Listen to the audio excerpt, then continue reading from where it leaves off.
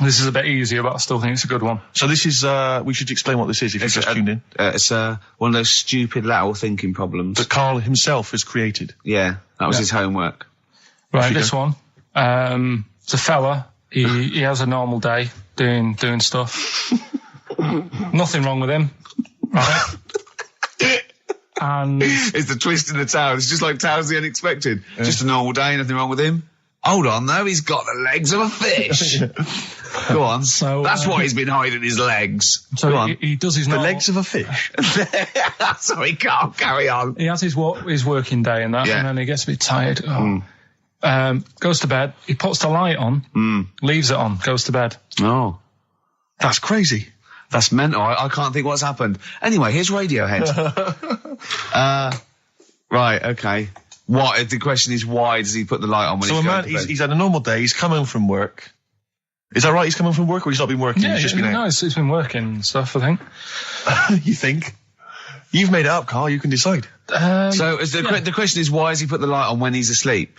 There's a reason that he's put the light on when he's asleep. Has he gone to sleep? No, Karl, don't shrug. You're meant to answer these questions.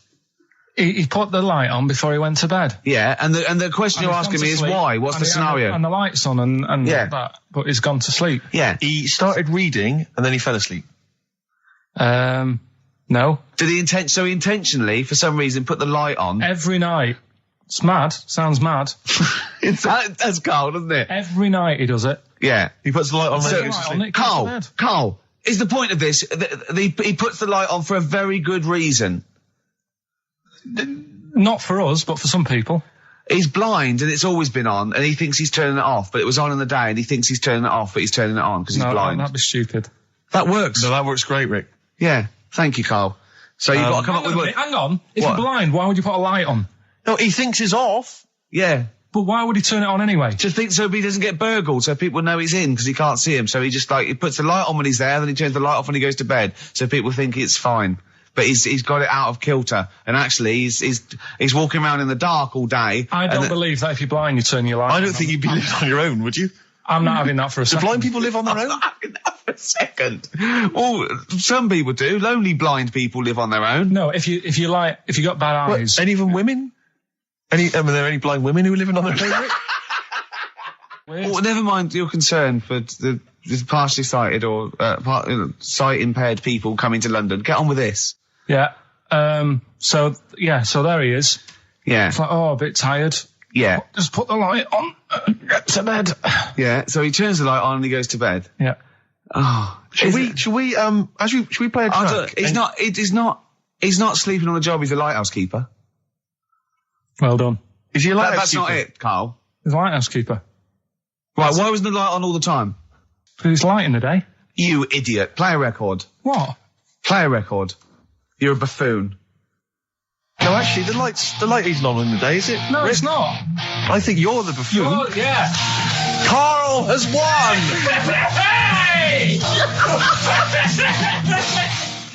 So this week's and don't say it if you know it, because the idea is that people can follow, right? There's this bloke, and he buys a new house, right? And he's well happy with it. His girlfriend moves in with him and stuff, and she says, right, let's clean it up a bit. Yeah. And, straight away it'll be worth more money. Good idea. So he says, right, you do the kitchen and I'll do upstairs and that. She's stripping the kitchen down and he goes upstairs and he's in the bedroom and notices little hole to the attic. Oh, right, brilliant. Right. So he goes, I wonder how much room's up there. I've never weighed it up. So he goes up there and it's all like dusty and a mess.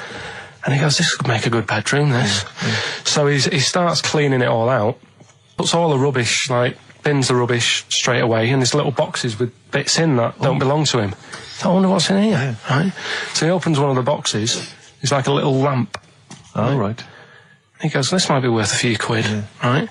And he rubs it. Magic lamp. And all the room goes all sparkly and stuff. And he goes, oh, what's going on? And then this fella appears, right? In a nice sort of pair of 501s. Right. And he says, what do you want? I know already. So all the first bit is irrelevant. Yeah, but it's about building the story, isn't it? So don't say anything. You think you know it. Steve, Yeah. do you know it? I don't. So I just quickly recap the end there. I almost missed the end. So there you go. He's in the attic, right? His missus is still downstairs. She's not up there. Okay. Right? He's on his own, and he cleans this lamp, right? And this fella appears out of all this smoke, and he's wearing a nice pair of 501s, and he's wearing a shirt, and there you go. What's the song? What song are you thinking of? The lines are going mental. Because We're it's going so live. easy. Let's play a record, Carl. We'll come back and we'll find out if anyone's got that right. That's a great one, Carl. Really. Right. Did you just come up with that? Literally the last 10 minutes. Genius. This is genius. Definitely. I mean, if those calls aren't from major TV companies, I don't know. I mean, dynamite stuff. A lot of them are, what's his name's lawyer? Simon Mayer. Simon Mayer. That's my favourite thing I've done for years. Yeah, not bad, not bad. That's great. Back to form there. So, okay, line. The lines are going mental just because it's easy. Go on then. So I think- first one to get but it. The you've first just- one to get it, but...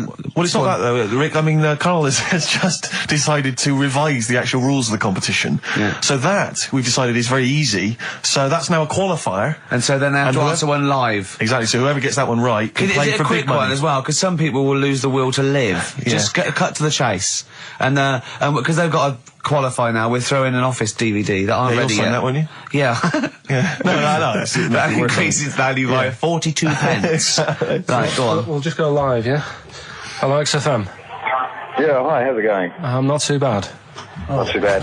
Listen, A very, very quick recap, Carl, if you will, please, for the people listening. Very quick. Right. A man ends up in a loft. Man's, after moving into this house and that, he's in the loft, and he's tidying up. His missus is downstairs doing the kitchen because that needed doing.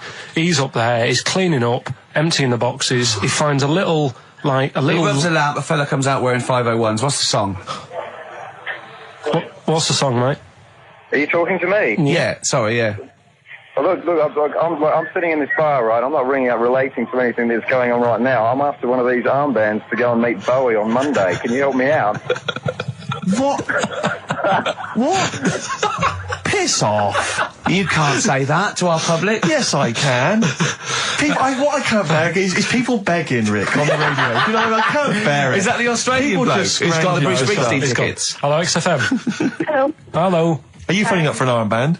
No. No, Jean Okay, Genie. great. Gene Genie, of course it is. Well done. Well done. Right, what's so your name? everyone else can ring off now because this. Well, she might not take the challenge. What's your name? Hello. What's your name? Christina. Christina. Right, do you want to take on the challenge? Yeah. Yeah? Oh, So this is for. She's already won a couple of CDs. This is for the Office DVD. Right. Okay. Signed by Ricky Gervais. Did you witness a murder while you were doing this? Yeah. It was like that sort of It will be coming up shortly. Yeah. This is just us, isn't it? This is just us. We did this. When did we do this, Rick? A couple of weeks back. Hold on. What is it? What It's the day is it? 27th today. Yeah. I enjoyed Christmas. I loved Christmas. I love Christmas. I had a love great Christmas. time. What did you get? Loads of presents. So did and I. I'm glad they made it to number one. I'm really glad. Stroke, he, she. Yeah, I'm really glad that the pop idols, Cliff Richard, Westlife, made it to number one. Bo Selector. Bo Selector. Yeah, just delete that. As, Yeah. Okay, well, we're going to play some of the best of, some of the greatest moments of the last 3 weeks Yeah. ever heard on XFM 104.9. What about this? Do you remember this one? Oh, which one is it?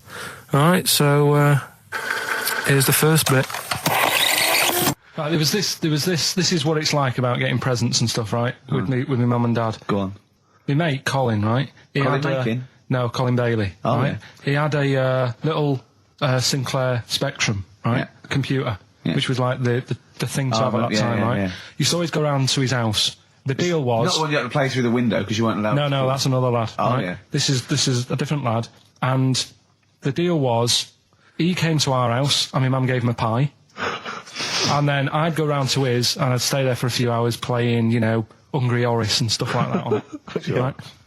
Now, my mum and dad knew that I really wanted one of these computers, right? So I waited about a year. Came round to Christmas Day. I thought, I reckon might have one. Turned out they bought me the wrong one. They bought me a ZX81 instead of a Spectrum, right? And Christmas Day, I'm there trying to load the games up. It's not working. I'm thinking, what's wrong, right? And the thing with me, when I was a kid, I used to get quite sort of agitated. This quite easy, is the moment. right? I found out that it needed a RAM pack to make it work. right? Looking in the thing, and it's saying, and make sure you put your RAM pack in the back. And I was like, oh, where's the RAM pack? And my dad's going, I don't know, I've got you the main bit. That's it. So, I was that wound up, I just was sick, right? Just sick. I didn't feel sick or anything, I just was like, oh God. Went to the sink, just sick. Because I was that on edge about it. I said, come on, we've got to get one. And my dad's like, Tandy's shut, we're not gonna get anything today. Ruined again, Christmas Day.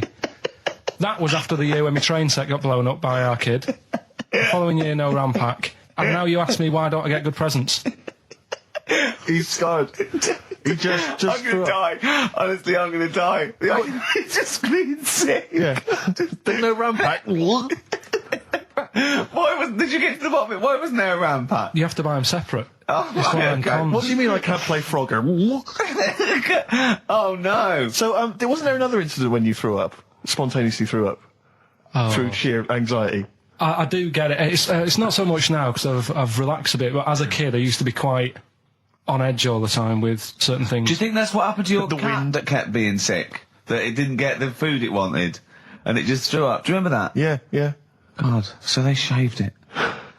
No, like, again, I spoke to you in the week, and I had much better things, like when I tell you about Brian Blessed climbing Everest, and for some reason it made him, it played havoc with his belly, and he followed through, and he had to clean up. Shut himself? Yeah, using ice and snow. Why are you telling me that Brian Blessed, in what way is telling me that Brian Blessed shit himself once in any way educational?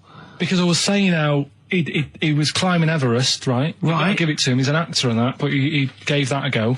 Yeah. Right? It played... What's you the know, point of that, you'd say, wouldn't you? You'd say, God, he's you know... He's Oh, good. so he's alright. Me doing a boxing match for no reason is rubbish, but him climbing Everest and shitting himself Yeah, he did that. is commendable. Right, and he's only going to, like, go and do it again. He's going to climb it again. Yeah, but he might not shit himself this time. Yeah, but what's the point in going? Nothing's changed up there. Yeah, good point. Yeah, It should good. be. Well, it has. They've probably cleared it up by now. Like, but it's slip on it. I can't even be bothered. Read about Brian Blessed. Is it actually true, or have you lied with No, someone else? it was an interview with him in it. And what did he About- say? Oh, come on! What did he say? He said I climbed Everest and I played havoc with me belly. Let's talk about it next week. We've really run out now. Oh, you're a fool. 3 holidays Carl's had this year. Last year. Yeah. I'd love to have 3 holidays. You've got to start putting the work No, in I there. had 2 holidays No, then. you had 3 holidays. You went away with Suzanne and her parents. Yeah, well, that doesn't count. It does count. If you book 2 weeks off the firm, you go away and you go, how was your holiday? Well, it didn't really count. It wasn't a really good holiday. Can I have them days back, please? My New Year's resolution is to be nicer to you, but Well talk done, sense. you've already broken that. No, but talk sense. Talk sense. You've had 3 holidays this year, and I'm just saying, you're in your 30s now, and 30s is when you should be really putting the work in. That's true enough. To reap the benefits in your 40s, 50s, 60s, 70s, 80s, 90s, and 100. Carl, what's your New Year resolution? What about think before you speak? It's worth... I mean, See, I'm consider- allowed to laugh. I'm allowed to laugh at things other people say, Carl. That one, that is a good suggestion. How was your holiday, Carl? It was all right. Right, brilliant. But that, I don't see, on the ratio of good to bad in Carl's mind, that might be amazing, because we never It might hear be him singing amazing, the mightn't praises it? of anything. I'll tell you what, can we have, a cracking little tune and then come back and hear about Carl's holiday? I'd love to do that, Let's really. keep it tight. Love to Tear Us Apart by Joy Division. Now, I can't put my finger on it, but that doesn't sound like the original. And it's off a compilation. It sounded a bit fast. I think the vocal was slightly different. If anyone can, put me out of misery, I think it might be in a session of the time or something. Carl, is it a New Year resolution for you? Another one. Maybe when we ask you to get a song, get the original single version. I could be and wrong, not some but- obscure but- session. Yeah, it does seem different, doesn't it? Very odd. Yeah. Yeah. Maybe we just remember it wrongly. But anyway, that's XFM for you. 104.9, I'm Ricky Gervais with me, Steve Merchant. Karl Pilkington. Carl, you went to Lanzarote. Yeah. People said don't go to Lanzarote. They told you it was Lanzarote. They told you, were they right or You wrong? were right, yeah. Really? Yeah, it's a bit ropey, yeah. Is it why? Just, out there. If it wasn't for the volcano they had, it'd been knackered. That's their big draw, is it? That's it, basically. That's all they've got going for them. When you landed, was it really hot? Were you quite excited? You were thinking this is okay? It was warm. It's, we can't complain about the weather. The weather was all right. Sure. You know what I mean? That's what I went for, but it'd be nice if there just was something else. Yeah. What did you do all day then? Did you read your ritual book? No, I didn't read that. I read that book. Do you know the book that I bought and all the chapters were messed up? Oh, yeah. I bought a better version of that. All right. And I read that. Excellent. And then... Did it make more sense in order? Yeah, a lot easier to follow. Yeah. And then we went and had a look at the volcanoes and that. They've got 36 of them to look at. How many did you look at before you realised that pretty much, you've seen one volcano, you've seen them all? Probably about 6 or 7. Really? Yeah. And then when you got to the 8th, you thought, now I know what this is going to be, Suzanne. This is going to be like a mountain with a hole in the top. Yeah. Really? But it happened years ago as well. It's like, just keep a couple, fill the rest in, tidy it up. Fill the rest in! Yeah, no, Well, getting some builders. No, seriously though. Okay, 4 million tons of concrete, please. They're an absolute death trap. Yeah, what do you mean fill them in? Do you know what a volcano is? It's just a hole, isn't it? That's happened. Well, it's more than the happened back hole. It's in- more a portal to the magma in the centre of the earth. Back in 1730 it happened, and they still haven't sorted it out. Well, when you say it happened, volcanoes were made a lot longer ago than 1730. No, but the one that did Lanzarote in. Right. Sort it out. What would you suggest? Well, How tidy can it they up. fill it in? It's joined. It's all joined. No, but what I'm And saying is, it was the a- big it was- plates of the earth are all joined. It All was the a disaster, magma's wasn't it? joined. With the trade centre thing, that happened. They cleaned it up, sorted it out, they've moved on. That's what I'm saying. Whereas Lanzarote have just gone, leave it. It happened back in 1730. You misunderstand me. How, in the name of God, can you fill in a volcano? You ignorant twit. No, but it's not just the holes. They've actually left the lava everywhere. That's what I mean. It's not just the big holes. There's lava everywhere. But it's molten rock. They can't just pick it up like they're like a carpet. Put it in the holes. The holes are there ready. Just push it all in. That's what I'm saying. Do you know what a fable is? Got a rough idea. Okay, it's a thing that uses sort of metaphor, analogy, just to explain sort of morals. I mean, they're very old for a start, and it's all. I'll give you an example of one. A quick one. Oh, the one about the dog with 2 bones. He goes to a dog's got a bone. He sees a reflection in the lake, and he thinks, "Oh, that dog's got a nice bone. I'll have that." And as he goes to get that one in the reflection, he drops the one he's got, and that's one about I think You I have was, it with your I lot. was told one when I was younger. Go on. I think it was one. This young lad, he's got a dog, right, and he sort of is about 8 years old. And this dog, he's had it since he was about 4. And it's a bit tired now, and he chucks sticks for it, and he doesn't go for it. And he's saying to his mum, "Oh, I want a new dog, because this one's useless. It doesn't do what, it doesn't have any fun with me." So they say, "Oh, no, but, Rover's a good little dog. You should look after it." And he's like, "Oh, I don't like it. I want a new one." So they buy him a new puppy. And it's running around, yapping about, and he's loving it, and he's playing around with it in the grass. And then one day he goes to the park and he's messing about and rolling about with it, and he falls into the lake, right? And the little puppy's like yapping at him, and he's going, "Help me, help me." The little dog's yapping. And then the old dog comes and gets his collar, and it pulls him out of the lake. And he goes, "Oh, God, why did I forget about you? You're the better dog." And he loved that one again rather than the puppy. I got a feeling that was Lassie. Carl, we've had an email. Some old Rockbusters. Someone's emailed in. They wonder if you can get some of your old Rockbusters clues, your old genuine Rockbusters clues. I know Rockbusters has come back. Well, of course today he can. It's the way his brain works. Well, indeed. But I think you'll. Maybe you can also enjoy the challenge, Rick. Yeah. And you at home. I remember them as well, because I remember how angry they made me. Here's some old Rockbusters. That army's got some nice trenches.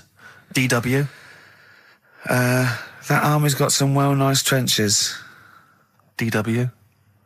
No, Dandy Warhols. that one works. It's not bad, is it? That's why I didn't get that one, because it worked. Yeah. Yeah. Okay. She's only got 1 sticker left. It was actually he's only got 1 sticker left. Oh, okay. He's only got 1 sticker left.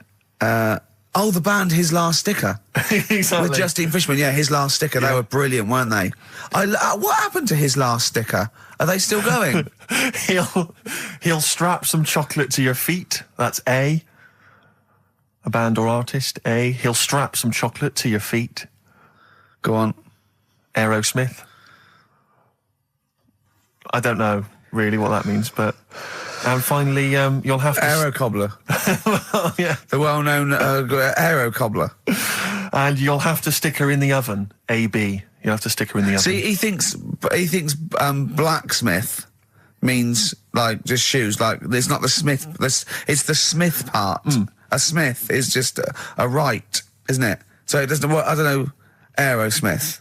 What does that mean, Carl? What does that mean? Come on, you'll have to stick her in the oven. A.B. Yeah, I know that one. Yeah? Yeah. What is it? But it doesn't work. Apparently it does. You'll have to stick her in the oven. A.B. Single or artist? What, Anita Baker? Anita Baker. Why you have to stick her in the oven? I need to bake her. Oh, I need to. But why didn't you say, like, you'll have to get his hair cut and put a nice white chef's hat on? That's Anita Baker. See, that works. That works, Carl. I need to bake her. Doesn't work. It is shite. Okay, well, listen, before you judge, listen to today's Rockbusters. Okay. They're here with us now. Here's Karl Pilkington. Brought it back just for Christmas. Brilliant. I've only got two, really. What? Because I was trying to work one out before, right, in my little room. Yeah. I was looking at different band names, thinking, what can I do? Yeah. Couldn't concentrate, because Ricky was in there, trying to spray deodorant all over the place. Right? Well, you should have done them yesterday. You should have shut me out. Right. So there's just two. Brilliant. Well, Okay. I've kind of got an idea for the third one. fine, I'll yeah. have a go. Yeah. Right, so anyway, the first one... Should we play a record and come back to this? 'Cause We'll it's do been- it quickly, yeah. we'll do it quickly. No, play a Alright, record. This is then. rubbish. Yeah. Rubbish. Libertines. Useless. Give me the gifts. Let me have a look what prizes you've got. Libertines, Don't Look Back Into the Sun on XFM. Well, the general public are getting involved with Carl's holiday, and, I mean, this has been a damning report on Lanzarote. There's not been a positive word written about Lanzarote so far. Wow. It's volcanic, there's no natural water supply. Apparently there's no natural water supply. It's You all have to sit in a imported. hole. What do you think of this, Carl? What do you think of the people that want you to know that you're going to a rubbish place when you can't change it? What do you think of that? Rubbish though, will it? What do you mean? Be all right. What do you mean it'll be right? Because I'm going to go there thinking, oh, there's no water and that, and there will be water. No, they didn't say there's no water. What did they say then? There's no natural water supply. Whatever. I'm not bothered. Doesn't bother me. All right.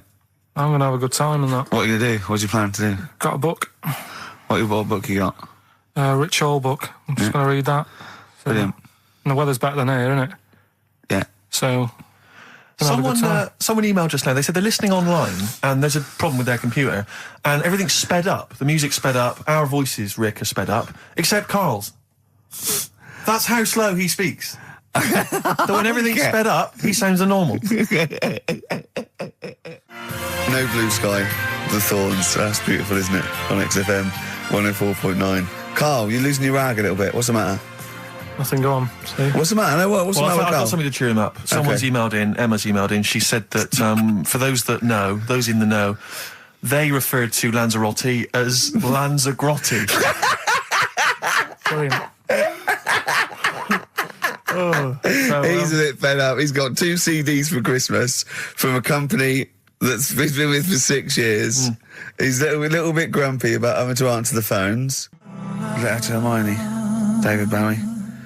Well, we've had the most convincing answer that it's about 290,000 actual words, but possibly 3 million in our vocabulary, using all jargon and scientific stuff and all that. Sure. 290,000. Still a lot, isn't it? It is a lot.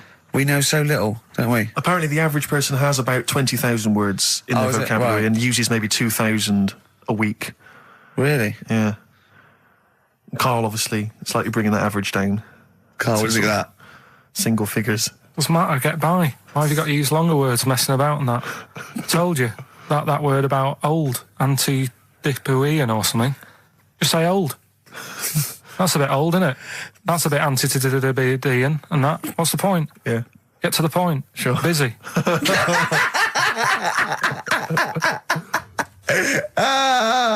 Right, okay. Are you in a film this week, Carl? We're doing that now. Yeah, go on.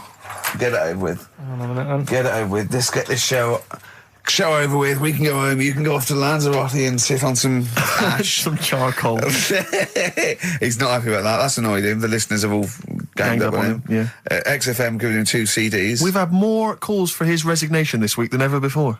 What do you think of that, Carl? What do you mean? There's another reason. Do you know what I mean, though? Because he's grumpy, he's not just giving it, he goes, well, I can't help it, can I? I don't want it.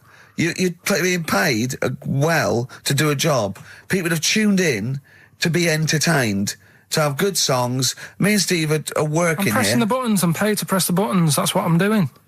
Has every CD started on time? Then why would they give you Monday off if you were just paid to press the buttons? Don't get every other Monday off, do I? So have you stopped doing that now, have you? Well, yeah. Why? Because there's work to do in that. I'm not moaning about it. Let's get on with it. Blur on XFM 104.9. I forget the name of that track, but it's good. Good song. Thanks very much. Oh, good song. Yeah. Oh, right. I just thought you were complimenting giving his opinion. Right, go on. The what? Are we still on the air? Yeah. What are we doing? Merry Christmas. We got someone on the line. Oh, right. He's here. Who's that? Ricky, It's, yeah, go on. it's Jonathan. How are you? Good. It's only TV's Jonathan Ross. Ross, turn your radio down, you idiot. I'm here. I like to. I haven't got a radio on. What are you talking about? We can hear the feedback. Well, I haven't got it. It's not my fault. It's your incompetent radio station. And also, didn't you hear we said don't call in, we don't want to speak to the listeners? What's it? I'm not a listener. I'm a visitor to your shores. I'm special. You know that full well. I know you're special, right? Yeah, exactly. What have you got a name for the band? Yeah, you ready? Yeah. Blump. B-L-U-M-P. I tell you for what, you can't have a normal word. If it's the monolith band of all time, if it's the big, you can't have a regular word. It doesn't make sense. How can you have a regular word? All these ideas you've come up with are rubbish. You need a word which only stands for that one thing. No one's heard it before. No one will use it again. Blump. I can't help but feel that that's a more appropriate name for maybe one of Ricky's bands. I love seeing that picture of him in that band. You see it everywhere these days. He was like a girl.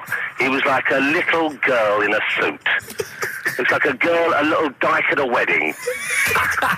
What was that? That's got to be the kettle calling the pot black, surely. Yeah, I've always got nothing but 100% heterosexual. We're not sure about. There's not anything wrong with it. I know that, but look at you. I actually had to get that in. There's not anything wrong with it. I'm Jonathan Ross.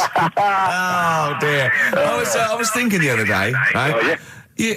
The Comedy Awards. Yes, sir. You didn't half say some awful things about poor celebrities, poor has-been celebrities with coke addictions and fat lips and faces that where surgery's gone wrong and everything. And when they're on the show, they're going, "Oh, you look lovely." Yeah, I'm nice to them. Well, I'm nice to them to their face, but obviously when I'm not with them, I like to let my true feelings be known. What's wrong with that? That's how everyone I'll tell you what, you can get anything off your chest you want on this show. Any celebrities you want to talk about? There's no one listening. It's just between me and you. A lot of people listen. They listen to my show, and after they've had a few hours of, good laughs, they like something bland to just cool them down afterwards. So they flip over. We know this happens. Did you mention my DVD on your radio show? You know what? I forgot to mention it. Christ! I meant to mention by the office, but I forgot to mention it. And then I thought afterwards, it's not like he needs the cash, is it? It's not like he needs it. It's not like it is, but he's probably earned more money in a short space. You're like a lottery winner, and you've got about as much taste. You're like one of those burglars who's won the lottery. I am. I'm dressed like an Albanian window cleaner at the moment. Burglar from Reading who won the lottery, and now he's fritting it away on what? I do feel sorry for my neighbours. I've moved into a really nice place. I feel like it's the hillbillies. No, it's nice you've moved in though, because it's nice. It's given them something to sort of talk about behind your back. You've united the whole block. Right, go and play with some Japanese wind-up toys now. I'm going home to play Mario Double Dash with my son. It's going to be a good afternoon. I phoned you once after I finished my show. It was about 5 minutes past 3. Yeah. And I don't mind if I said, how you doing? You went, it's brilliant. You said, this is what you said. You went, everyone's out. Jane's taking the kids out. I've already masturbated twice, and I'm playing with a new Japanese toy. I'm masturbating now.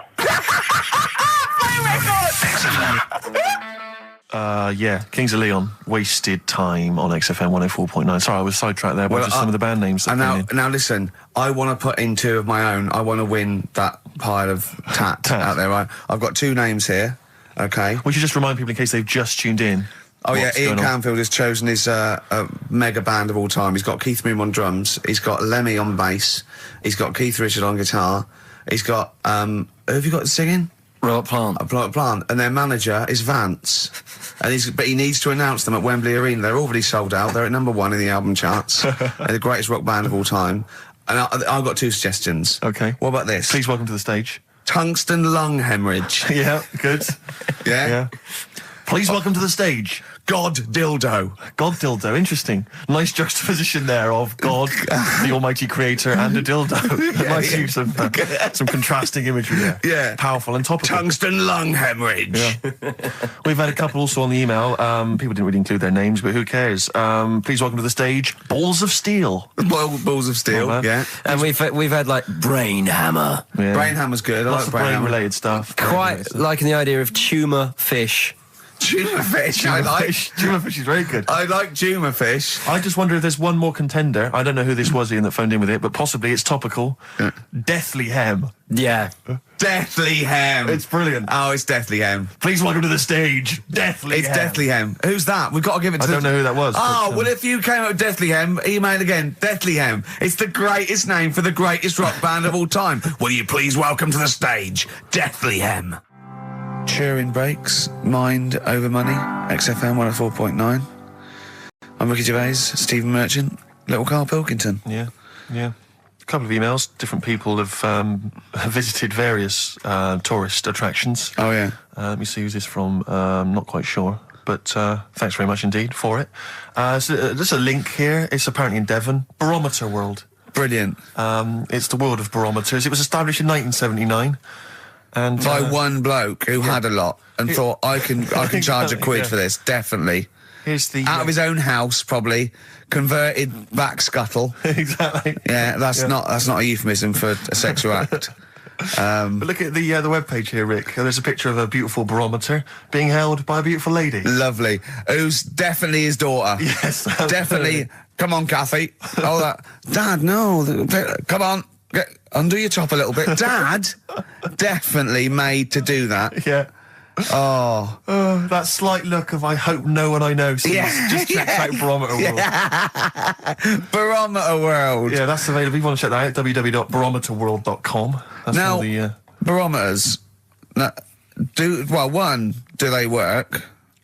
They're to do Two. with checking, is it the air pressure? Well, everything. But I think that's what it's based on, isn't it? Sort of low and high pressure, so it's going to rain, it's not going to rain. Yeah. Or going to be windy, but I wonder how accurate they are. I think in the days before satellite sort of weather surveillance systems, probably essential. Yeah. Nowadays... As essential as hanging some seaweed out by the back door? Probably. I think it's probably similar. I think it's the same one as holding a needle and thread over a pregnant woman. If it goes clockwise, it'd be a boy. Yeah. Yeah. The thing about a barometer is how far into the future can it predict? Exactly. 'Cause if How do you it's- know? If it's a case of you may as well stick your head out the window to see if it's raining. Exactly. This barometer goes, oh, it'll be windy and rainy. When? The barometer goes, soonish. Yeah. So I can't say, but it will, well, within the 7 I days. don't want to of be the- specific because you'll have me. Yeah, You'll yeah. I don't. But I mean, I'm just a barometer. I'm not really a I can't weather really person. analyse the information. Yeah, brilliant. What's in there? What's happening in there? What chemicals are being affected? How does it work? I I've no don't idea. know. I assume it's probably something. Wait a minute, let me that's- email Barometer World. Now What could I'm it beginning be? to find it. It could be quite interesting. It could be mercury that's based on a sort of temperature. It goes up with. Oh no, it's not temperature, is it, barometer? It's pressure. So it's probably just very fine. It's like a fine, very, very fine needle, isn't it? This is almost as embarrassing as last time we were on. We couldn't figure out what the name of the leader of China was. Was it the King of China? The Prince of China? Oh, this is when we were trying to imagine what it'd be like if all the Chinese people at once jumped up and down and made a big tidal enormous wave. tidal wave. But if you do know what the name of the leader of China is, we don't mean the name of the particular person in charge, but if it's a king of China, the emperor of China, the chancellor of China, it the used to prime be an minister of emperor, China. didn't it? No, that was Japan. Yeah, this is it. I don't know what's the big guy in charge. Is he still the chairman? I know Chairman Mao was important. I think he was just the chairman. I think he just governed all the big meetings. Yeah, I don't know. He just kept the minutes. Head Chinaman? Head Chinaman. The major Chinaman. The top Chinaman. Number one Chinaman. Do you know what? We're going to be honest here. We know so little about China. It's true. We know so little about China. Yeah. It's embarrassing. But if you've got any interesting facts about China, then email in ricky.gervais@xfm.co.uk. Also, I imagine the email address to use if you're going to take part in this week's Rockbusters. I did read an interesting fact. I'm doing a show called Politics, and I was researching, and there's a thing about sweatshops. Yeah, no. Sweatshops, like Nike. There's these facts, right? And that these people get, like, you know, a few cents an hour, and the CEO, I forget his name, for a Chinese woman to earn his 5.2 billion, she'd have to work 8 hours a day, 7 days a week for 10,000 years. But Steve, they don't. They don't. They don't. They obviously don't want to. Exactly. They don't want to. They don't want to. Lazy, Rick. A lot of emails, obviously, about the Chinese. People as fascinated as we are.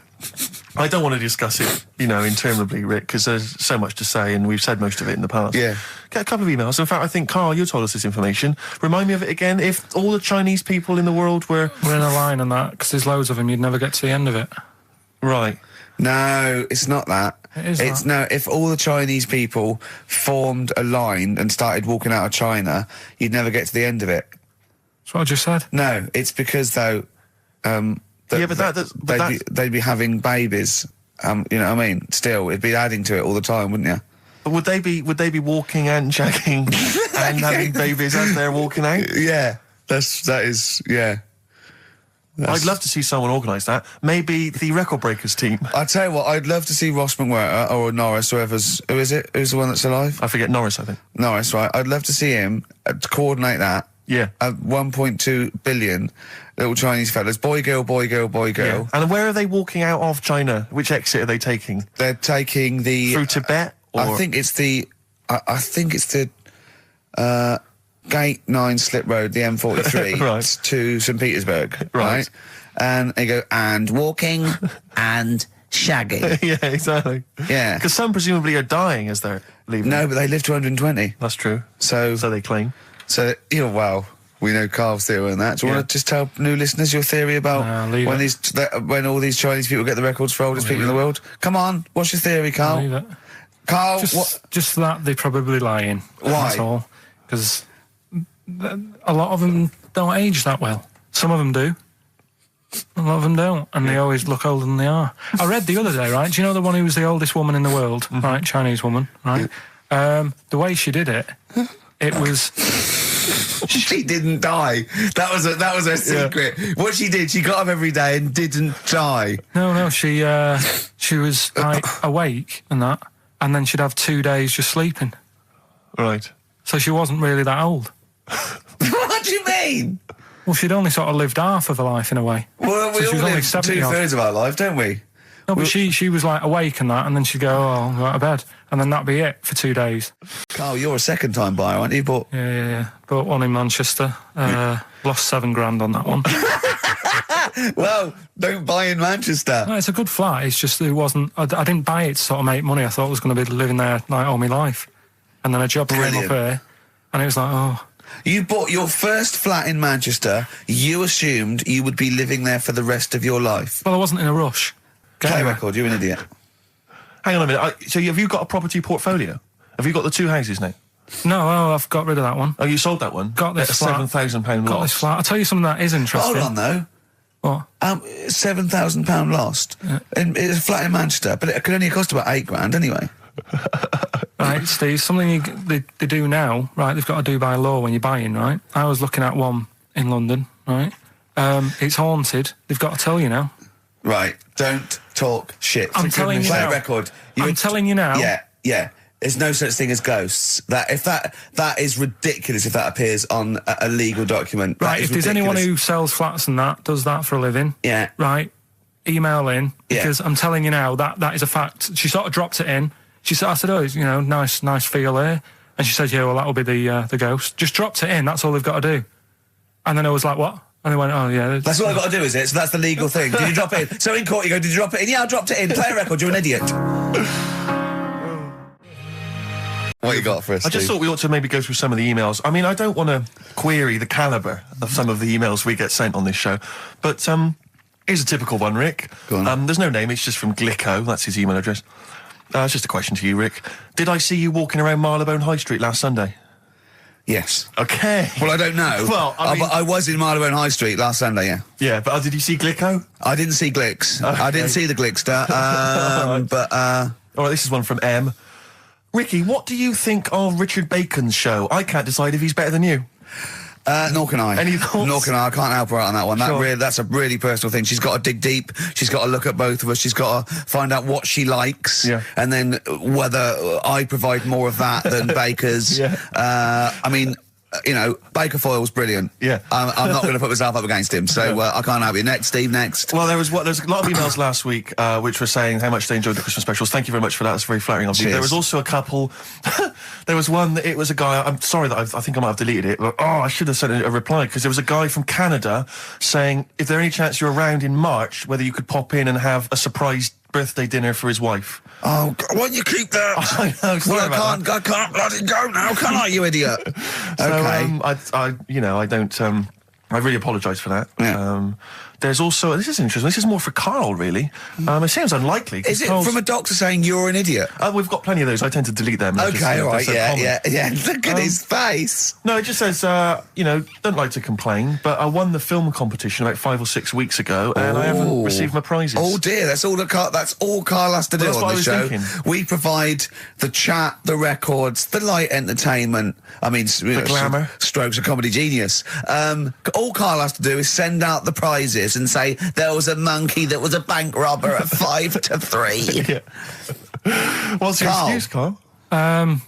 Do you remember her winning? I've got all. What, are you calling her a liar? Well, I am because I don't remember ever seeing. Right, he's calling her a address. liar. So, Joanne Ogden, you're claiming, is just making this up. She sent this in on a whim, trying to fool us and get some cheap tat. Wow. I don't believe that. I don't believe anyone would lie to try and get Knowing Me, Knowing You on VHS. I really don't. Well, I'll look in the records because we keep all the details. So, do you know what I mean? Right. Well, one of you's in the wrong. Do you know what? Knowing you, Carl, I don't think it's Joanne. No. Has anyone else ever emailed in saying they haven't got the Loads of bag of times. crap? No, they Loads of haven't. times. They haven't.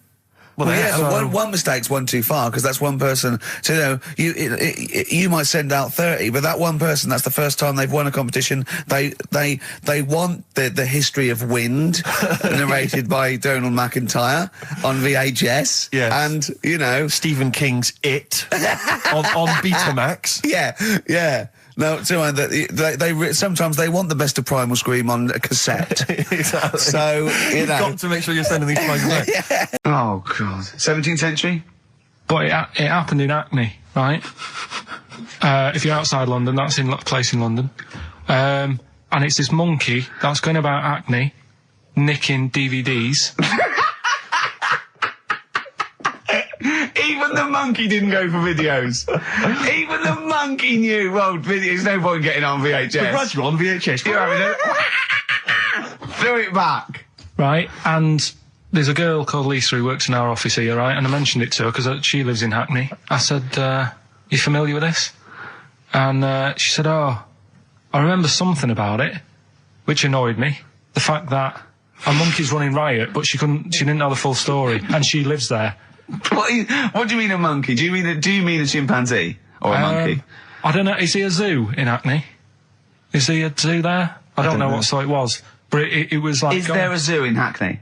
I don't know. That's what I was asking.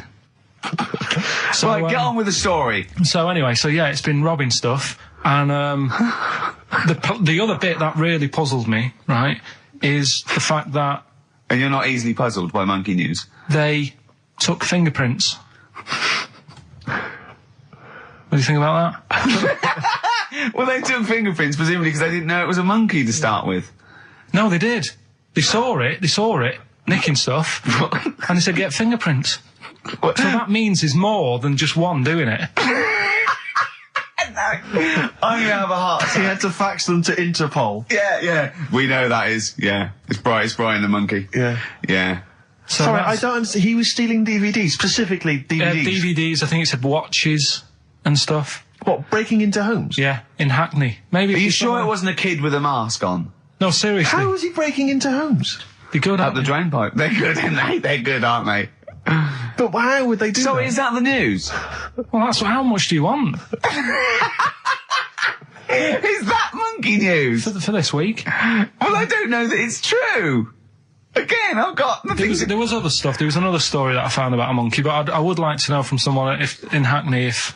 Do you know what I mean? And I missed that one on Crime Watch, which would have been good.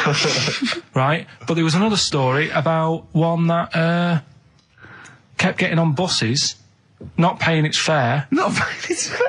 And just sat in a corner reading the paper. Reading the paper, Carl. You're an idiot. Well, that wasn't in London. You're an idiot. That was in America. It wouldn't read the paper. Why would it read the paper? Because it was its way of sort of going, oh, well, if I'm reading something, maybe the inspector...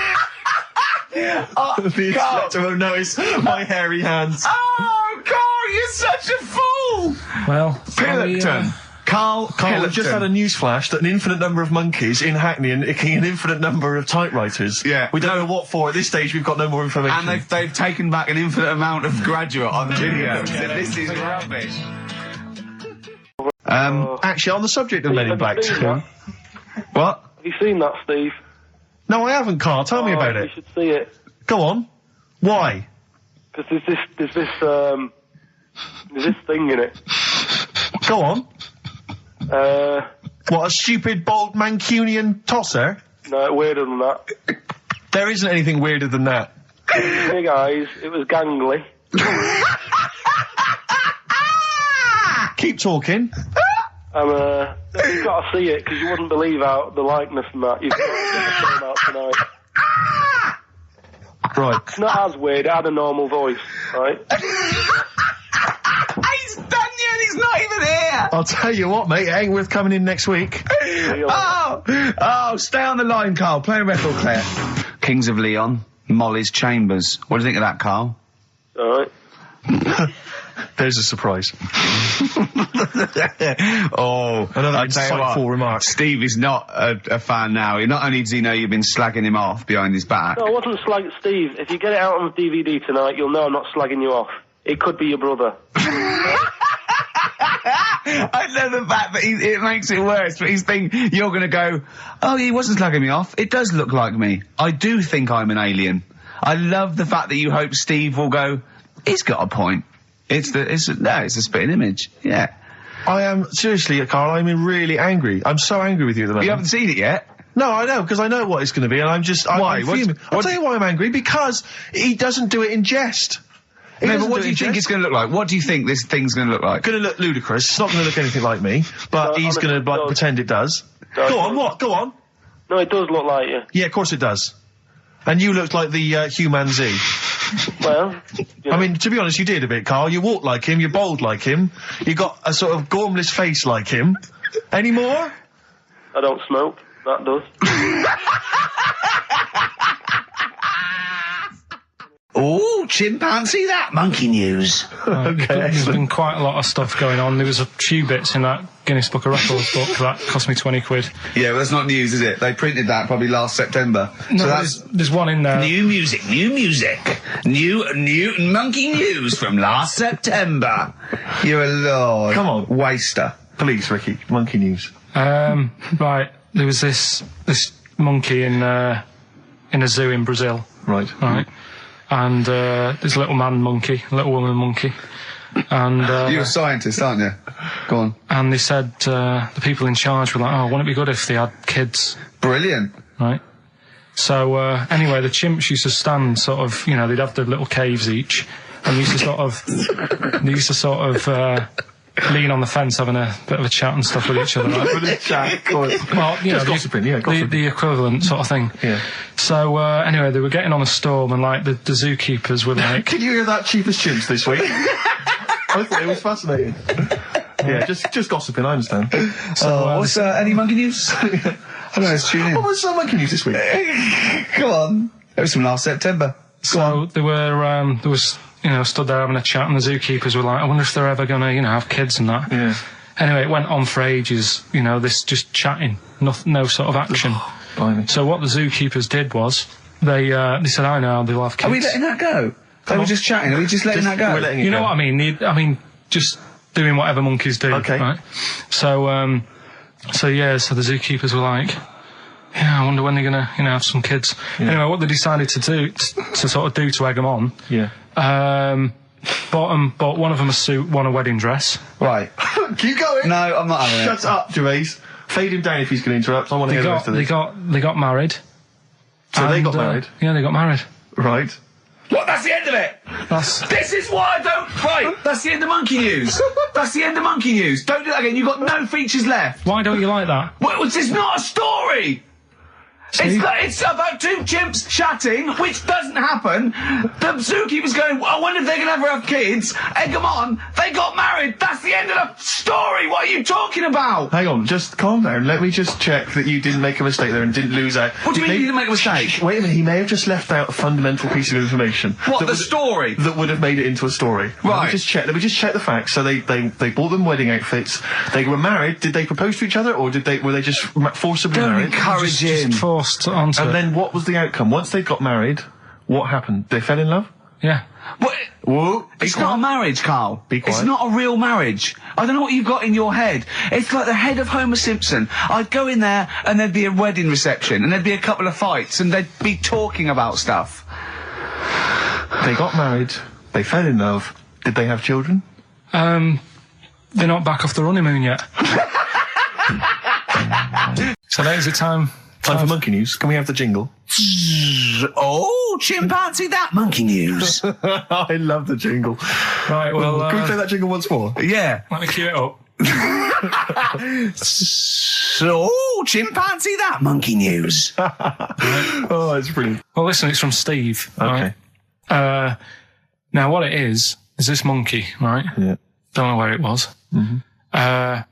But there's a bit before the monkey anyway, right? Jeez. Is this, no, listen. Shoot me. Right? It's a bank. There's this bank, right? Busy bank.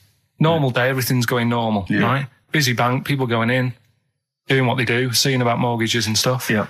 Everything's normal, everyone's happy, right? Yeah. So anyway, it's quite busy one day. Fella comes in with a gun and a balaclava on.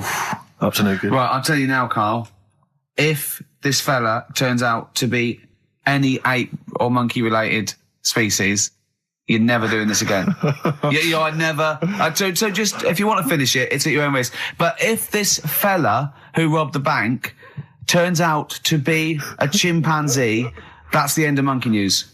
All right. Okay, let's hear the end. It's a lovely day in a lovely bank. Everyone's happy. Everything's normal. A man comes in the balaclava. Man comes in. Starts, Is it a man? Starts waving a gun around. Shut up, Rick. Let him finish the story. Starts waving a gun around. Yeah. Right? Up to no good. So everyone's thinking, oh, God, wish I didn't come in here. It's not going to be a good day. How tall is the man? Shut up. Let's hear it. Everything, oh, God. He's telling everyone to get down on the floor. Yep. In Everyone's what, in thinking, English? In English? Yeah. In English. So. Yeah. So everyone's panicking. Everyone's getting on the floor thinking, this is it. This is, it's all over. Yeah. Just when you think, it's all bad news. Yeah. It's all bad news. Doors swing open. Little monkey wanders in. God, it's worse. Shut up, Rick. Little monkey wanders in, right? The robber's like, what's going on here? He's telling it to get down on the floor. I don't think it was taking any notice. No, right? it was just busy asking for coffee. It runs in. I don't know if it was going to withdraw or deposit or whatever. It wanders in, right? Goes up to the robber. Where did it come from?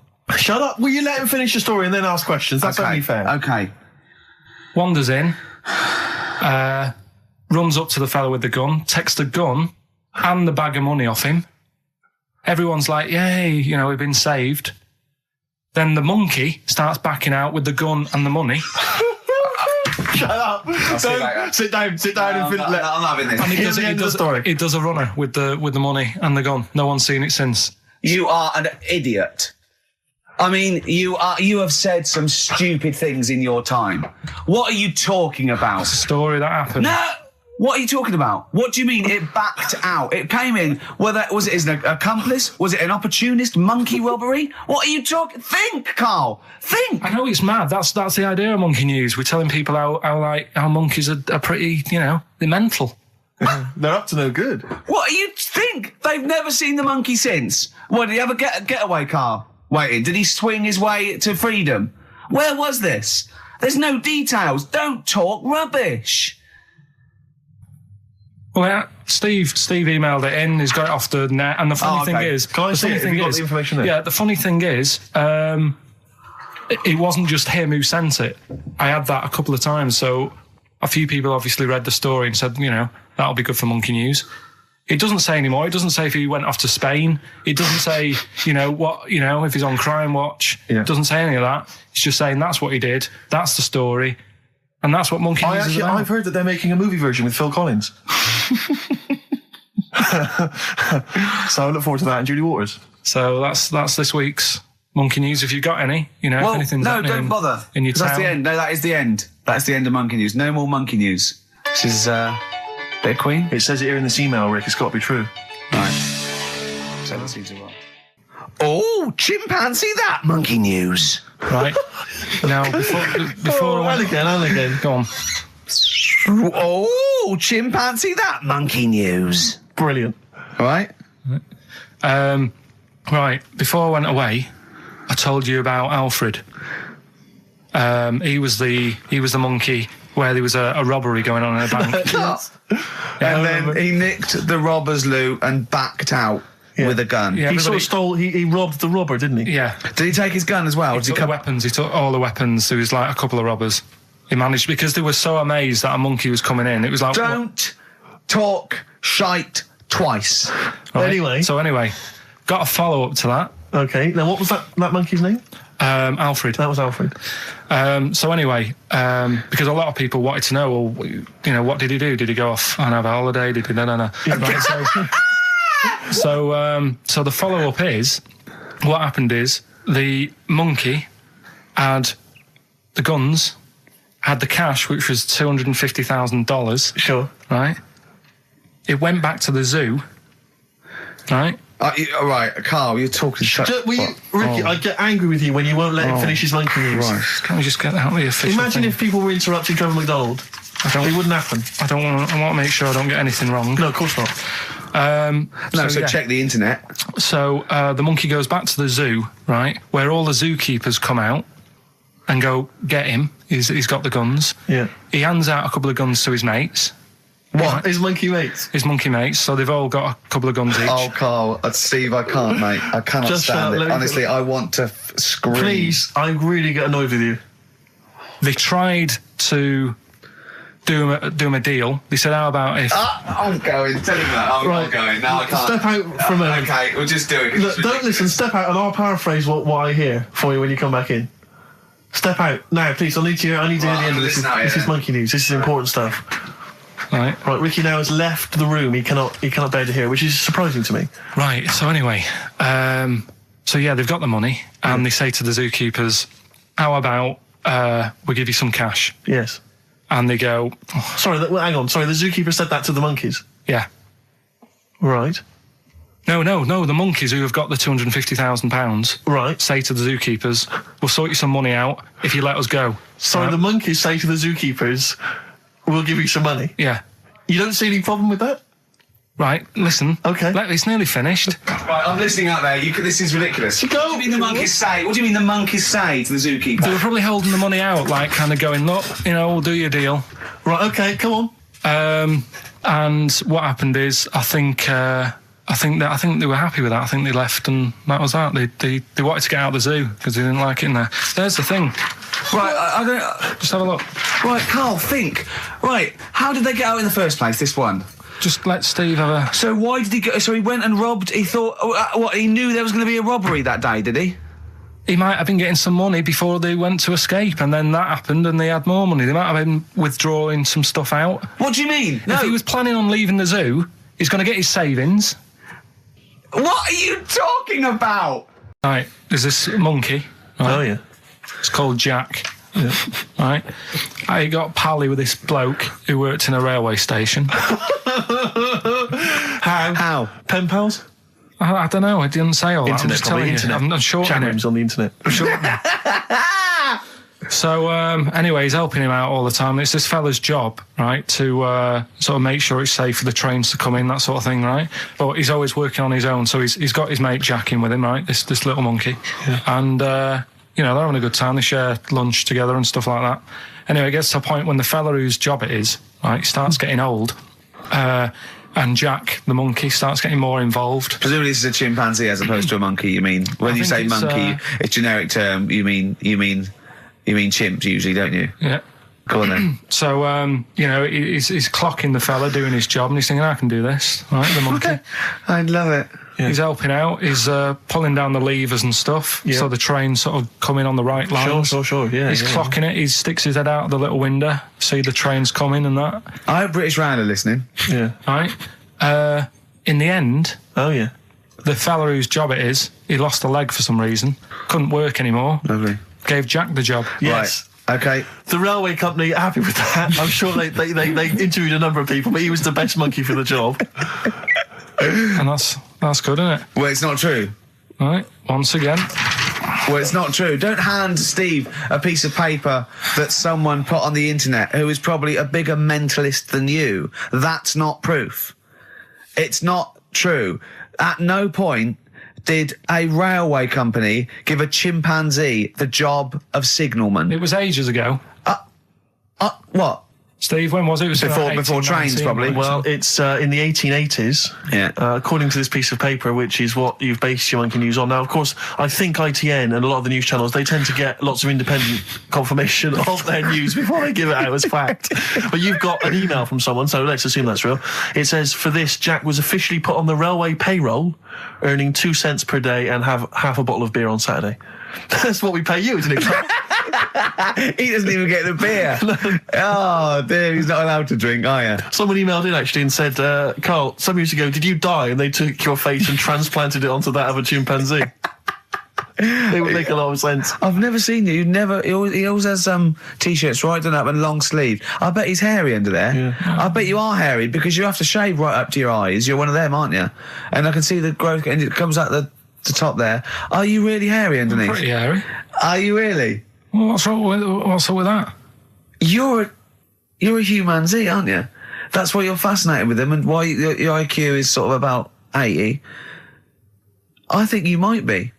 You might. I don't mean there was any. I think it was a genetic sort of throwback. Well, you're pretty hairy. Look at your arms. What? Just look, give me that banana and shut up. Anyway, better monkey news that's been sent in. Right. Gareth in Catford. Right. Good work, Gary.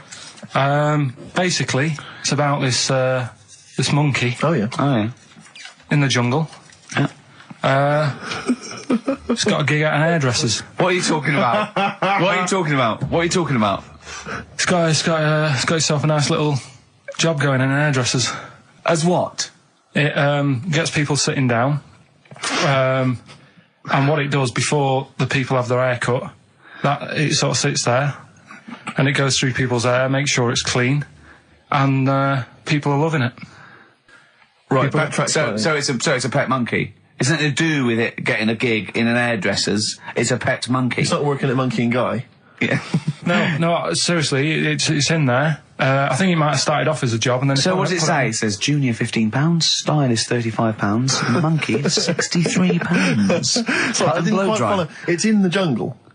It was wandering about. Maybe it did But start it off. looks good. Its hair looks good. Someone thought, hang Yeah, but on. never ever. You see, people make that mistake with hairdressers anyway. I always say, well, if the hairdresser's got a good haircut, go to where he's going. So, Can we just go back to Monkey News for a second? so anyway, that's why, yeah. I didn't quite follow why he's still his salon is in the jungle, or where is it? No, he was doing what he does in the jungle, right? Right. He's walking about. He wanders into the hairdressers. Yeah. Maybe they didn't have him on, like, as a job straight away. He was just there. He was People training, said, this is yeah. nice. He's sat there picking the knits and what have you. Carl, I don't know where to start. Then- it's just it's the embellishment. You don't he walks from a jungle to an hairdresser's. I mean, you're an idiot. You really are. I'd love to see you try and get a job in an hairdresser if there was another monkey up for it. You'd never get a job. So he was good at that. People said this is relaxing. Apparently he had really nice hands, soothing, Yes. right, on people's heads. They said, let's put him on the payroll. So Let's put him on the payroll. What do you mean? Yeah, I'll give you that. Okay, this is the news item, is it? Customers are queuing up to have their hair done at a salon in the jungle There you go. by a monkey. Judy, a pig-tailed macaque, has a reputation as the best exterminator of head lice in Con Cane. There you go. She is so good, some customers fall asleep under her gentle touch. Regular Amporon Chakema said, Judy's hands are so soft and gentle, I really feel I can relax. But you know that is doing what it does naturally. It's looking for, like, salt and stuff in the hair. Yeah. And nits. It's not on the payroll. It doesn't complain about when it gets deducted at national insurance. It's not part of the union. Yeah. Do you know what I mean? But a good monkey news, you know, backed up with good tabloid journalism. With solid evidence there. So No, I think maybe we should start marking the monkey news, Rick. I don't know what you think. Giving it marks out of 10, maybe. For both interest and validity. well, for interest, I'll give it 7. For Carl believing that there was something to this monkey, thinking it had a job and getting paid. But it was also doing kind of perms 2. and colouring. 2. Yeah. Ridiculous. Again, ridiculous. More monkey news next week. Hopefully let's just hear that jingle again. Oh, chimpanzee that monkey news. So let's have official monkey news. Play the jingle. Oh, chimpanzee that monkey news. Alright, we've got to be quick. Go on, But, this is something that was sent in to me ages ago, and I don't know why I haven't done it yet, because it's brilliant. We were talking about monkeys typing, the Shakespeare theory and all that. Well, this is about a little monkey called Marty, right? Basically, it's in some science lab, right? It's in there. It was wandering about out of its cage, right? The lab fella was busy on the phone or something, right? And Typical. it's wandering about. It goes up to a PC that's in the corner, a little computer, types down, my name is Marty, right? So the fella got off the phone, saw this on the screen with the monkey sat there, says to his mate, have you done this? Right, hold on, Carl. Let him finish. Before you question, always let him finish. I don't know what to do. Time's against us. Come on. He said, have you done this? He says, done what? He said, this on the screen here saying, my name's Marty, right? He goes, what are you talking about? As he's having an argument with his mate saying, you're lying, you did it. Monkey's sat there, typing, this isn't a practical joke, my name is Marty. Right, and that's the end of the story? I'm not coming in next week. I think we need a week off. I actually think we need a week off. He's doing a web chat or something. You can go online and have a chat with it. The monkey's doing a web chat. I don't know. Has he got his own website yet? His favourite Buffy the Vampire Slayer Have a outfit? look at that, have a look at that. Right. Do you believe that, Carl? It's all there. No, but do you believe it? Do you believe that monkey could type that and then say this is not a practical joke when he's still arguing? Weird, isn't it? Oh. What do you reckon, Steve? Yeah, well, it's obviously a wind-up. It's a joke. It's not even... You haven't even got some of the facts wrong. It's just a wind-up. Have you noticed the date? Is it April the 1st? It is April the 1st. You are joking. That it was sent. You're an idiot, Carl. It was sent on April the 1st, Carl. So you're saying the monkey knows it's April the 1st, but you And don't it's doing believe... a wind-up, yes. Yeah, I think the monkey has thought, I'll do it on April the 1st so that people think that it's a wind-up. In actual fact, I am a monkey that can type and read. It's like this little monkey Oh, yeah. who lives in Morocco. Right, I'll just warn you now. You're on thin ice from last time. Okay? So make sure, is this real? It's been Don't say emailed that in. you would think about it. As you're saying it, think to yourself, oh, is that true? Do monkeys do that? Do they think like that? So, go on then. So anyway, yeah, so there's this magician in Morocco, right? He's got a little monkey working with him, right? The way it used to work, magician used to do his thing on stage, do a little bit of magic, people loved it. Then the monkey came out, had a little cap, walked around the crowd and stuff, got the money, had a good little team thing going on, right? Yeah. So anyway, the monkey's name was 86. Right. Because back then there was so many monkeys, it was like, oh, what names, do you know what I mean? What names do not you enough use? What do you names, do? So yeah. they just Like, named them, yeah. right? So this little monkey... What, he had 86 other monkeys? No. It's just like because a lot of monkeys were sort of working back then, helping magicians out, you know, doing bits and pieces, busking, what have you. Just Well, gave it a Rick, name. you know how there's so Well, many... why would there be a confusion with that? If he only had one monkey, where's the confusion? People would go, oh, I'm not going to go and see that. I want to see 86. He's the better monkey. Do you know what I mean? What does it matter? I don't know what you mean. Well, why do they need... Where was the confusion? With people going to the circus and going, what monkey are you going to go see tonight? I don't know. It wasn't a billing, was it, with a monkey? But Rick, it's just the same with humans. You know, there's so many humans now that we can't give them names anymore. Yeah, they all exactly. have to have numbers. Exactly, yeah. There's so many humans, you know, with 5 billion people. We can't give them names. It's impossible. But, you know, with a few monkeys anyway, number working... 22, go on. So anyway, there he is. 86. 86. With his hat. With his hat, walking around getting the money. Yeah. Anyway, the magician sort of, thinking about moving on. Because in Morocco, he'd sort of done all the tourist traps. Sure. So he had a word with the monkey, said, how about we... See? No, let him continue. Think. He let him continue. He didn't have a word with the monkey. Let him continue. So what do you think about going over to Spain? Yes. Sure. So, the monkey was in agreement? So he said, all right, go on then. Right, so they get in the car, and, the magician knew he'd have a bit of a problem on his hands because you're not meant to take monkeys out of the country. Yeah. Right? So he thought, right, what I'll do, I'll get a car, right? Right. Stick the monkey in a boot, right?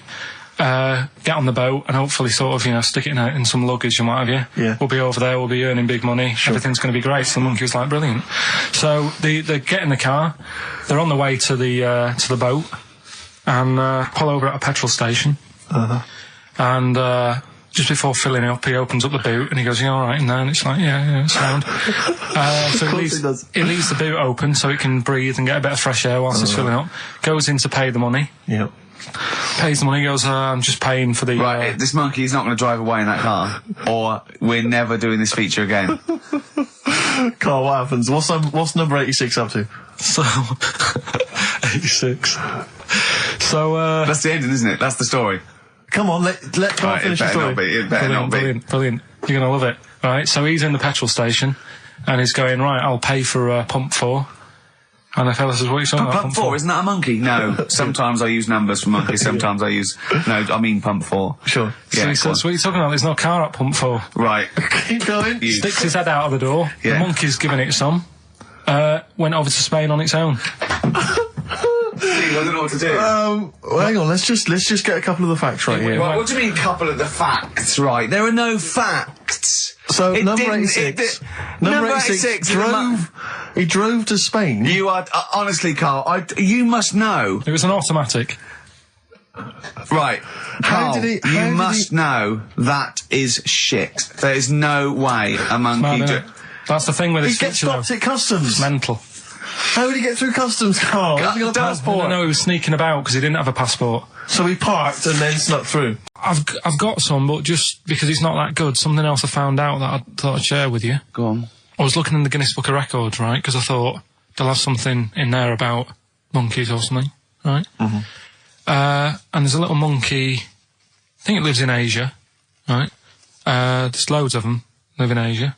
Might just be travelling, but yeah. And something they found out, I don't know if they've got it right, and that's why I want to bring it up. Apparently, it's the mammal, right, that's got sort of the pointiest eyes that pop out of their head. Steve.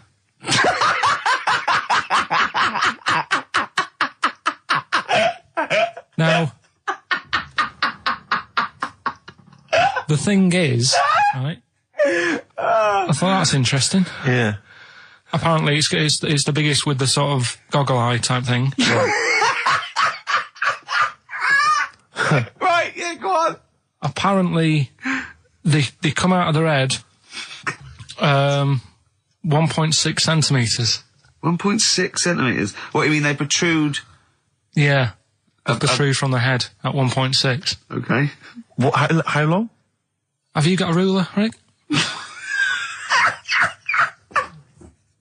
1.6. He's having a go. I'd say I'd be a little bit annoyed if the monkeys beat me. Well, I don't think it has. That's what I'm hoping. Is there anything we can... I mean, what's 1.6? Oh, can you... It's about... Drop your trousers. It's, about 3/4 of an inch. What do you think? I don't know. Have they got it right, or what? Maybe I should come down to Monkey World with you next week. So anyway, that's not the monkey news. That's just something that cropped up. And Sure. I do know once, when we were playing pool in the office, I think Lucy was your partner. Yeah. It was me and Ash versus you and Lucy. And you were having trouble because his glasses kept slipping down. So Lucy pushed his glasses up his nose, but the glasses touched his eye. Do you remember that? Yeah.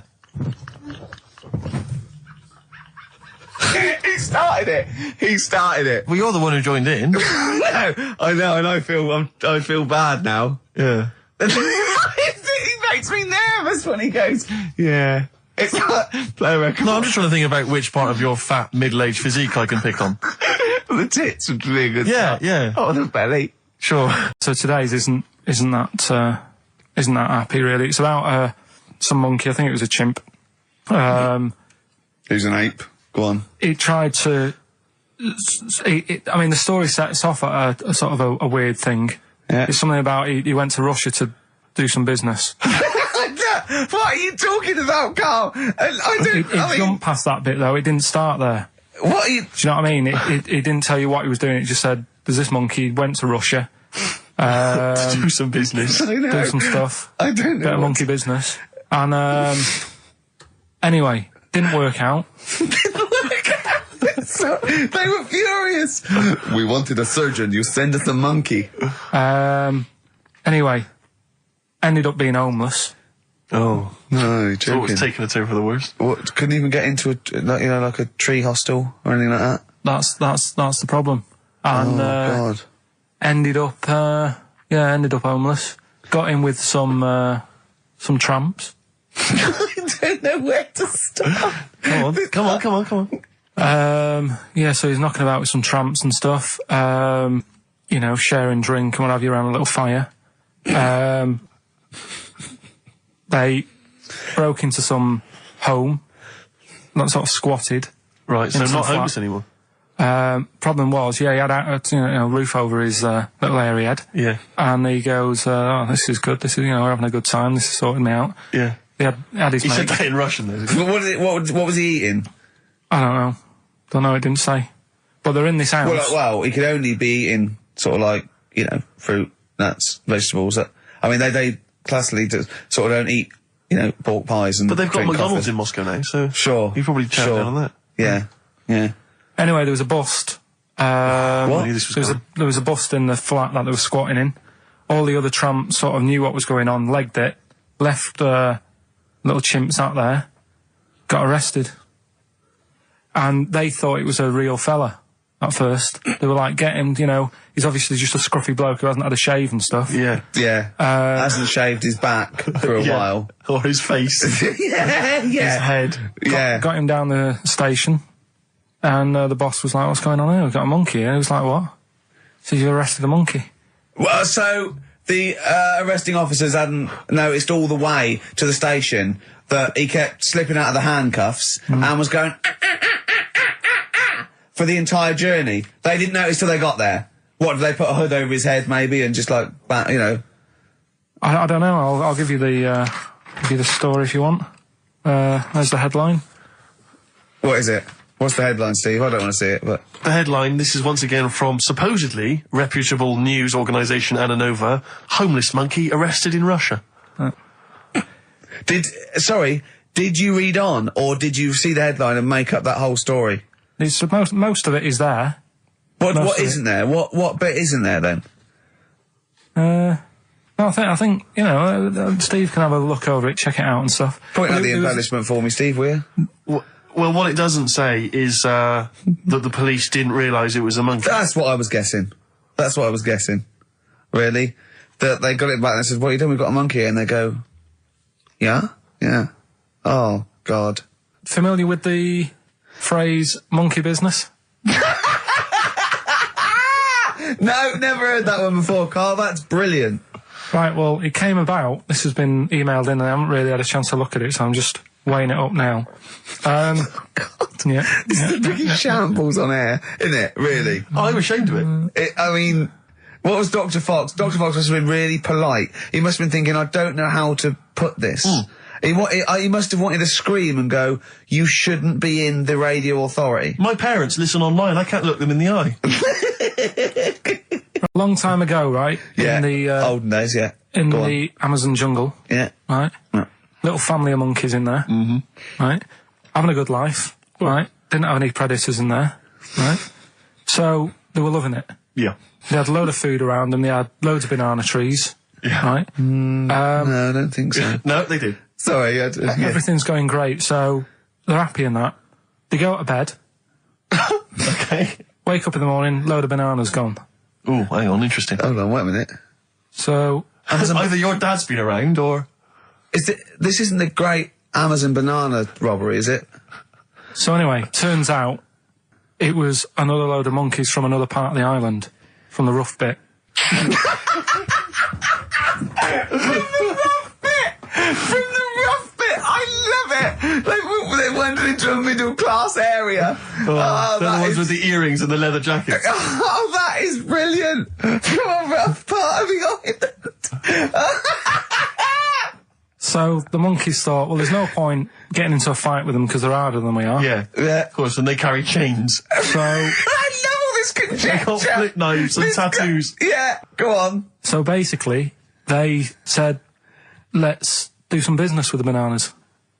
Let's do some business with the bananas. This is shit! This is... What are you talking about? Oh, for Christ's sake! Right, calm down, we haven't got much time left. Oh, God! What do you mean there's... Forget it. No, don't forget it! Carl, do not press seriously. that! Switch the record off. Switch the record off. Christ. Switch the record off, Carl. What are you talking about? What do they do? Oh. Let's do business with the bananas. Yeah. So they said, well, rather than them coming robbing them, we'll flog them. So that put a stop to it then. The monkeys came. They didn't have money. They said, give us some bananas. And it says So what, they exchange bananas for bananas? for berries and nuts. So that's where the phrase monkey business No, it's comes not. from. Little business No. they set up. Right, there, God. That's the end of that as well. So that's the end. That is a shame. That's the end of Rockbusters and Monkey News. He's given me this picture, Carl, which he's got from a magazine. He loves you. He And I have to thinks you. say, I think this... I just looked at it then.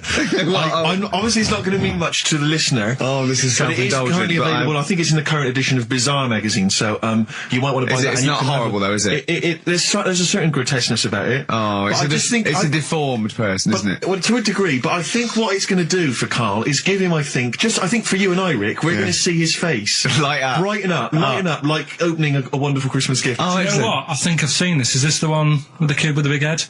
I'll be honest with you, Carl, it is. Have you seen it already? Yeah. Let me just show it to you again so you can Let me have a look. highlight it It's again. like I haven't seen it. It's like yeah. We shouldn't be laughing at that. No, but that is like the kid who I went to school with. That is the same. So do you recognise him? Seriously, that is the same thing he had.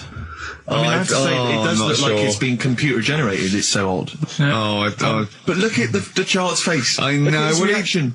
Don't take another photo of me. I'm not sure this is right. Well, the thing is, right, you were just saying about what are you, about Christmas. That's the funny thing, right, because in our house there's no one who's religious, right? No. My dad got annoyed when I went to church that day. He was like, what are you doing that for? Of course. I went to see a gig in Liverpool. Remember the band The Christians? Yeah. He thought I'd join some club. Yeah. I said, I've been to see The Christians. He was saying to me, man, what's he doing going out with them? Yeah, yeah. And then the other thing is, because I'm not christened or anything, my mum used to say to me, don't tell anyone that, because there's witches and stuff.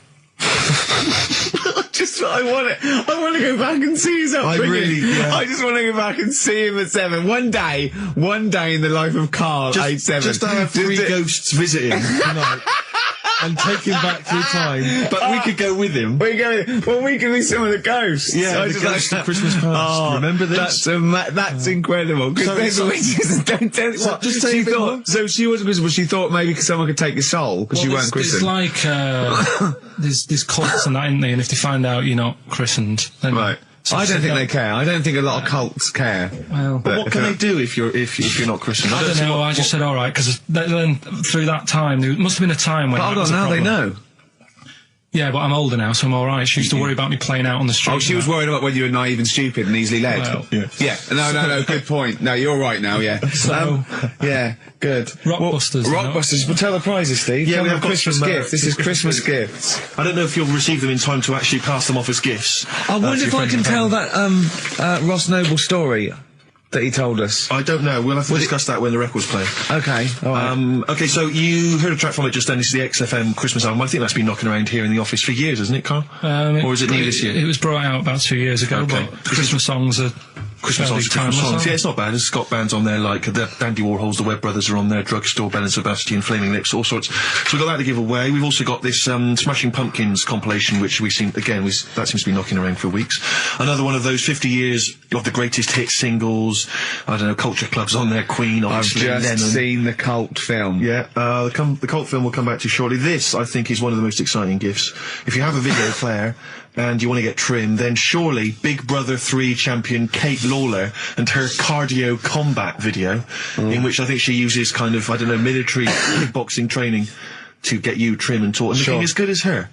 Then you can get that as well. We've also got a exclusive 7-inch single from the White Stripes, a kind of Christmas single. Is that from them? Yeah. That must be quite rare. That's probably the only thing That is rare. That is worth something.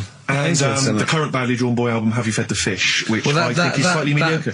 They've gone up, actually. I think that the level of prices there has gone up. Not a bad selection, but here is the big movie. And actually, I have to say, this is not a bad one. No, it's not. Again, it's not terrible at all. It could be worse. It's James Caan in the original Rollerball, not the disastrous remake that came out recently, but the DVD version of Rollerball. So that's there as well. So something fairly interesting. That's worth winning. Right, come on then. Let's do Rockbuster. Well, will we play a song to give people time to get a pen and paper and that? Yeah. So we're doing it next. Yeah. Vines was Jackson on XFM 104.9, and Ricky Gervais with me, Steve Merchant, and Karl Pilkington, the man of the moment, with his Rockbusters coming your way with all those great prizes. Yeah. Right, we're doing it now? Yes, sir. I noticed Heat magazine sort of put a bit of a spanner in the works. Why? Because they were saying, Absolutely. The Ricky Gervais Show with Steve Merchant. Hello there. And Claire Sturgis. Hello, boys. Carl's ill. Well, he's not here. I mean, I never believe people when they're ill. I think they're always malingering. I never take any days off work. I just think you can drag yourself in unless it's life-threatening or... To be fair, Rick, can I just stop you there? It's not so much that you take days off as you'll just suddenly decide around lunchtime that you've overeaten and need to go and lie down. But I'm my own with boss. a cold compress. Yeah, and but a I'm my Swedish own... masseuse. I'm my own boss. Yeah. So it's not so much you take days off. It's not so much you take days off as you never actually do a full day's work. Yeah, You actually exactly. prevent that I never take that hour and a half off a day. Exactly. XFM 104.9. So what's the story, Claire? Do you know anything about Carl? Do you know what his illness is? I think he's got this this sort of cold virus that's going around. He phoned me yesterday. He did sound poorly in his defence. A little bit croaky. Well, I'll tell you what. He coughed a bit. I'm not being funny. He better be in hospital. To miss this show. To miss this show. Flagship show of the week on XFM. Do you know, you are right, because, and you've been away, haven't you? Been away 2 weeks. We had the best of again. But let's put out the best of. Yeah. Let's put out the best of the last 2 weeks, shall we? Yeah. I mean, we're going to try and get him on the phone. We're going to phone him, and I want him to really explain himself because, I think he's malingering, to be honest. Well, he phoned me in the week and he said, Steve, don't forget, there's a documentary on Friday night about Oliver the Humanzi, the human monkey. He said to me, it's going to be brilliant. And it wasn't. And it wasn't brilliant. It was. I especially stayed in and watched it. I taped it and watched it afterwards, and I've never seen so much hype and desperation. They kept showing the same clip of this chimpanzee that walked upright like a lot of chimps can. Exactly, right? It lost its hair, so it was half human, because all humans are bald. Yeah. So that's the half human bit. It didn't have hair. I'm sorry, humans do have hair on their heads. Yes. The other thing was this desperation to go, could it be half chimp? No. It's a chimp that superficially looked less like a chimp than other chimps. So Lee Evans looks a bit like a chimp. Is he half chimp, half human? No, he's a human who looks a bit like a chimp. That's libelous. Yeah. That's a bit insulting, isn't it? Should we just play some music? Yeah, now? I'm really sorry about that. I'll get back to you on that. TikTok, that's Coldplay and Clocks on XFM 1F. That was real, play a record. It's mad. That's mad. Oh, is this the Cardigans? Great, brilliant. I didn't even say anything. It makes me feel better. I can enjoy the rest of the show. Before we carry on with anything, I should just tell you, we're on the subject of emails. There's one emailer we're always looking forward to hearing from. Dickon! Richie Anderson. Dicky Docky Doo. Richard Anderson, thanks for emailing. He's my biggest fan. He's now. one of the biggest fans. He absolutely loves me. But not afraid to offer some constructive criticism. Go on, That's the great thing about Dickie. And from Anders this week, he says, Ricky, I'm lazy, I talk nonsense, I'm badly organised, and I believe in ghosts. Can I have a job working on your show?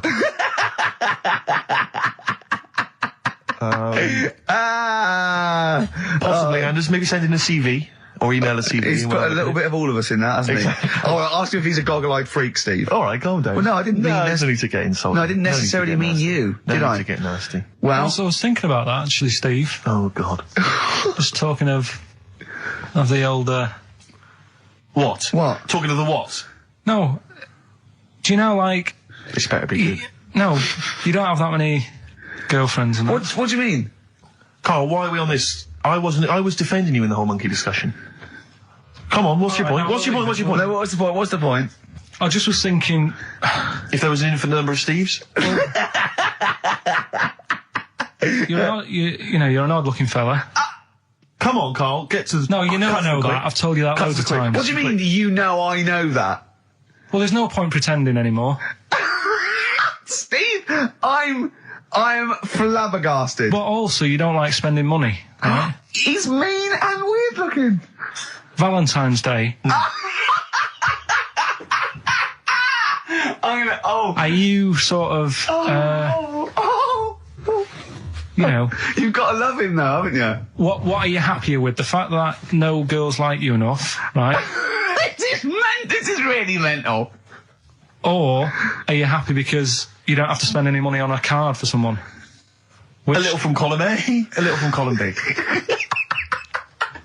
Right, let's have more monkey news. What have we got? No, we've got so much to get into this show. Insults. We don't need stupidity. the insults. I think we've got enough. We don't need the insults. There's no more insults. No more What insults. angers me with Carl is you know he's been planning that. No, I haven't. I was thinking about it on the way in because Valentine's Day is coming up and I'm not a big fan of it. Right? Condoms? You bought your girlfriend a box of condoms for Christmas. I don't think you can have a go at me. To be fair. No, but I don't just treat her on Valentine's. I'm always... Do you know what I mean? You don't even treat her on Valentine's. You don't even treat her at Christmas or on her birthday. When do you treat her? Hang on a minute. Wait a cotton picking minute there. Oh, why I order. Wait a minute. What's that? Tiffany Dog. I treat your girlfriend better than you, and I've only met her twice. I took her out last night and she enjoyed herself. Where'd you go? Until she had to write the cheque. Where'd you go? To a chippy. A really... Play a record! Is it a chippy? No, a quality one. Right. Oh, God! Under a fiver for two. Oh, nice lots. wrapping. Not newspaper, greaseproof paper. And bread. That's Feeder, Just the Way I'm Feeling, on XFM 104.9. Ricky Gervais, Steve Merchant, Claire Sturgis. Well, he's defying me. He's not calling in. We're going to give out his number and he's not calling in. That's even more annoying. Who does he think he is? I don't know who he thinks he is. I'll tell you what I'll tell you who he is. Yeah. He is a little bold Mancunian. Let's never That's let him who he forget that. is. I don't know who he thinks he is, but there's the fact. Just, Carl, call in, because you're annoying me and Steve. He's been slagging you off as well, Steve. Well, go on. In the week, you know, he was slagging you off. I mean, in the week, I was joining in and laughing along, but now I'm thinking but now I'm thinking that you're more on my side than he is. Thanks very much, Rick. I'm glad to see you've come round. He said he was. I was in the pub with him and Johnny. All right, so there's a little audience. Good. And he went, have you seen Men in Black 2? I went, no. He said, have you, Johnny? He went, no. He went, there's a thing in it that looks just like Steve. And I went, what? He went, it's a thing, he's got really gangly arms and bulbous eyes, and it just works really fast in the Aliens registration thing. And I went, all right. I said, we'll bring that up Saturday. Since he's not here, you know, what do you think of that? Well, the reason is that I think the problem I have with is this, that if I was to say things like that about Carl, I'd destroy him. He'd be a broken man after I'd finished with him. Call in, Carl, or Steve's going to say a few things about you. I'm going to get a couple of home truths out there. I can't believe it. I cannot believe it. Yeah, we were, you know, at the time I was joining it, we were, slagging you off on other things as well. Sure. But now I'm thinking, maybe maybe you were wrong. Maybe I was taking the mickey out of the wrong person behind their back. If you receive any phone calls from people you don't know, we don't know anything about that. Instantly, we don't know why that is happening. That is just going to be a weird, spooky thing. So and don't bother telling the story about Men in Black 2 either, because I don't think people will be interested. Actually, on the subject of Men in Black 2, what? Have you seen that, Steve? No, I haven't, Carl. Tell me about You it. should see it. Go on. Why? Because there's this thing in it. Go on. What, a stupid, bald Mancunian tosser? No, weirder than that. There isn't anything weirder than that. Big eyes, it was gangly. Keep talking. You've got to see it, because you wouldn't believe how the likeness and that. You've got to get the film out tonight. Right. It's not as weird, it had a normal voice, right? He's done yet, he's not even here! I'll tell you what, mate, it ain't worth coming in next week. Oh, stay on the line, Carl. Play a record, Claire. Kings of Leon, Molly's Chambers. What do you think of that, Carl? Alright. There's a surprise. Another insightful remark. Steve is not a fan now. Not only does he know you've been slagging him off behind his back. No, I wasn't slagging Steve. If you get it out on DVD tonight, you'll know I'm not slagging you off. It could be your brother. I love the fact that it makes it worse, but he's thinking you're going to go, oh, he wasn't slagging me off. It does look like me. I do think I'm an alien. I love the fact that you hope Steve will go, he's got a point. It's a spitting image. Yeah.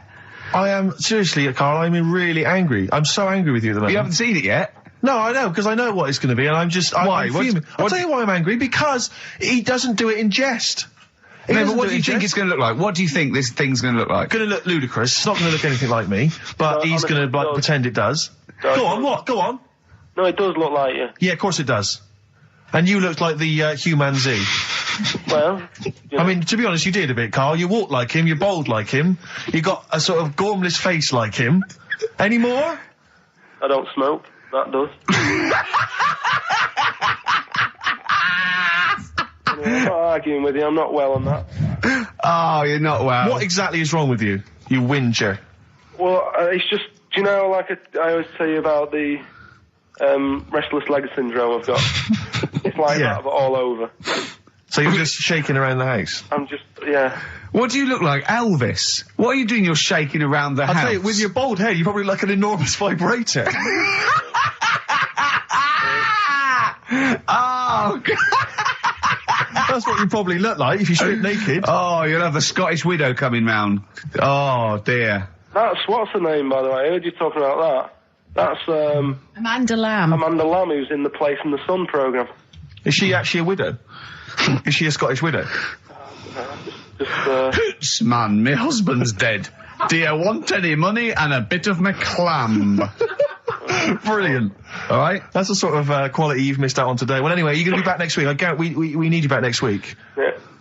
Yeah. Well, how do you know? Also, how did you know you were going to be ill today? Because you phoned and arranged this yesterday. Convenient. And I spoke to you yesterday and you didn't sound very ill. I felt ropey yesterday. You've got a bit of a bunged up nose. Even though I have a bit of a bunged up even though I was nose. ill, I still sorted it out. Yeah? I'm a little bit sweaty. Even though I was Carl, ill, sorting it out does not mean you phone up Sturgis and send her down. That's not sorting it out. That's making things worse. Have you learnt nothing? Thanks, Claire. If you're not part of the solution, you're part of the problem. Mate. Yeah. My leg's a little bit achy. Oh, wearing wet jeans. Oh, I put wet jeans on again. My lasagna it was frozen. Can you hear the venom and hatred in our voices today? We genuinely are upset and angry with you. Yeah. Can't believe it. I cannot believe that Right, well, the thing is, we'll be back to normal next week, right? We've got Billy Elliot doing the film next week. Right. Any prizes? Got some good stuff. Have you got any films with Burt Reynolds in to give away on VHS? And I'll see you then. Great, we're looking forward to it already. I'll see you later. See you later. Hot heat, bandages, XFM, we're off, innit? That's it. It's all over. Yeah. Back next week. Yeah. Thanks, Claire. Bye. Total respect. Yeah, Yes. nice one. Keep it real. See ya. Carl, I need the phone number of your girlfriend. Let me explain why. I was lucky enough, once again, to be on your quiz team this week. Ricky... Still to beat me. He's still to beat me with his team, yeah. Second I came. The gang here and some friends, we sometimes go down to a pub quiz in the local area, and I was very nicely, I was invited by Carl to be on his team. Twice now I've been on that team. Ricky's always on another team. And what can I say, Carl? Do you mind me saying this now? Because I've analysed the team, and it's very much your team, and you've put the team together. You've recruited some excellent personnel. Your girlfriend's very, very good on the team, as is one of her work colleagues. And you normally bring in, someone like myself. I like to think I'm providing something with the entertainment section. I seem to remember last time I answered at least 6 or 7 questions that other people hadn't got. So I felt I provided something there. Carl, I rather like John Harvey Jones, who used to be called in to sort of troubleshoot companies. I see why you are not winning ever, and it's a rather pricey contest, isn't it? It costs a tenner to enter per person, and unless you get in the top 3, you're not going to get to see your money back. No. So I think you're going to maybe need to step down from the team, because Carl, I'm not sure. I am not sure. You consider yourself a kind of player manager, but frankly, I'm not sure you're providing enough. Right. See, this is funny, because as bad as I imagine you are, I don't think Steve would make it into my team, so he's getting a bit cocky here. I want to know what your opinion of him, because he's told me he's great on it. Well, you bang out of order, first of all. Okay. Do you have a good night when you're with us? I tell you what, I wish I'd lost a tenner every time I've come down. That would have improved it. You point out there about the football analogy. Mm-hmm. Alex Ferguson, when did he score a goal? Right. He doesn't. He tells the others how to do it. Right? That's my role. He doesn't take up one of the 11, though, does he? No, exactly. It's not like you can only field 10. Yeah. Because we only got 10 again. I want to be in the 11. Exactly. He's not running around in midfield, falling over. Yeah, shouting, "Oh, what have I told you?" Yeah. No. Right. I'll admit. And there's a limit of 5 players. We should explain that. That's the point. Yeah, there's only 5 players on the team. But it was pretty tricky on Tuesday, though, wasn't it? It was one of the tougher... Tell everyone the one question you got right. Something about... Well, tell us the answer. The 2 words you had to say to get the answer. Danny Minogue. Danny Minogue. That was what you provided, Danny Minogue. Is this valuable? Well, no, not really, because there was at least 2 of us who also knew the answer. Oh, well, we gave him. No, exactly. We gave it to Carl. We massaged his ego. I just feel Carl. Do you know what? I feel a bit bad now, because I just he had a crushed face. Then. Can I just tell you right now? He just can't believe this. Can I just tell you right now? I think the problem is this. I think there's that precious 5th position that is not being filled at the moment, I think, consistently enough by a decent player, right? You've got a solid team. I'm thinking if you want to remain on the team, you are going to have to pull your finger out and find a 5th member that is going to provide, and I'll tell you where the weaknesses are. I can tell you right now, mate. The weaknesses are natural history and science. Something which Ricky Gervais is scoring on week in, week out on his team. There is a few. Now, if he was available for a transfer, we could be fine. But we've got to find someone to fill in that space. Otherwise, I'm either going to quit, or you're going to have to step down. Because I don't think I can be on a team where there is these obvious deficiencies. There are visible deficiencies. And, you know, the £10. That's £10. I'm not made of money. That's once a month. I've seen him depressed for 2 hours when he lost £20 at a casino. Don't bring it back. Don't bring that back. Don't bring up that again. Yeah. That story. He doesn't like wasting money, Carl. You know that. What do you think? What's the solution? We've got to think proactively now. We've got to sort this out. See, there's always other things going on in my mind when I'm in that pub quiz. For me, it's just a little bit of fun. Sure. It's a night out. Do you know what I mean? Suzanne enjoys it. Yeah. Bit of a get-together. We have a chat beforehand. Yeah. We have a bit of fun. Yeah. But there was other things on my mind. Carl, I could do that here. I don't have to lose a tenner. Wait, what were you thinking during the quiz then when the questions were coming out? What were you thinking of? Well, what it was, right, just before the quiz started, I had to go to the toilet, right? Because the rule is, right, people who don't go to it, once it starts, phones off, no more toilet. They take it dead serious, don't they, right? Yeah. Have we? Excellent. Look forward to that.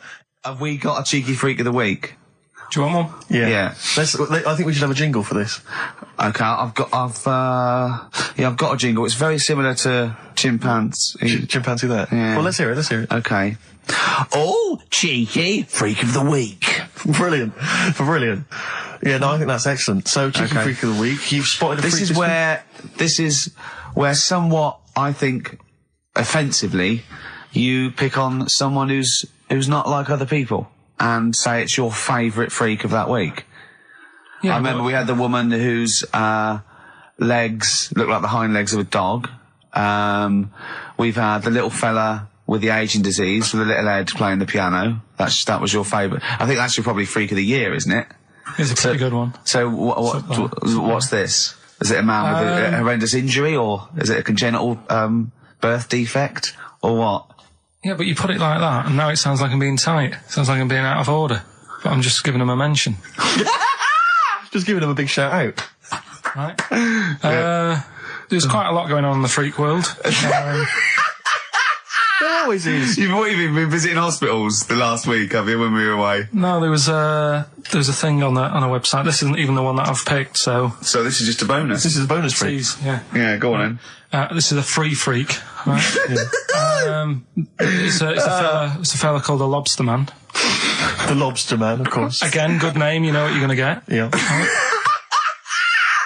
What are you going to get? Some succulent meat. I like the idea that the vicar on the christening suggested that. I don't want to call him Mark. Can I make a suggestion? Yeah. Look at his hands. What's his name? Mark Michael Webster. Right. Right. Have you thought about a nickname? Not really, no. Have you looked at his hands? Yeah, we don't want to talk about that because Do you know they look a little bit like lobsters? Well, yeah, but it's quite deformed. It's like, you know, we Can I can't... suggest Lobster Man? That's terrible, Vicar. That is terrible, Vicar. We're Go on then. We're going to see. This is what the sort of feature you come up with, Carl. So Lobster Man. There's probably people listening now with, you know, lobster feet. Right. Lobster hands. So, Squid Boy. So Lobster Man, what does Lobster Man do? Does he fight crime? Not that much. Okay. Apparently he got into a bit of trouble. He was in a restaurant, and this was years ago, by the way. And someone picked him to eat him. No, so apparently the waiter said, "Oh, you shouldn't be sat here. You should be in my pan," or something. Oh dear. And they had a fight, got out of hand. Yeah. Got out of claw. And yeah. So that was. What do you mean they had a fight? What did he do? A waiter took the mickey out of someone with. No. No, can I just make clear? I'm assuming it's his hands look a bit like those of a lobster. Yeah. Yeah, well, it's fused, so it's just like two big fingers. They're fused, I assume, probably in the womb, and they're just like, instead of like having 5 digits, they're fused in it. But he can pick stuff up, can't he? Yeah. What does he pick up? He mainly eats crabs and jellyfish, doesn't he? Yeah. Yeah. So he was having a fight with the waiter. He snipped off his nose.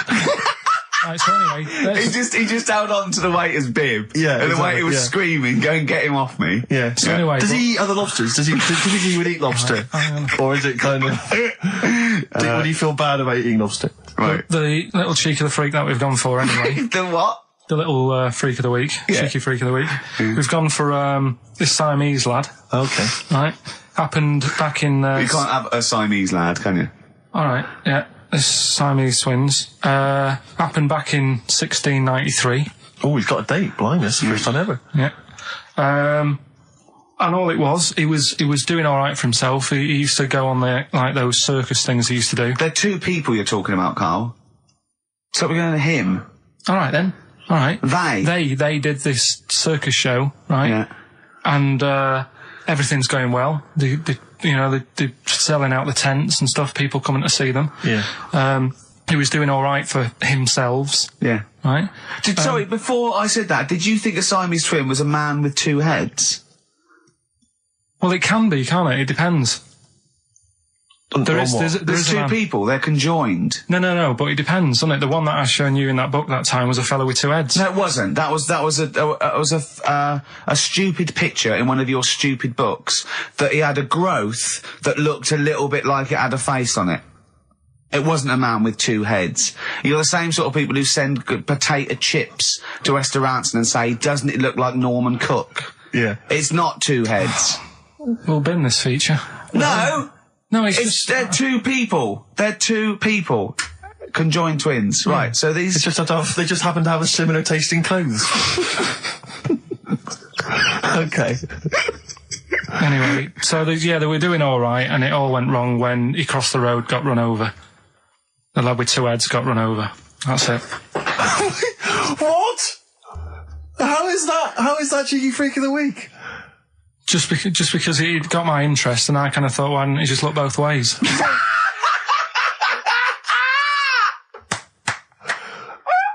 I'm intrigued to know Why wasn't he looking both ways? I'm intrigued to know how you get run over. What was it, 1629? Yeah. Well, it's horses and that, wasn't it? Yeah. Oh, why wasn't he looking both ways? Karl Pilkington, you are a genius. Play a record, you fool.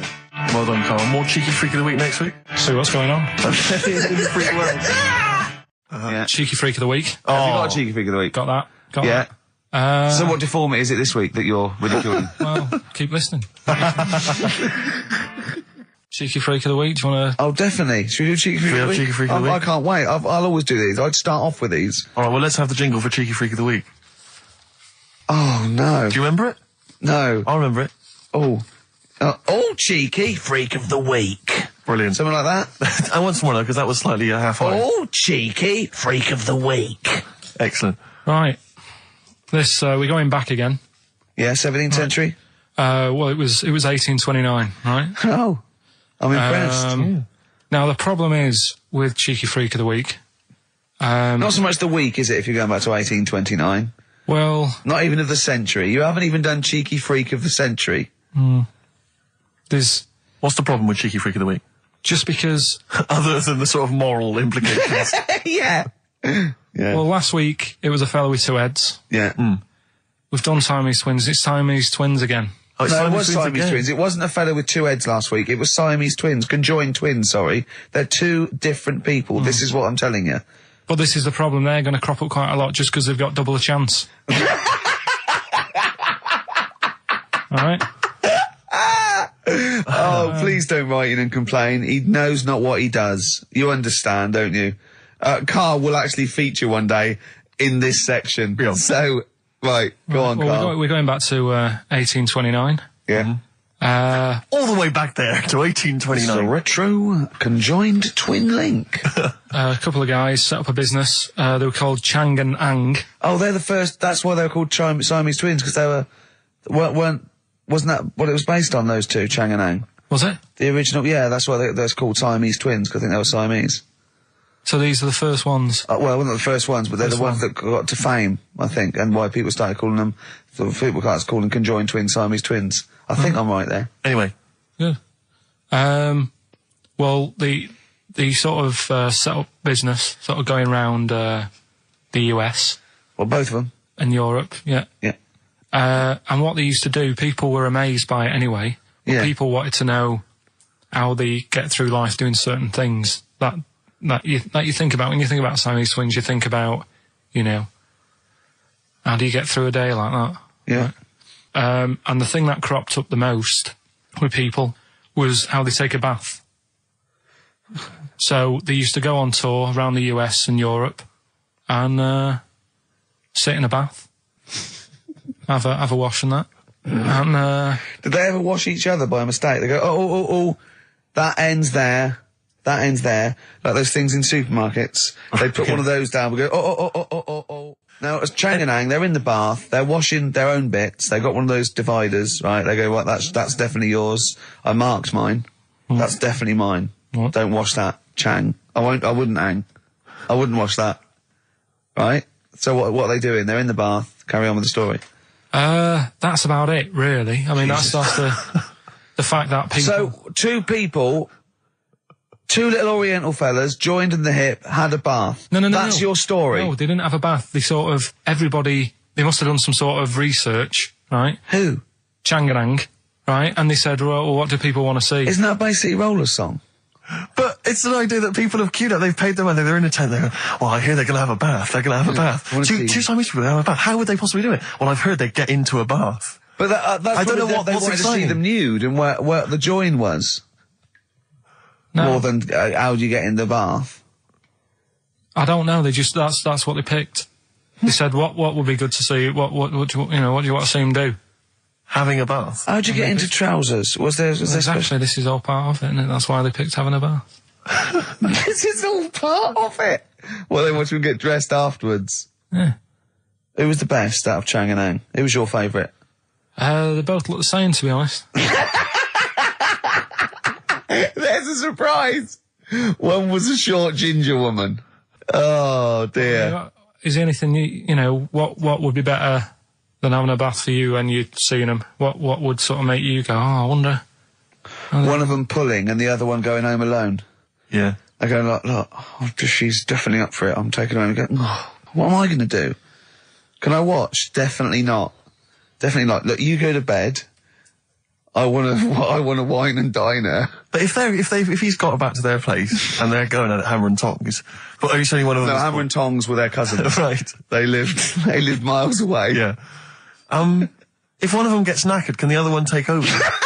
God, I think we play a record. That annoys me. What?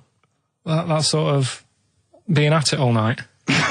What do you mean? Let's put a song and I'll come back What to do you it. mean? There's a list of about 30. Right. Tell him what you About chose. 30 CDs. I've gone for Kings of Leon album Yeah. and the Best of Bob Marley. Haven't we, like, given them away in the past or something? Or you could have burnt them off, couldn't you? You could have done copies. Illegal, but you could have done that. Anytime you wanted. I don't think Bob Marley minds if you No. bootleg his CDs. It's out of order though, isn't it? It is bad.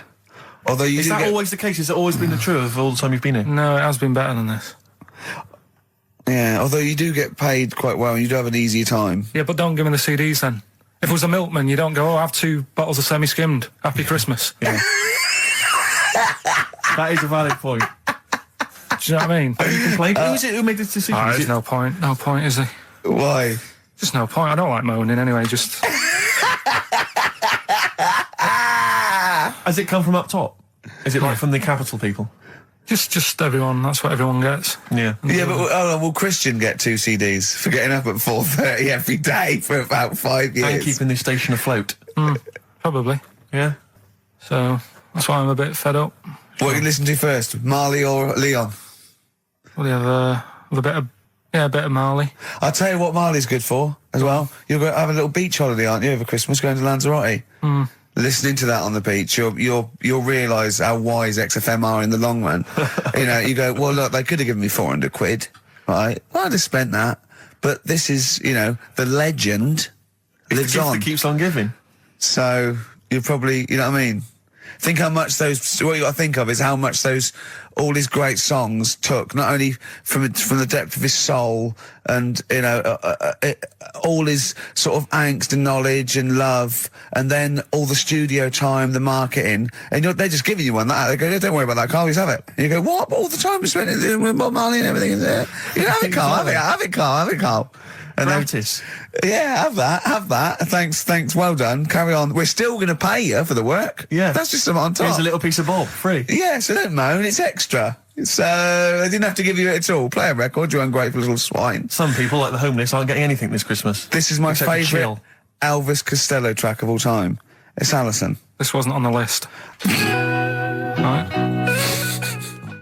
Elvis Costello, Alison on XFM 104.9. So, that's it. Well, maybe, I'll tell you what, a good idea, Carl, just beg. Just ask for other things. What do you want? What do you want for Christmas? You must have a big fan base out there willing to make you things. Maybe like a little, I don't know, gloves, pair of gloves. Just like Little what you- woolly hat. If you want to send a necklace in for Suzanne, that'd be handy. Oh, yeah. That's what she wants. Is Suzanne listening today? No, she's out. Right, okay, this is the dilemma. Me and Steve, yesterday, were trying to convince Carl that it would be a good idea to buy Suzanne a Christmas present. Okay? Now, why aren't you going to buy her a Christmas present? Explain, Carl, why you don't think you should buy her a Christmas present. No, I've told her I'll get her one, but in the new year. We're going away on holiday and that, so Yeah. there's no point taking stuff away. Yeah. Going to Lanzarote next week. Just get her something in the sales after Christmas for the, yeah. Yeah. Right. And me and Steve were trying to explain to Carl that she would love it if you bought her something on Christmas Day. Yeah, but she knows now. But, Knows yeah. what? I've told her. So No, she's well, I'm getting going out. to tell you, do you know, right, this, dear listener, this was Carl's worry. I said, I bet she's got you something. And Carl was worried in case he got her something and she hadn't got him something. Yeah. He'd be livid. He didn't want to be down.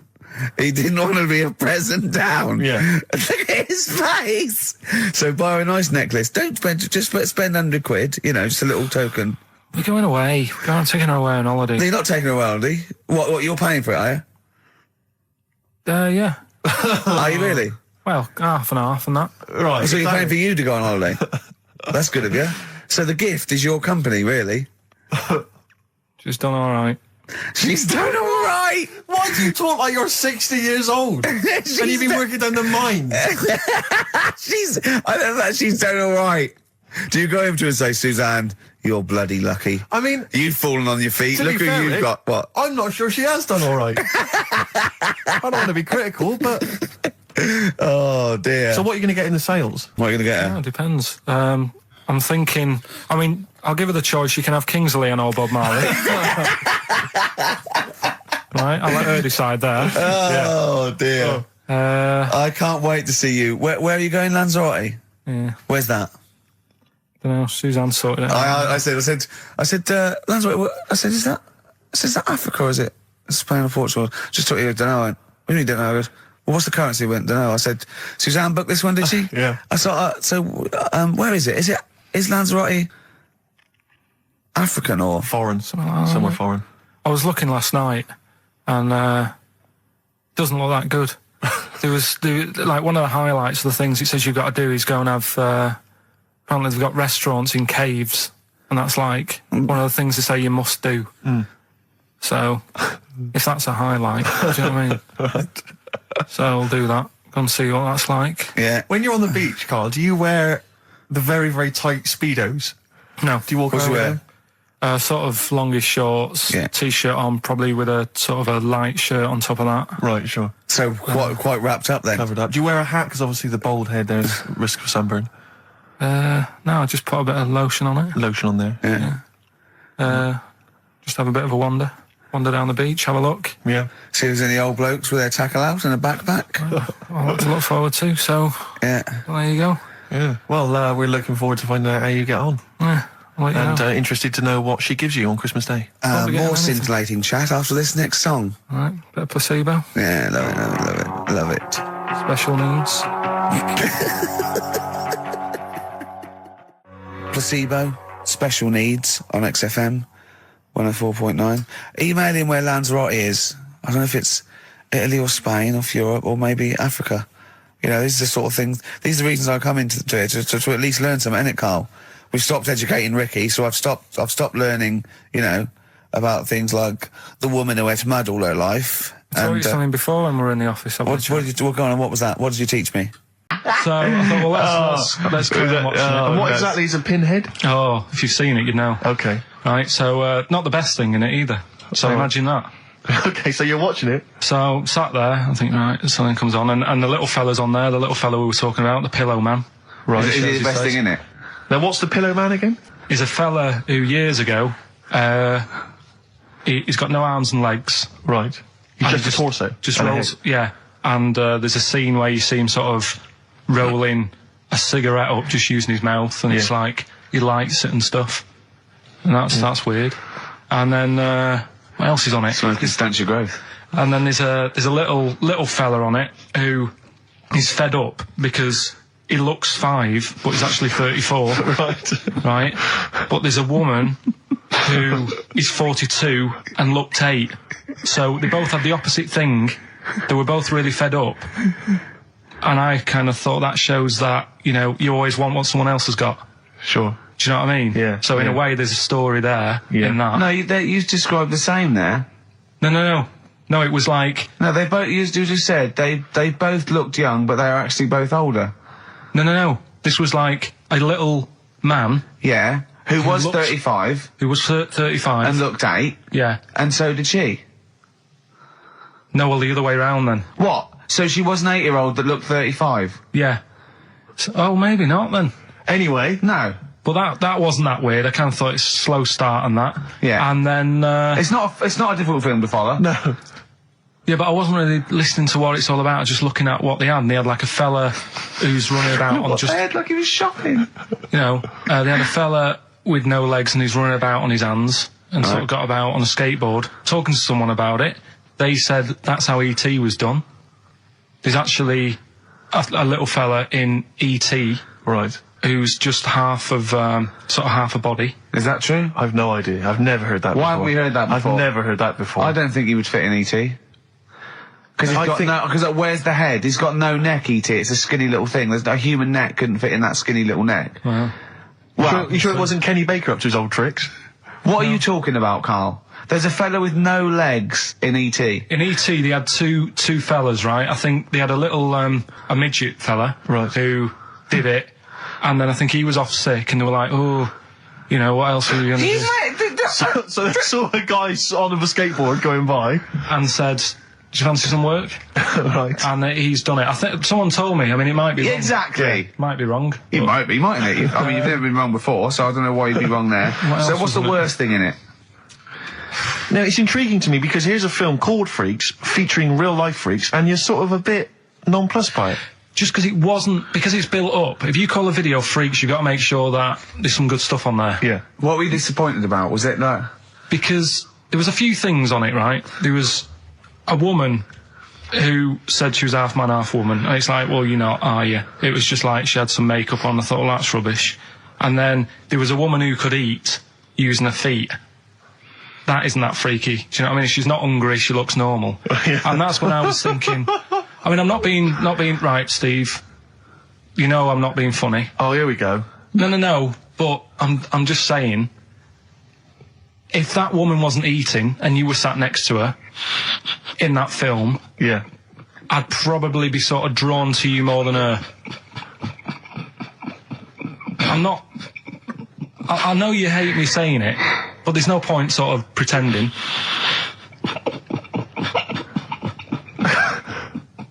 Do you know what I mean? Oi, Muttley, what are you sniggering about? That face. Well, you mean there were things in it that were less... What are you saying? I'm just saying... Play a record. Seriously, I'll slap you. I'm going to slap you live on air. Yeah, but you always get... I'm slapping you live on air, I swear to God. Alright, play a song then. He's playing the song. I'll play the song for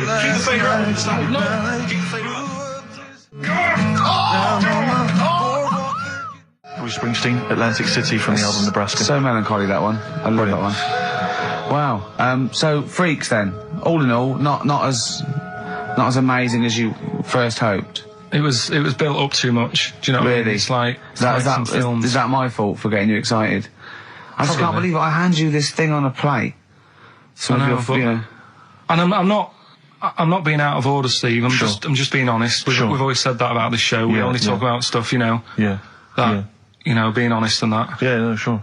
And I've always said the first time I saw you. Sure, no, you've always been honest, and I've always been I've honest with you. I've always said that, you know, you've got the intelligence and insight of a gnat. Yeah, but if I keep quiet, people don't know that. Sure. Alright, Incredibly, they do, Carl, because you look stupid as well. Well, you know. Yeah. No, but Carl was being nice then. You don't. I'm just saying, you're a good bloke, and now I've got to know you. Sure.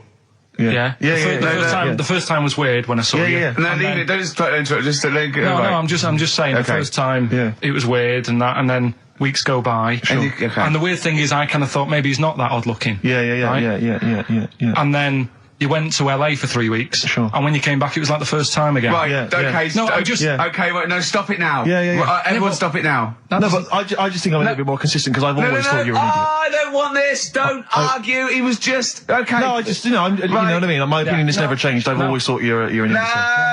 No, it's that's just been all through nice. Let's look. Peace. Shut up, war. fatso. Peace, not war. He's just such a stirrer, isn't he? No, He loves it. Don't think I didn't see you whispering behind the microphone about what to say to Carl. Look what I've just drawn, Carl, subconsciously. Yeah. Let's see. I drew a picture of him. It's something going to be on the website. It's not been on the website. No, it's going to be. I drew a little cartoon of him. No, not yours. I drew one of Carl. Right, okay. What were we talking about? That was a... So yeah, no, the touchy Freaks thing, moment. it's over and done with. It was alright if you want to get it out on video. Sure. You know, it's probably worth a look. Yeah. There's a couple of things on there that get you thinking more, you know, it's like how their life is and stuff, do you know what I mean? How it's affected, and like the little pillow man, or the fella who's got half of his body missing. Yeah. You know, it's stuff like that you think, oh. But what's the one that was disappointing? You said it was a half man, half woman. Yeah, I don't quite understand that one. Do you mean hermaphrodite or half? I can't remember it. Do you mean it was one sort of like it had bits of both? It was just like half face done in makeup and long hair, then on the other side had it shaved. I love the idea that you go to this circus and there's people in there that have been sort of persecuted all their life, and they think, well, maybe I can make some money, and then you boo them because they're not freakish enough. I love the idea they go, boo, you're not freakish enough, boo. Oh, you've got bits of legs, boo. Do you know what I mean? Yeah. But there was, I mean, talking about that, you see, why did they join the circus and that? Because there are things they can do. I was telling you in the week that I was reading something on some news website about some sort of Olympic-style games where they're going to see, like, disabled people against able-bodied. Right. Let's be careful here, shall we? No, I'm just saying, though. Okay. Do you know what I mean? So there is other things. It doesn't mean just because you haven't got legs you can't do other stuff. Yeah. And in this race, there's, like, disabled people who are beating able-bodied people. Yeah. I mean, what? Would you go and see that? I don't know. But, I mean, it depends. What do you mean? They're beating them? At what? He didn't state what the little races were and that. Little races. Does that Can't help himself. No, little races. Oh, look, there's the disabled with their little races. Yeah, they're having another little race. Oh, dear. Would you go? Would you go and watch that? Do you remember when Jimmy thought that Paralympics stood for Paraplegic Olympics? The Paralympics? Yeah, it means parallel Olympics. Yeah. He thought it meant Paraplegic Olympics. That would be a good sight, wouldn't it? Mainly blow football. Carl's found love on the street before, haven't you? How's it going with your bird, Carl? Are you married? No. How long have you been out with her? Going out with her? 7 years. Because, I mean, you're quite a simple man. Yeah. You're sort of a simple in a nice way. I mean, you're like Helen from Big Brother. Yeah, you're sort of nice enough, but I look normal. Well, yeah, you sort of do. But you could be one of those that just suddenly go mental with a pen. Yeah, do you know just what I mean? stab people through the eyes. Yeah, you sort of look normal. But if I wouldn't really want to wind you up to a point of frenzy. How did you meet your girlfriend? Through work. What, through her work? What, you found out and said We worked at the same place. Oh, you're right. Yeah. You're quite an enigma, aren't you? Could you give us more on that? At work, you met her at work. What, she came in selling sandwiches? She was going through the bins outside. What do you mean you met her Why at are you work? having an attack on me? You're the one who's sad and lonely. Oh, he's done you again. Yeah, but what I thought was interesting was I just scratched at him and he just went mental. Yeah, no, it's like a but bear caught in a trap. It's funny, isn't it? You'll never learn. Carl. No, I was just interested to find out what the story was, because it might be a really romantic story. Well, it's not. All right, jeez. I love the fact he doesn't want to talk about his love affair. I was thinking about you in the week, and like, does it worry you? I mean, you sort of joke about it now, and we're talking about it in the office, you know, like, oh, is Steve really touchy about the way he looks? And, oh, what's this? Where's that come from? He's done it again. He's done you again. I was walking home the other night, and I was thinking about it. And do you worry that when you're old, you will be on your own? You did start it, though, didn't you? Well, Carl, I'm glad you brought this up. because I mean, for me, you know, a lightweight, frothy entertainment show on XFM on a Saturday afternoon is exactly the place where I want to discuss the desperate, lonely future that's inevitably coming my way. Oh, God. I'll tell you what will cheer you up and forget all that. A bit of embrace. Isn't it time that we do our usual roundup of what's been happening in the news? Yeah. Which we always do every week. Yeah. We always do something, which is, I mean, basically, if you're listening and you're a new listener, say you work at a newspaper, we always try to be informative, just try and put stuff out there that just educates people, informs What are you people. thinking? Well, I said Monkey News is coming up, but what have you got? No, I was just looking on the net there and just found a couple of quite important news stories, probably worth mentioning. Policeman caught photographing. I don't know why it makes me laugh. It's just the phrasing, I suppose. It's the headline. Policeman caught photographing up woman's skirt. No, he wasn't up there taking a picture of Big Ben. He wasn't going, can I just sit up here? I'm just going to take a picture of that seagull over there. No. He was facing the camera up a woman's skirt. He was indeed. Right. A policeman in Japan is facing disciplinary measures after he was caught photographing up a woman's skirt with a hidden camera while on duty. The 42-year-old sergeant, who's not been named, used a digital camera to secretly snap the shots when the woman was reporting a stolen bicycle. So he was actually doing his proper job. He'd obviously thought to himself, I'll bring him a digital camera today. On the off chance a beautiful woman comes in to report a crime or robbery, I'll have it ready, I'll have it positioned, you know, Yeah. In such a way. But this is interesting. This is how he got caught. Okay? The woman became suspicious after she saw a flash go off. Brilliant. I mean, this Not a secret at all. Sorry, did I just see your shoe? Your shoe just seemed to just bring into life there. It was light. There was light. Yeah, I think I've had someone set fire to some magnesium that was on the end of it. It won't happen again. Well, it's only you and I in here, and your shoe was just suddenly lit. Why are you standing like that? Why is your shoe just sort of like between my feet? There's no reason. This is how I always stand. What did the bike look like? Flash? So, are you taking pictures of my family? No. And no, I'm not. And you should be wearing knickers anyway. Well, how do you know that? What? How did you know I'm not? How did I know what? I'm not wearing any... I didn't know you. I don't know what you've got up there. Well, I don't know what it looks like, and there's no way I could. Of course, it would be roughly that conversation in Japanese. I know, yeah. We're talking about embarrassing stories and stuff, and I don't know if I've told this on this radio before. Have I told you, Carl? I'm not sure. But this was when I was working at the BBC. This is not even long ago, and I'd moved to London, and I was fairly new in London. And I was working at the BBC, and I had this BBC hire car, and I've never told it. If there's anyone listening who works for the BBC, I don't know if I can still get in trouble for it. But this BBC hire car, and it was like I'd been ferrying kind of actors and people and production people around all day in this car. And I was driving back, it was quite late, it was about sort of 7 or 8, and I was driving back, and I pulled in to get some petrol to fill up the car every day. And I went into this garage to fill up some petrol, and I was there, and two blokes came in a white van, right? They pulled into the forecourt, and I was filling up the car, and they went, "Hey, do you want to buy a couple of speakers?" And I said, "Yes, I do."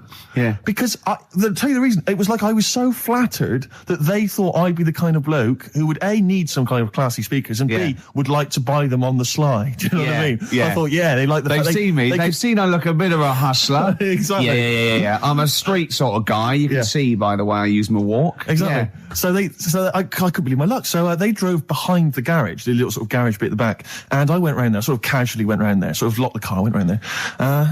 They went, open the back. You had 2 speakers in there. I said, "Are you sure these aren't knocked off, mate?" He went, No. We work for Dixon's. This is the story he spun me. We work for Dixon's, right? And we're delivery men. And if we make a delivery and the person's not there to sign for the goods, then we have to bring them back to the warehouse. But if we can sell them on the way back, then that's really good for Dixon's. Dixon's must love that. And instead of thinking, are you sure some kind of troubleshooter didn't... I mean, did someone going to go into Dixon's and go, you're not getting in the garage forecourt market? Jones. Exactly. Get a couple of lads in a white van. Exactly. Yeah.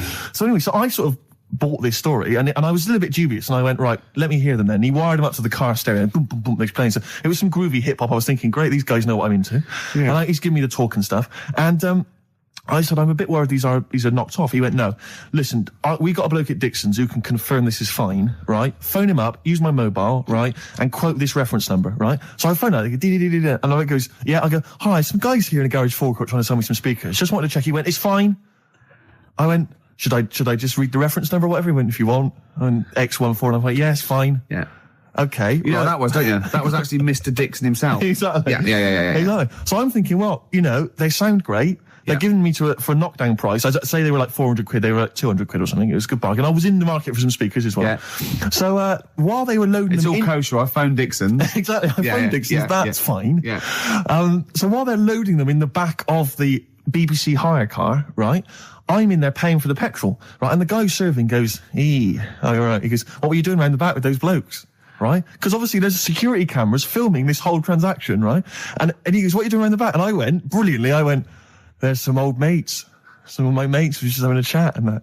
He went, oh, right, okay, like giving me obviously the evil eye. So I went back to the van. So I'm in the car now, and I'm driving with one of the blokes who's in the van with me because I didn't have the money on me. So I had to go to the cash point to get the cash, right? So I'm driving with him, and the other guy's following me in the van, and he was like a northerner like you, and he was giving it all the, all right, I'd say my girlfriend's a DJ, she's got some of these speakers, they're fantastic, and he's giving me this. And then my mind starts working. Now that I've got a bit of time to think, I'm thinking, wait a minute, this all sounds a bit dodgy. Yeah. It dawned on me, Rick. You know, fool, are you? You're streetwise. Exactly. You're streetwise, Steve. Not only that, I was thinking, how am I going to get them home? I've got to drop the car off at the BBC. How am I going to get these huge speakers back to where I live? And how can I pay for them? Because I've just spent £100 on Find the Lady with a couple of blokes in the square. It seemed like a fair game. Some of his friends were winning. But so I explained to him, I said, I can't get them back to like Brixton where I was living at the time. He went, don't worry, give us an extra 20 quid, we'll take them home for you. Oh, that's good. Delivery. They do a whole service, you see. And there's also a backup guarantee. Did they have the guarantee? The 3-month guarantee? They didn't. No. But so I said, I'm not sure about that. He went, well, why don't you put them in a cab, send them back, and your housemates can collect it? I was like, oh, no, there'd be no one in. And I was beginning to sort of get a bit conscious of, like, maybe this was a bit of a scam, after all. So I pulled into, like, a little side road, and I said, I'm not sure I'm into this now, actually. He went, what are you talking about? It's 200 quid for a pair of speakers. It's a bargain. You never get a bargain like this, mate. I'm going, not too sure, actually. I don't think I want them. He went, 150 quid, mate, 150 quid. I went, no, he's 100 quid now to you. And I'm thinking, wait a minute, this doesn't sound like the kind of work that Dixons would be doing. Dixons don't do that when I go in. This is it. Dixons never negotiate in that way. When I go there, look around and I leave, they go, where are you going? Exactly. I go, no, we'll have anything then. Have anything for a So quid. I stopped the car, and the white van pulled up behind me with his mates in. Sure. And I said, can you get them out? I'm not interested. And he went, 100 quid, mate. Oh, and he was just going, you tosser, you obviously want some speakers. And he was having a go at me. So I was carrying the speakers out and putting them back in the white van, and he was just shouting at me, he was going, 70 quid. I was like, 70 quid from 200? This is ludicrous. You realise that wasn't Dixon's policy then. Exactly. They don't usually shout, you tosser, as you leave you leave the shop and walk down Camden High Street. They're not usually shouting, you tosser. You should have took the offer of, like, the monthly payments they've got on at the moment. So eventually I put them in there, and I sort of knocked the deal on the head, and I got back in my car, and they were in theirs, and I just looked in the rearview mirror, and they were punching the dashboard, like, with aggression and venom, like we let that deal slip through our fingers. And I've never been so terrified in my life. I just sat there, and I was just thinking, oh my God, all I was thinking now is, what if I go back to the BBC, and they go, we've had a call from the police, the man at the garage, he saw you doing a dodgy deal. I love it. Yeah. Well, what you do is you put the hire car in a drain in your front garden, and then go in and out of the toilet, just pouring bleach down, or Ajax, and then never know. Right, there was this. This is what it's like about getting presents and stuff, right? With my mum and dad. Go on. My mate Colin, right? Colin Mackin? No, Colin Bailey. Oh, right? yeah. He had a little Sinclair Spectrum, right? Computer, which was like the thing to have at that time, right? Yeah. You used to always go round to his house. The deal was not the one you had to play through the window because you weren't allowed. No, that's another lad. Oh, right? yeah. This is a different lad, and the deal was he came to our house, and my mum gave him a pie. And then I'd go round to his, and I'd stay there for a few hours playing, Hungry Horace and stuff like that on it. Right? Now, my mum and dad knew that I really wanted one of these computers, right? So I waited about a year. Came round to Christmas Day. I thought, I reckon might have one. Turned out they bought me the wrong one. They bought me a ZX81 instead of a Spectrum, right? And Christmas Day, I'm there trying to load the games up. It's not working. I'm thinking, what's wrong? Right? And the thing with me, when I was a kid, I used to get quite sort of agitated. This is the moment. Right? I found out that it needed a RAM pack to make it work. Right? Looking in the thing, and it's saying, and make sure you put your RAM pack in the back. And I was like, oh, where's the RAM pack? And my dad's going, I don't know, I've got you the main bit. That's it. So I was that wound up. I just was sick, right? Just sick. I didn't feel sick or anything. I just was like, oh God. Went to the sink, just sick. Because I was that on edge about it. I said, come on, we've got to get one. And my dad's like, Tandy's shut. We're not gonna get anything today. Ruined again, Christmas Day. That was after the year when my train set got blown up by our kid. The following year, no RAM pack. And now you ask me, why don't I get good presents? He's scarred. He just I'm gonna die. Honestly, I'm gonna die. He's just screaming sick. Yeah. There's no RAM pack. What? Did you get to the bottom of it? Why wasn't there a RAM pack? You have to buy them separate. Oh, okay. What do you mean I can't play Frogger? Oh no. So, wasn't there another incident when you threw up? Spontaneously threw up? Through sheer anxiety? I do get it. It's not so much now because I've relaxed a bit, but as a kid I used to be quite on edge all the time with certain things. Do you think that's what happened to your cat that kept being sick? That it didn't get the food it wanted, and it just threw up? Do you remember that? Yeah. God, so they shaved it. Of course. Oh, I can't. Well, I'm sickened. I'm sickened because everybody knows that Gervais, and yet he's come out and he's spouted rubbish. Oh, I'm just. Oh. He thinks it's a good show. Oh. God, I'm disappointed. Oh, I'm so angry. He likes the show. I'm so angry because everybody thinks I'm an imbecile. Well, yeah. Well, fair enough. Yeah. No, because I was going to mention a couple, because I came up with a couple of my own TV shows. Go on, yes, I've got a few. Have you come up with your own? Yeah. Have you talked about this in the past? Well, yeah. Oh, yeah. When they have a cliche in the title, and that's the. Oh, the best one we came up with. Like a touch of frost, and it's his name. I know, I love it. Yeah. But my favourite, this is one I came up with, right? It was called Lady of the Night. right? But that's night spelled K-N-I-G-H-T, right? Yeah. And what is clever about it is, what it is there's a knight, right, a knight of the realm, okay, but it's set about sort of 1870 or something, sort of Sherlock Holmes era, that sort of thing. And he's a knight of the realm, you know, was it Sir Johnson or whatever? And he's a knight, whatever. But he doubles up as a private investigator, right? Yeah. And he's got working for him a prostitute, Yeah. right, who's also a private investigator. Yeah. And it's called Lady of the Night, you see, and it's double meaning because clever, it's a pun. she's a lady of the night, and she's a lady of the night. It's a night. It's fantastic. Brilliant. And they go around, but seriously, they go around investigating like crimes, sort of Whitechapel and stuff, and it's brilliant because you know, obviously she's a prostitute, whatever, and he's a knight, and there's a bit of sexual tension, Gervais obviously, and obviously got all the Victorian elements and everything, and obviously they can't associate with one another openly in the streets because that would be, you know, he's obviously got to maintain a certain reputation. Yeah. So it's Lady of the Night. There's all the intrigue and tension. What do you think about You that? thought this through. I thought that through. That is fantastic, using all your technical knowledge Yeah. and your film study and your... Yeah. I came up with one, Go on. starring Naughty Samantha Janus as a nun with Diana Rigg as a Mother Superior, and it's called None the Wiser. That's beautiful. And they're naughty. And That's great. And the None the sequel, Wiser. she gets pregnant and she has to go and work in the kitchen, right? And that's called Nun in the Oven. I was going to say. Yeah. Of course it is. Yeah. Of course it is. Oh, that's beautiful, Gervais. Remember Ray Cooney, that thing in the 80s when all those had those farces on, and basically what he did was substitute the word life for wife. He had Run for Your Wife, right? Yeah. And wife begins at 40. Beautiful. Doesn't make any sense, does it, grammatically? No. I just thought of one like, I said to Claire a few weeks ago that it would be like a stage play and there'd be loads of people jumping in and out, like of hospital beds. But in one of the beds, one of the wives, she just wanted to die because they had no quality. And it's whose wife is it anyway? That'd be good, wouldn't it? That's nice. Yeah, Brian Rick. Oh, that'd be beautiful. I That'd be love lovely. that. Touch of frost. It's so clever. And the other one is loads of lawyers with their wives jumping in and out of bed with just underpants on taking drugs, and it's this wife. That's beautiful. Yeah? That's great. That's a nice touch. So let's have some competitions then. But you know, I've got a whole game show as well, which I could mention. Go on. Do you want me to mention it? Well, after the next should we play... I've got a game show, right, that I came up with. Yeah. Okay. And it features me, but I think it could be perhaps a vehicle for yourself, Gervais. Yeah? What's All it right. called? I'm going to tell you, it's called Ricky Gervais Meat Rations. Right. And I like it already. You like it already? Because there's a part in there for me. Yeah. Could I play the Ricky Gervais? Yes. Yes. Fantastic. It was originally called, basically, let me just summarise very briefly. I'm not going to tell you all the games, but it's basically recreating the heady days of the war. Right. Right. That's fantastic. It's beautiful already, isn't it? It's got the nostalgia thing. I've got a game as well. But it was originally going to be called Ricky Gervais Fag Rations, but apparently cigarettes weren't rationed in the war, so it's called Meat Rations now. Excellent. And I'll tell you some great games. My favourite is, what's it called? To be perfectly Anne Frank.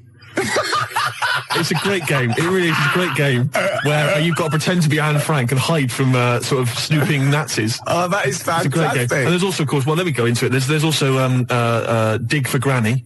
Good. I'll dig for victory, if you like. And what happens is you're scavenging through rubble, right? Can I just say, and if these are copyright. Anyone trying to rip me off? I mean, I've got the Penis Puppet Theatre. Yeah. I've got a stake in this, surely. haven't I? certainly. Ricky Gervais Meat Rations. You can have a bit of my Penis Puppet Theatre. That's lovely. Yeah. And I've also got a new game that I'll talk about after yours. It's called Tip the Balance. And it's sort of like a game for 4. And it's like, I'll send it off to Waddington, see what you think. I mean, there's teething problems with it. Okay, well listen, Gervais, look, Let's play Don't Fear the Reaper. Let's play that tune. By Blue Oyster and his cult. It's a classic. Yeah. And then we come back and we try and make some money. Let's make some cash. Well, you've got to be happy with that. Blue Oyster Cult, Don't Fear the Reaper. Yeah. Yeah? So go on then. So what other games are in this Ricky Gervais's Meat Rations? Well, it starts off, there's the sound of an air raid siren.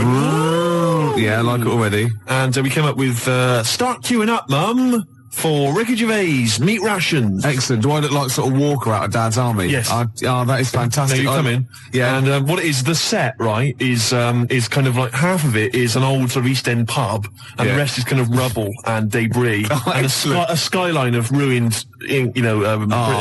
And what it is you come in, you're fairly sort of sharp and dapper, and of course Chaz and Dave provide the music throughout the show. And you know the Dolly Bird that usually comes on? She's a woman with like curlers with a little scarf on it. That's right. She comes out with those little floral aprons. You've got it. You've got it. Fantastic. And there's a game show. There's a bit in the show called Roll Out the Barrel. Yeah. I don't know what happens in that. roll out the barrel. Or we could think of something. There's a barrel of fun sort of thing. Yeah. And this is a dig for victory where you've got like a big pile of rubble, right? And you're digging through it, scavenging for food, canned food. But if you find like relatives or friends, you score extra points. Oh, that is fantastic. And there must be some sort of fun with like gas masks. Yeah. When you can all put them on and dress up as like, I don't know, one of the banana splits. Yeah. That's what could that be? Gas. Who snork? Yeah. Yeah. Well, possibly. So every week there's the real snork. Right. So it's like contestants come on, they put which one snork? Which one snork? Yeah. So you've got three celebrities. Yeah, who's a gas mask and the real snork. That's great. So you've got someone like Ted Malt's son, he pops one on. You got Frank Bruno, and Jilly Cooper. That's it. And they put their mask on and like a little outfit, and then the real snork is there, and you've got to ask them questions. Like you get like Bernie Winters and Henry Cooper going, number three, how long have you been in the banana split? And Jilly Cooper goes, about 6 years ago. I don't know. I think the banana split's been going longer than that. No, I don't think it's number 3. What do you think? And Bernie Winters go, number 1. Number 1. How did you get the job being in banana splits? And it's probably Ted Malt's son going, I answered an advert in the paper. That's not right. They were born. You know what I mean?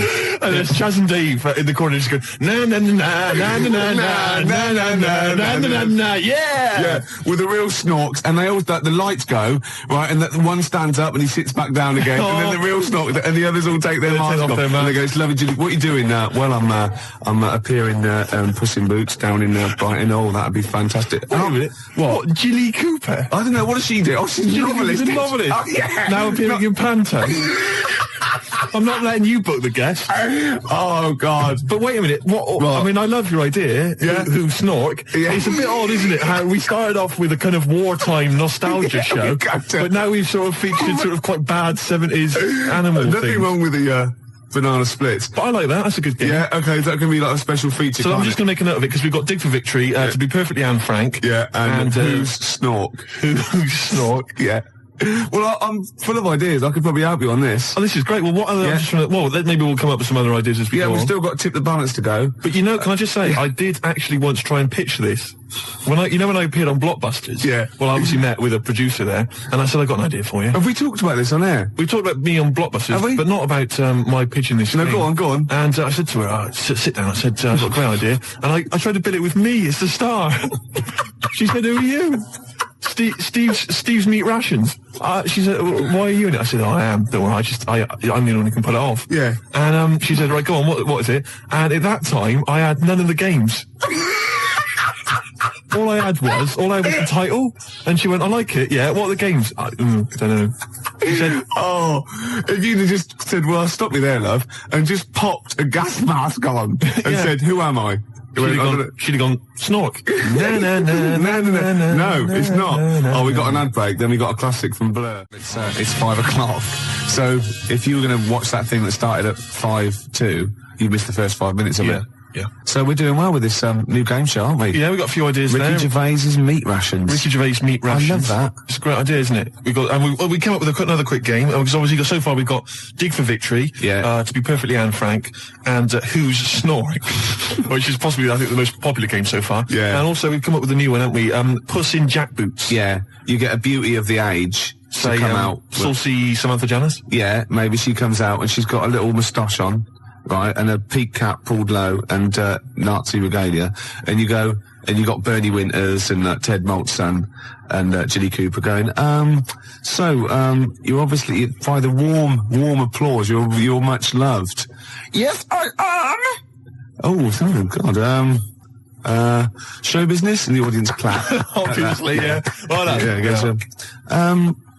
don't know, you're doing the Nazi accent very well. You an actress? Yes, that is correct! Yeah, it'd be great, wouldn't it? Could you salute in, please? Yeah.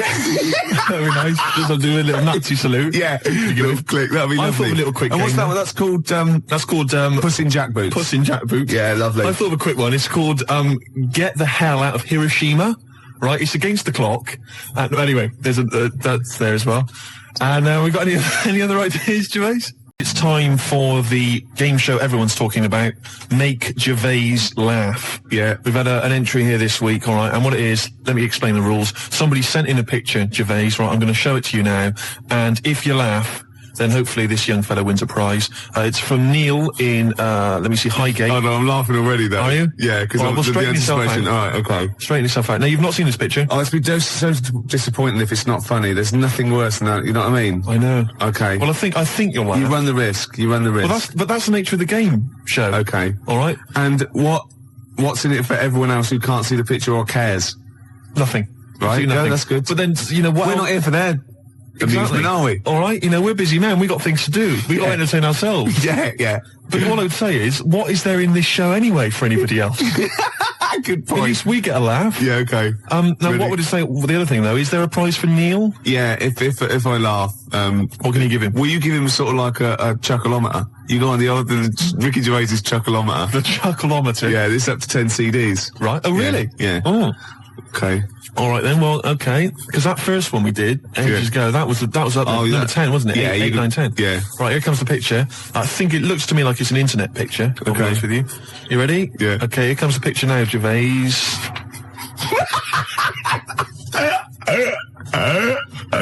Oh God. Oh, has he done that? No. Now listen. What I'll do is let's play a record, Gervais, and I will.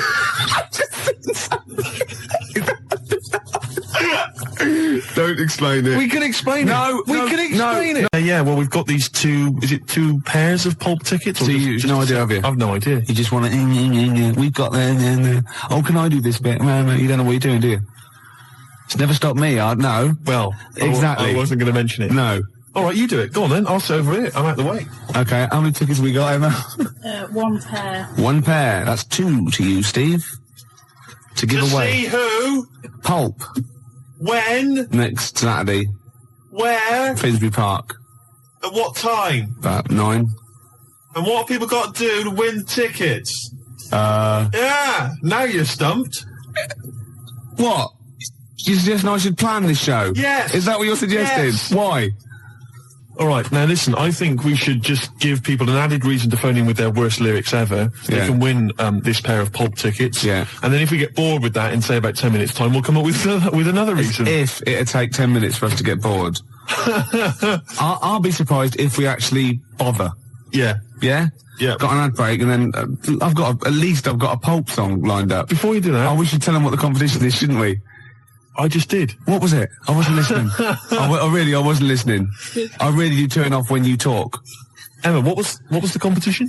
They've just counted how many fish are in the sea. No, they haven't. They've just done a census. A census. What, of fish? Yeah, some fellas have gone in the sea and they've got to work out. There's about... Mrs. Spratt, is this your son? No, he's a lodger. Okay, well, let's mark him down. That's 2. Oh, I've lost count. 6 million, 4 and... Oh, darn. So how many are there? About... There's a lot. Oh. Well, there are more species of fish than bird, mammal and reptile put together. Can I ask a question? That's on my DVD of animals. That's still available in the shops. Probably find it online. You'll get that slightly cheaper. $15.99. What? Go on, ask me a question. Features Ask me a question. includes Karl Pilkington's also on the DVD. Yeah. That's a perfect Christmas gift. Yeah. Long and Winding Road. I love that, but I don't like the way McCartney sings here. There's just one, he goes, you leave me waiting here. Well, he's always got that slightly affected... But it sounds style, like Richard Burton or something, here. Yeah. But it's only one that does it, but I don't know why. I just think he likes it or wants to go back and change it. Maybe it's like... But having said that, you know, I'm not taking away from the Beatles, one of the best bands ever. Well, yeah, good luck to Brilliant songwriters.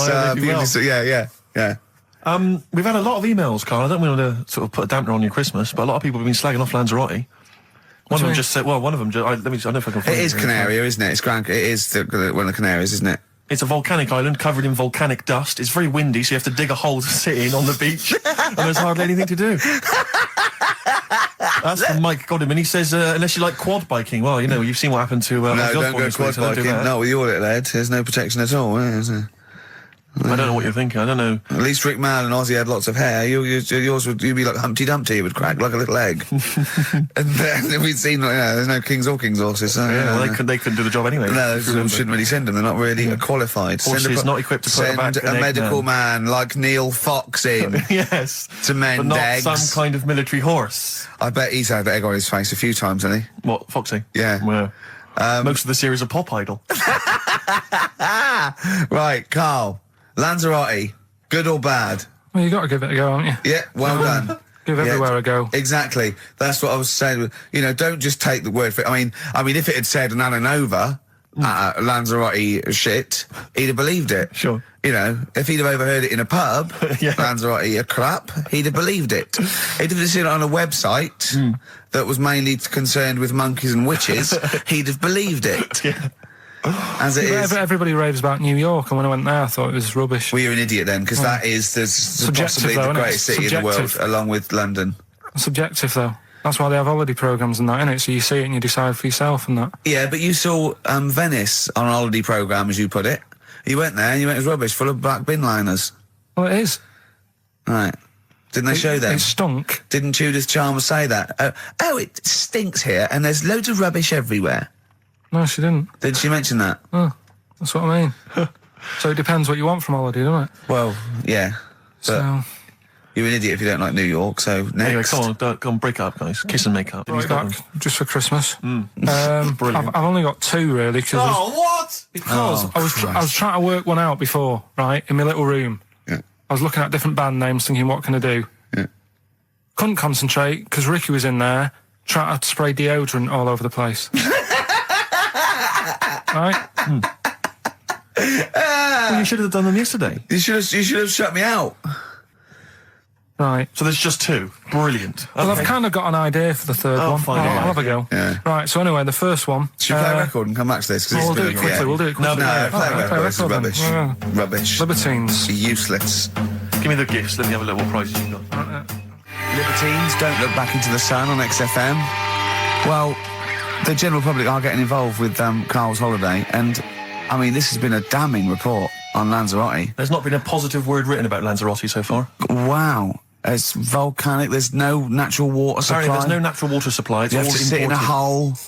What do you think of this, Carl? What do you think of the people that want you to know that you're going to a rubbish place when you can't change it? What do you think of that? Rubbish though, will it? What do you mean? All right. What do you mean it'll be right? Because I'm going to go there thinking, oh, there's no water and that, and there will be water. No, they didn't say there's no water. What did they say then? There's no natural water supply. Whatever. I'm not bothered. Doesn't bother me. All right. I'm going to have a good time and that. What are you going to do? What's your plan to do? Got a book. What book you got? Rich Hall book. I'm just going to read that. So, Brilliant. And the weather's better than here, isn't it? Yeah. So... Someone, Jet, are you going to be my girl on XFM 104.9? I'm Ricky Gervais, with me Stephen Merchant. Over there, little roundy bald head of Karl Pilkington. Good news and bad news. Good news is, boys are back in town, we're here for 2 hours. Hello. Bad news is, we have no monkey news, gay fella news, or little Chinese fella news. Really? We're going to try and, leave that for a week, Yeah. and then maybe come back to it. Yeah. Why do I get the feeling that within 20 minutes we'll be talking about little gay Chinese monkeys? Carl, think of that. We have got monkey news. Have we? Oh, yeah. So we've already broken that promise. Oh, okay. I thought we were going to try and sort of talk about something else. I just done Jonathan Ross show, and they don't talk about the same things every week. It's weird. It is weird. But, or as Carl says, weird innit? Yeah. So, gave this show about 5 plugs. Nice one. Yeah. So, I think we'll get upward of 800 people listening. Oh, double. For the first 2 minutes. Yeah. And then turning back. They're already switching over. I'd have thought so, yeah. I spoke to my friend yesterday. He's a little bit of an odd fella, and he said that for his own amusement, he had an iPod in his car, and he bought a little sort of transmitter, and he could transmit the music from his iPod to sort of just beam it, kind of as he was driving along, to sort of passing cars. What do you mean? It's Make weird. their radio play it? Well, but if they had it in the right frequency, yeah. I mean, pointless, completely pointless, but not dissimilar to this show, I imagine, in terms of the number of listeners. Yeah, but I was going to say, what's the chances of people having this frequency Absolutely on? pointless. So it's probably about the same, yeah. Do you know what it reminds me of? When I was young, I wanted to get into radio. I was excited in radio. When I was sort of in my, I don't know, I was 11 or 12. My friend and I, we got a little mixing deck, and we used to host our own radio show. Brilliant. From his bedroom. We didn't have a transmitter, so we'd put some speakers in his front garden, in some bushes, and sort of broadcast it to people who were walking Again, by. probably over the week more listeners than this show. Almost certainly. Yeah, I love the idea. It never happened, but I always was hoping that maybe some girls would just come by and just like sit and listen. These guys are great. I don't know where these sounds are coming from. It seems to be that bush, but Or Noel Edmonds coming along going, who are these guys? yeah. Can you get on my radio show? Can they stand in for me when I go on holiday? Yeah. Yeah. I did, did I say I did sort of pirate radio? No, go on. Got into hospital. Yeah, the normal radio, but you had an eye patch on. Go on. Dad was in hospital, right? And he was having some operation done, right? And went to see him and didn't have that much to say to him, right? So I was sat there. Well, it's awkward though, isn't it, when someone's ill? Yeah. Sure. And you don't know. Boring, isn't it? Boring. So I was flicking around on that little radio thing they have. Yeah. And I heard, like, they had a radio station in the hospital, so I said, I'm going to go and join this. So I wandered off to go and find it. Yeah. Sort of joined that, did a little show on there, thought I can sort of get out to the masses here. My mate made a little transmitter, did a little pirate radio show from the, got kicked out because they found out, and apparently I put the station at risk because all the stuff could have been taken off us. But from Little Acorn, 16 years later, he's on a show with less listeners. Yes. Brilliant. Can you imagine if you've gone into hospital, you're already pretty depressed, there's the fear of these super bugs in the hospital. Yeah. Maybe you've got some quite serious illness, you know, Yeah. you don't know if you're going to make it. His voice is what you hear to cheer you up. All right, weird, isn't it? I saw a programme about a parasite the other night. Yeah. Apparently, they get in through your eye and eat their way up through your genitals. Yeah. Anyway, You here's think you've got it Radiohead. bad? Yeah, exactly. Play a record, Carl. Stone Roses, yeah? Oh, Fool's Gold. Classic. Stone Roses, Fool's Gold. XFM, 104.9. Brilliant. Can't help but notice you've brought some sandwiches in, Rick. What's in them there? Cheese and onion. Cheese onion? Yeah. Because I've never, ever seen you make sandwiches before. I've seen you take a piece of bread out of a loaf Yeah. and sort of fold it in half.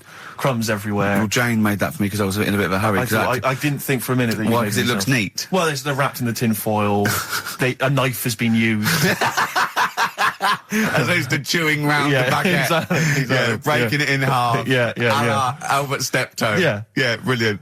Yeah. Nice. It's great, but the onions are strong. Are they? Making my eyes water. Yeah. If I go and breathe on you, it'll cure any sort of skin disease you might have. Skin disease. We watched that, Carl, you know, that Carl was raving about that thing about parasites, about worms coming out your brain and that. And I watched What is this? Is it a TV show? Yeah, called Body Snatchers. Right. And it was pretty fascinating. And, I mean, amazingly shot as well. I mean, it's got to win an award for photography. Yeah. And there was one bit that this little girl had been bitten by a mosquito and it laid her eggs, and it went to the doctor. She had a lump on her neck, like a boil. And they pulled it out, and it was like a bullet, this maggot. Oh. And they put it down, and it was wriggling in her blood, right? But the hole left was sort of aesthetically pleasing. You know, like that feeling you get, like, I once had an ingrown hair, and I quite liked it when I pulled it out. And it's a perfect little hole. And I thought, I wouldn't mind having those as long as they sort of like healed over. What are you talking about? I don't know, it's weird, isn't it? But why would you want a hole in your body? No, it's got pulling something out, sort of like pulling something out of your body. It's I sort don't of know what you're cleansing, talking isn't it? No, but it's sort of like, I don't know what it This was. is it. You watch one programme recommended to you by Carl, you've turned into Carl. You want a hole in your body? No, it was like, you know, like squeezing a really good sort of like spot. I mean, I haven't squeezed spots for ages, and I'd never had spots, but maybe that's it. I didn't have spots. Right. And I always thought that'd be nice, squeezing a spot. I don't know what you're talking about. Why I would don't these know. things be I don't know what pleasurable? to- Why would an ingrowing hair? That's Yeah, it great was good. fun. That was good, because I got it, it was like a little lump, and I pulled it, and then it pulled out, and it was like, left a little... I know what you mean. Because Yeah. I get thick hairs Yeah. and Yeah. like really. Oh, when they come out, it's like a bit of wax. Yeah. Like putting out a little candle. And I that's- love that. What? Yeah. Because I've got not much hair on my head. No. Right, it sort of grows thicker on my face. No, not true. Sure, but go on. Yeah. No, it does. Not true, baby. Go on. No evidence for that. Just made it up. So it grows sort of thicker on my neck and that, and now and again I'll see like something that's like a twig. Right, it's really thick. Yeah, you feel it, and then you think, oh, I'm gonna have that, and then you work at it, and then when you get hold of it, it's brilliant. It's like pulling out, it's fantastic, and it's waxy and builder, and it pulls it out and it stretches your skin and it leaves a hole. I've just realised why we talk about Chinese people, monkeys and gays every week. Why? Because this is the sort of replacement. This is what we've got if we're not talking about them. But it was great as well. And there's this parasite, right, that lives in a fish, right? And what it does, it changes the fish's behaviour. Because to breed, it has to get its body temperature up, so it has to get into a bird. Right? What needs to get into the bird? The fish? Parasite. The parasite needs to get into a bird, yeah. right. So it changes the behaviour of the stickleback, and it makes the stickleback sort of suicidal. So the stickleback doesn't flee when it sees a heron, it gets caught. Right. Because this stickleback has changed its behaviour. Carl didn't quite understand this, I still don't really get it. I watched it, and you see, like, the fat fish and that, and you go, oh, it's not well. But I don't understand. Well, all it does is, it has to get into a bird, because it has to breed, to lay its eggs, it has to have a raise of body temperature. So the fish is cold-blooded, so it has to get into a bird which is warm-blooded. There's lots of things. There's certain things at that level. Why is it doing that? Because it needs the temperature. It needs the heat energies for its reaction. Just like, for example, that's why your balls are on the outside. Because the cells have to be a certain temperature to survive. I don't know if it's the sperm or Sertoli cells, but they have to be a couple of degrees below body temperature. Otherwise, they'd be in a nice cage and we wouldn't get kicked in the nads. What do you mean?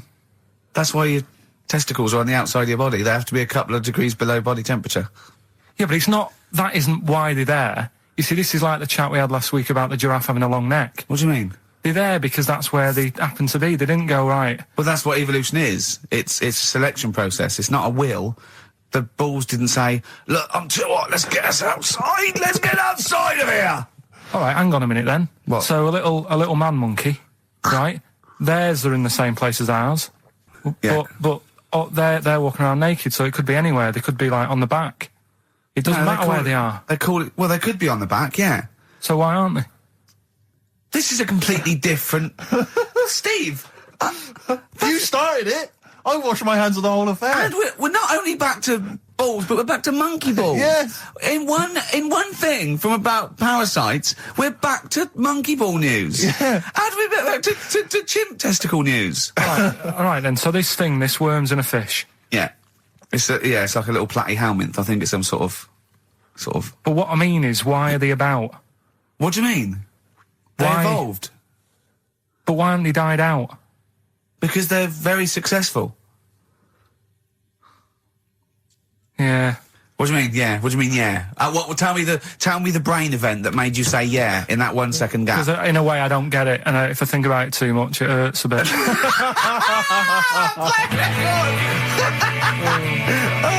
They've just been around for years, Carl. Yeah. Like Cliff Richard or something like that. Yeah.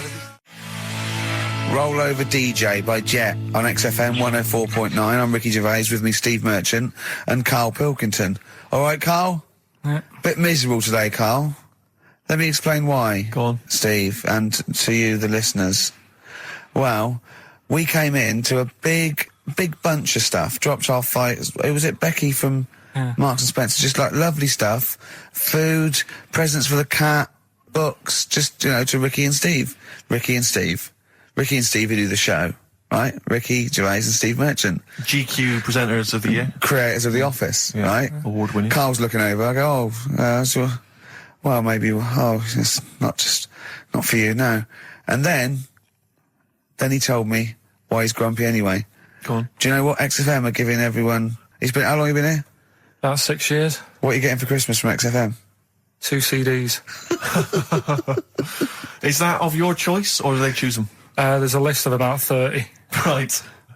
Tell them what you chose. 30 CDs. I've gone for Kings of Leon album. Yeah.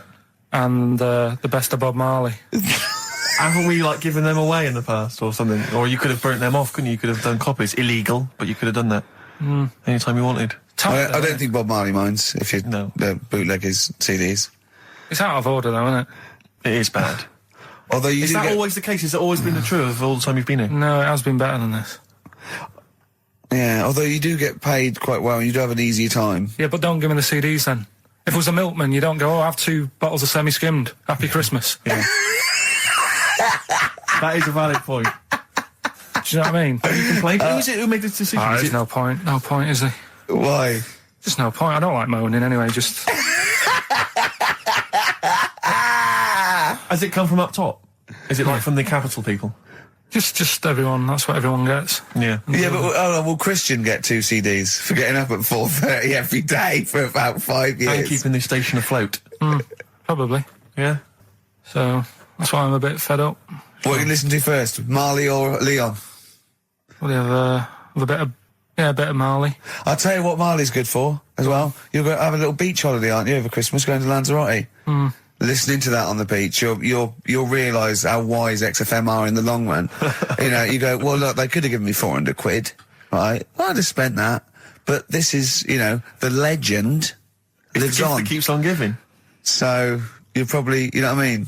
Think how much what you got to think of is how much all his great songs took, not only from the depth of his soul and, you know, all his sort of angst and knowledge and love, and then all the studio time, the marketing, and they're just giving you one that. They go, yeah, don't worry about that, Carl, just have it. And you go, what? All the time we spent with Bob Marley and everything in there. You know, have it, Carl, have it, Carl. And Practice. Yeah, have that. Thanks, well done. Carry on. We're still going to pay you for the work. Yeah. That's just something on top. Here's a little piece of Bob, free. Yeah, so don't moan, it's extra. So, they didn't have to give you it at all. Play a record, you ungrateful little swine. Some people, like the homeless, aren't getting anything this Christmas. This is my Except to favourite chill. Elvis Costello track of all time. It's Alison. This wasn't on the list. Do a bit of research in the week, find stuff, news, history, anything that's interesting. 3 stories, I give them a nice little headline. You take your pick. Between now and 3, you're going to learn 3 things. Yeah? Yeah. So, the headlines are, I'll be no buying one of them. Give us that again. I'll be no buying one of them. Nice, okay. Yeah. We've also got hippopotamus news. Okay. Okay. And can you believe it? Can you believe it? Well, I'm going to go for Hippopotamus news. Hippopotamus news? Hippopotamus news. Right, well, this one, it's... I'm not going to take the credit here. I heard Christian talking about this on breakfast, right? Because it's a good story that happened. Basically, I don't know if I told you about it last week when we were having our spaghetti, but I think you did. Right, I know what it is. I know what this is. Okay, I've not heard this. right, there's a little midget. Right, there's a circus, I'm loving it already. Circus going on somewhere. I think it was in America. And is that present day or old times? I'm talking like in the last 3 weeks. Okay. Right, little midget. Circus, really packed out show. People are loving it. Steve, you'll ask the same question I did. I know. So there's little midget jumping up and down on a trampoline. That's what circus is. Right. I pay good money to see it. So everyone's clapping, and he's getting carried away. Because he can't believe they're loving it. I didn't know they'd like a little person on a trampoline, but they love me. But you know what it's like when if there's a crowd of people sort of encouraging you to sort of go higher and stuff. Yeah. And I'm sure he knew it was getting out of hand. But he was jumping and he was coming down the road going higher, and he's going really high in the air, right? So he's doing this. Crowd are clapping. There's a hippo, right, just sat next to the trampoline, getting ready to come on and do his act. Oh, right, I thought he was in the audience. That's it. Getting ready to do his act, Steve. Yeah. So he's a ventriloquist. What do you mean he's sitting by the trampoline waiting to do his act? Because why does he sit in the dressing room and they go, 5 minutes, Mr. Mus, 5 minutes, Mr. Mus. So anyway, right, so the hippo's there.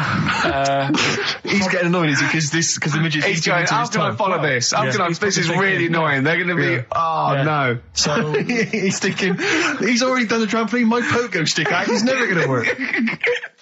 Yeah, go on. So there's a hippo waiting. See, it's a great story, and I just know he embellishes it or it gets slightly wrong. Go on. So there's a midget jumping up and down. The hippo's getting annoyed. The crowd are going mad. The midget's loving it. Can't believe his luck. Although you think he probably knows he's dicing with danger. Yeah. So next thing you know, they're all saying higher. He gives it one big, like, heavy sort of landing on the trampoline, goes really high, but goes off at a funny angle. Oh. Hypotenuse. Okay. Yeah. And sort of flies up. Sure. Flies off at a funny angle. Oh, dear. Hippo's there, swallows him whole. Crowd are clapping, thinking that's why the hippo was waiting there. Rubbish. Rubbish. It's not rubbish though. But no, maybe there was an accident in a circus with a midget and a hippo, but at no point was this hippo waiting to go on, going, come on. The midget flew off at hypotenuse and landed in the hippo's mouth and was swallowed whole. This is what you embellish it. That is great. And what's I that? have to say though, Rick, when I heard midget, trampoline, hippopotamus, I was thinking accident waiting to happen. Yeah. So. Yeah, maybe. I mean, it is that you should never put those three together. Never. It's a recipe for disaster. Everyone textbook. knows that. Midget, trampoline, hippopotamus. Are you mental? You're asking for trouble. Well, You know when he told me it, he said, and the midget, he didn't mention the hippopotamus, and he said the midget went on, and soon he fell off, and the hippo ate him. And I said, sorry, what was the hippo doing there? He went, it's a circus. I've never heard of a circus having a hippo. What do hippos do? What can they do? You can't train them, can you? What do you? Aren't they like very deadly? They're huge, aren't they? You can't have a hippo in a circus. are you sure? You're not thinking of Zippo. He's neither kind. Yeah. No, and it wasn't some sort of where Zippo was eating a midget and it's some sort of horrible sexual act. No, it was definitely. I heard it on breakfast, right? Oh, okay, sorry. No, it's definitely fact. Yeah, okay, right, okay, good. Gervais with me, Steve and Carl. I was on I don't know if this is alright to talk about. I mean, it happened, so, you know, not worried It's about alright to talk about. Everything's alright to talk about. But I was on the train, right, coming from Manchester back to London, right? Yeah. And got on it was like a Friday night, and it was heaving, you know, like the last train is and all that. And absolutely chocker, right? Yeah. So I'm walking through the carriages, thinking, oh, is he in his seats anyway? Anyway, everyone's like, it's heaving, right? It's people stood up in the doorways, you can't get in the toilet and all that. There's not going to be any chair knocking about. You know, so walking through, and anyway, I see this one empty chair sort of in front of me, right? I think, oh, why ain't anyone sat there, right? I'll just rush to that, get to that, I'll get myself a seat, plonk myself down, right? And sort of turn round, you know, see who I'm facing, you know, see who you're sort of having a chat with. Little fella there, right? Little, Down syndrome kid. Right. Sat there. And he goes, all right. And I thought, oh, right. Not bad, but do you know what I mean? They're always talking, aren't they? They ask a lot of questions. Right, so I was like, oh, here we go, 2.5 hours. And I couldn't get up because the thing is, that's obvious. Sure. Right? So that's like mean. I'd never want to be mean, do you know what I mean? No. At the end of the day. So anyway, so I think I know, I'll go to sleep. Clever. Right, so I shut my eyes and he leaves me alone and all that. So then my phone goes and I think, right, what do I do? Do I ignore it? Or do I open my eyes and see what it is? Anyway, I open my eyes, it's Ricky calling about something. About nothing, probably, actually, thinking about it. It wasn't even worth answering, right? So anyway, but I'm awake now, aren't I? So he's like, hello? And I'm like, all right, mate. And he says, you're muscly. You're right. Oh, God! And I said, yeah. And he goes, you know, why? So I said, no, just am. It's, again, stressing me out, because I was thinking, why am I muscly? I don't go to the gym. And, you know, I mean, I'm not muscly, I'm in good shape and that. Well. So then, he wants an arm wrestle. On a crammed train from Manchester, so I've got another hour and a half of this. When you talk back, he'd soon have got up and left.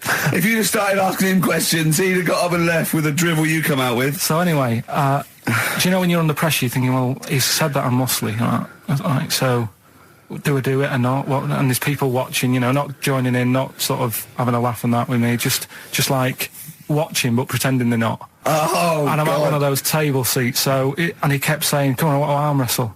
So, and he was getting loud, and I thought, I best just have an arm wrestle. What do you mean? What do you mean? I best just have an arm wrestle. Well, what do you mean? Get it over and done with. I had to. If he's going to keep asking, I had another hour and a half on the train. Oh, God. So anyway. Oh, my God. I'm thinking who won. Well, I'm Well, thinking, were people putting bets on? How was it working? It was stopped, and just as well, really. What do you mean it was stopped? Was it game? No. He was winning. I was struggling a bit, right? Yeah. And he was really like, taking the arm down. And then he sort of let go and started laughing. And I thought, thank God he let go, because I would have made. You know what I mean? If I lost that, everyone's in the train looking, and all the rest of it. It's suddenly serious to him. He's got to win this. Anyway. Pilkington. But then he just, then we were chatting about favourite food and that. He likes sausages. And I said, he said, do you like sausages? I said, yeah, they're alright. I like a bit of Chinese and that as well. And he was saying, I can't have Chinese. Not allowed Chinese. Why? Don't know. He just said, it's not allowed to have it. But yeah, I had a good long chat about stuff and that. But so you enjoyed it in the end? In the end, it was all right. Yeah, it's just. What do you expect? Okay. No, but it's that thing, isn't it? It's always whenever you're faced with something different, it's always awkward, isn't it? And that's the thing. You're talking about him now, are you? And I think I did all right, because everyone else was ignoring him, but I probably made his day pretty good. Yeah. We were a nice bloke. I like the idea that newlywed couple are probably thinking that's going to be a similar journey down to Cornwall. GCSE. Just one better. And the story, it's all sort of, how he's being pushed about by his wife. That's not literally. By his wife? She's wheeling him about? What do you mean? She's wheeling him about. They go to a party. Everyone sort of looks round and looks at him. What makes you think that he's in a wheelchair? What's the clues? What's the words? There's loads of little things. There's like I say, something about his wife walking around with me and all that. Well, of course she is. She's pushing him about. But walking around. If someone said, "Oh, she was walking around with me," I'd think they were both walking round. There's a few. But that's not. There must be another. There must be a reason why you suddenly thought that fella's in a wheelchair. Right. My wife's walking around with me. Put on your makeup, and I feel all right. No, and she's always saying, "Do you feel all right?" And that she's always asking him how he is. Yeah, but she's just listen. Let me play it, right? And try and picture the scene, right? But now I'm only thinking of a little fella in a wheelchair. Well, have a listen to it, and just everything that's being said. Okay. Understand why I'm thinking what I'm thinking. No, never. Right, you ready? Yeah.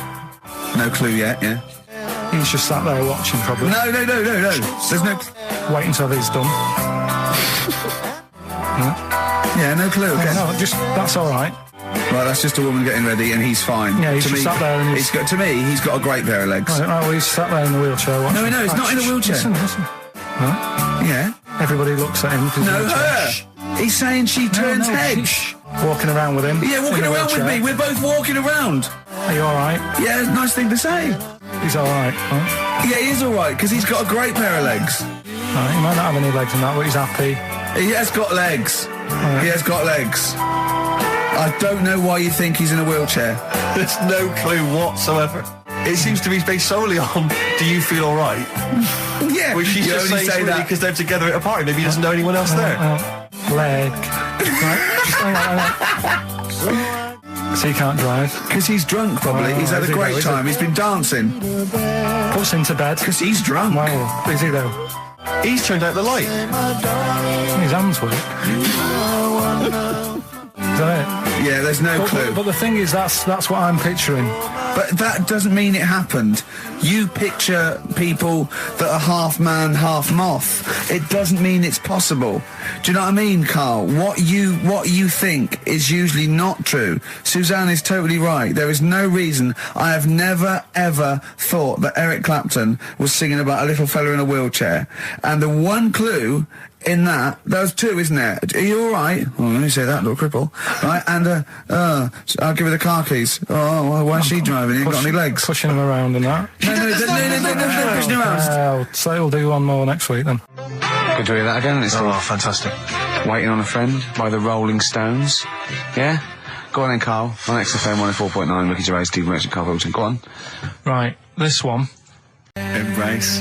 Glorious Day on XFM 104.9. Rick, there may be listeners tuning in thinking, they've got something better to do, for instance, switching off the radio and just staring blankly at the wall for the next half an hour. But no, because what they're going to miss is our grand finale to this, which is, of course, sponsored by Lindauer's, the sparkling wine solution to a hot summer's day. Yeah. That we're going to be firing a cork. Did you just make that up? Yeah. Pretty good. Good. They're going to be firing a cork at Karl's head just for the sound. I just think it's sound. Huh? It's not happening. Yes, it is. You said no. We've said it is now. We've promised it to the listeners. Yeah, come on. I'm not happy with it. Why? Because the paint. Well, I've never had it done, so I don't know how painful it is. Well, what reason to do it then? Yeah, we've got to try it out, haven't you? You're perfectly. It's like a little cowbell or wood block. Except, that's what I'm hoping for. Yeah. I'm hoping for pop. And I'm going to film it for my website. Brilliant. So go to that this week, rickygervais.com, and see Karl Pilkington getting hit. A high-powered cork coming out of Lindauer sparkling wine. Lindauer sparkling wine. And of course, if you want to send us anything in, and perhaps next week that you feel we could actually that'd be great. That's us to do. This is like interactive because a lot of people plan the show. Like Dr. Fox plans his show. We sort of come up, we riff on the. So that's a great idea. Send stuff in that we could harm Karl with. Yeah, we harm Karl. We do a jingle. Harm Karl. I've always wanted one of those George Foreman grills. I've always wanted one of them. I know, but that's too much, isn't it? We could. What if we just pressed his head inside it? We'd have to put it on. Put it on. See, yeah. Just squeeze his head inside it. I've got to do that thing with a tea towel one day. You know that thing I did with a tea towel? You put a tea towel around his head, right, tie it. I put a wooden spoon in, and you only have to turn it like a couple of inches, and it kills you, doesn't it? Yeah. It really is, yeah. So we'll be firing a cork at Karl's head. I'll be filming it for the website. So that's coming up about 10 to 3. Look forward to that. Yeah. Do you know what? I'm loving this. This is my. Just being in a room with him. I just can't. I want to squeeze his head. XFM 104.9 playing Green Day. The studio's falling apart. I know, his microphone broke. I don't know why Lindauer's, the sparkling wine, want to be associated with this shambles of a show. It is falling apart. This is awful, this studio. It's got to be fixed. Right now, Karl, come on here. It's the time where I'm going to let a cork off. Do you want to film this, Steve? Yeah, that'll be available on the website next week, rickygervais.com. So see Karl getting hit. One bloke suggested we leave the metal cap on because it's get a better pitch, but we take that. He's straight. It's dead out. Let's get the camera ready. Get the camera ready. Ready? So if you just joined us, we are using some Lindauer's sparkling wine to basically, what can I say? We fire a cork at Karl's round head. Hang on a sec. Let me just put the headphones on. All right, film this then. Okay. It's in position. Look. Just firing up. Okay, Karl, come on there so we can see your head a little bit. We want to get the noise, the microphone there. Right, ready? Hold on. Good. So you're just doing it. Hold on. Now it's in position. What have you? Oh. Ready? Yeah. Oh God! Oh no!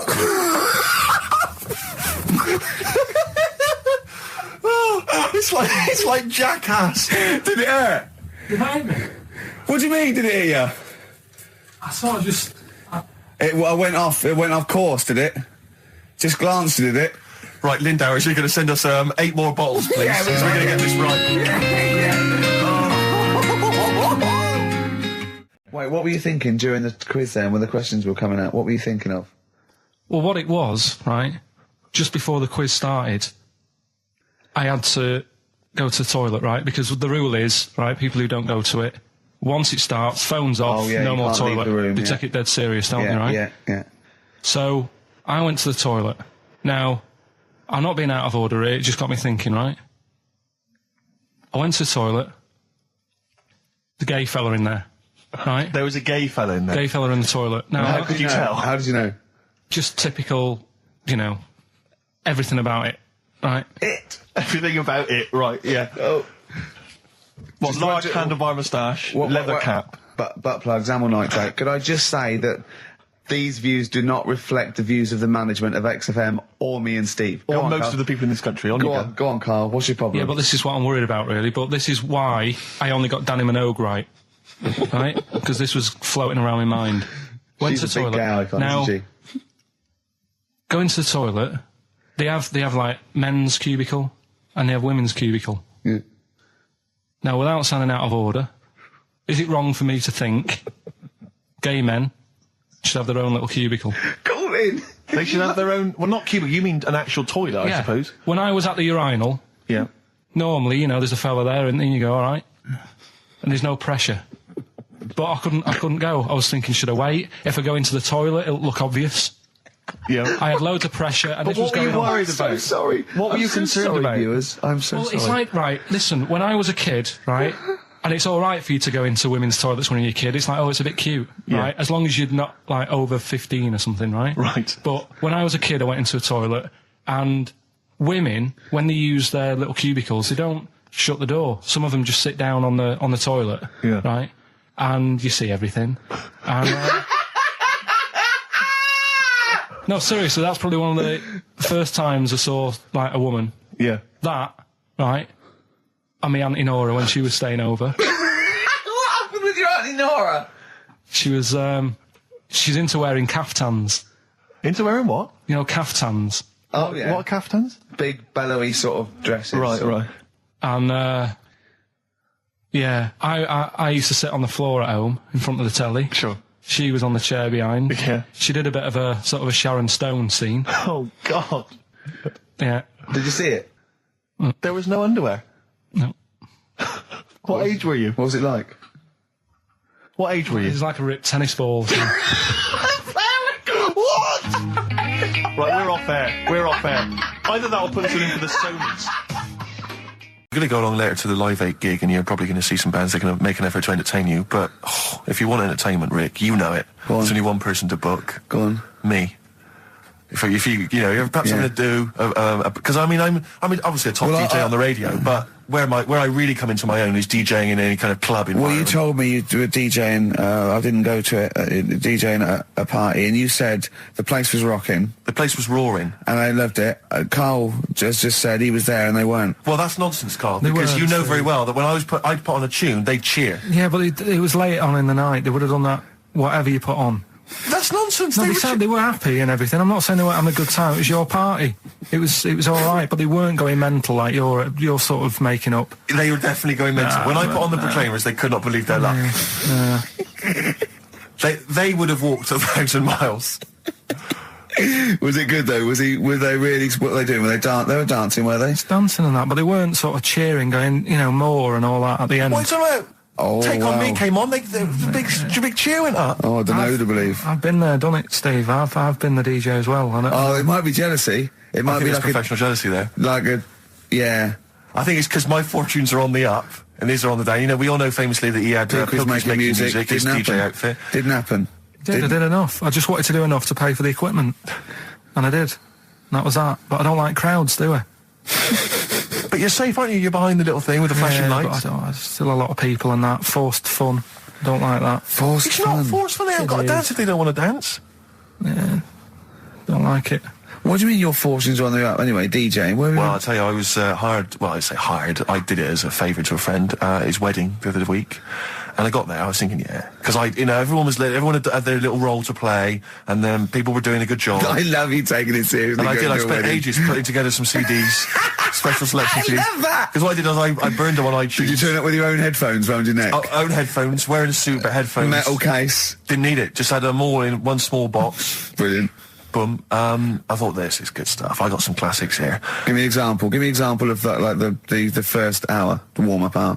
Rick, I'm coming straight in with Frankie Valli. Oh, what a night! Brilliant track. I mean, when those beats start at the beginning, who's not getting on the dance floor? Wait a minute, what's this following up? Go on. It's the Jacksons. Well, I Want You Back. I Want You Back. Brilliant. It sounds good at the moment, Carl. Yeah. So I'm thinking, at least I'm gonna roar this back because they laid on a good spread. The ceremony was nice, food was nice. I'm thinking this is going to be the piece de resistance. Yeah. Alarm bell started ringing. Why? When I realised there was a marquee outside. Of course, it's a balmy summer evening. I'm stuck inside on the dance floor, so I'm thinking I'm going to be struggling here to get them in. Even with flavours like this, I thought I'd struggle, Rick. So I'm sat there in my suit. I'm sat behind the steel DJ console. I've got all the big numbers. There's one or two people making some token effort, but frankly, most people are outside everywhere. no. I was livid. Of course, they couldn't hear it out there. So I was playing to an empty room, really, and I was furious. I was absolutely furious. Because, I mean, what is, you're wasting my time. You're wasting now. I could have just stuck the CD on and They're gone out there, wasting couldn't I? Frankie Valli's. Frankie Valli's They're time. wasting the Jackson 5's They're time. wasting, D-Light's time. Yeah, yeah. And so So I'm sat there, and there's a couple of people making a cursory effort, mainly when they come to get a drink from the bar. They might have a little quick, couple of two. You shout, we don't want your Not lot. interested. All of you or no All one. of you or no one at all. And, then there's a microphone set up because people have been doing speeches. This little girl gets on the mic, right? It's being funneled through the speaker system. So every time I put my headphones on, Miss Dynamite, was it? It wasn't sadly Miss Dynamite, although she decided to have a little go at MCing. She was screeching a little head How off. old is she? Oh, I don't know, 8 or 9, at their most annoying. when children are at their most annoying, because they got a bit of confidence there, they're a bit cocky, they're not shy anymore, they're a bit arrogant. Yeah. She's screeching her head off, so I'm playing, and she doesn't know it. Your face! I'm playing Into the Groove, no one's getting into the groove, because she's going mental, she's just going, what's this, I don't know what this is, play something I know. I'm thinking, I haven't got any bloody DJ Otsu or Crazy Frog, I'm not going to play what you... So she's just screeching along, ruining it for everyone. And I say everyone, there was no one there, so she was ruining it for me. I bet you were really I'm angry. furious. But of course as well, every time she screeched, it went through my headphones. So of course and then her dad comes along, right? And I'm thinking, all right, he's seen what's just happening. imagine you in your suit, sweating, getting annoyed at someone ruining your set that no one's listening to. I think, her dad's coming over. He's going to put pay to this. He's realised that she's causing a disturbance. He comes over there, joins in. No. Sits her on his lap. He's just saying, she's having a whale of a time. I'm thinking I'm furious. I'm thinking it's his responsibility to shut her up. He's not going to do anything. What can I do? I can't step in. No. And I know very well that if I interfere, he's going to say, oh, well, she's enjoying herself and no one's dancing anyway, and we've just got into a fracas. Yeah. And I didn't want to start a fight. No. Because I don't know, but he'd have knocked you out, wouldn't he? Someone would have got knocked out. And I'm not saying who it would have been, but, but there would, to bear in mind, Rick, there would have been 2 of them. And, so I didn't want to get into a fight with them. And, anyway, so I'm playing. Anyway, so my friend came along. He realised what was happening, and I didn't have the guts to unplug the microphone because he'd have known. You see. Yeah. So I got my friend to do it when she had her back turned.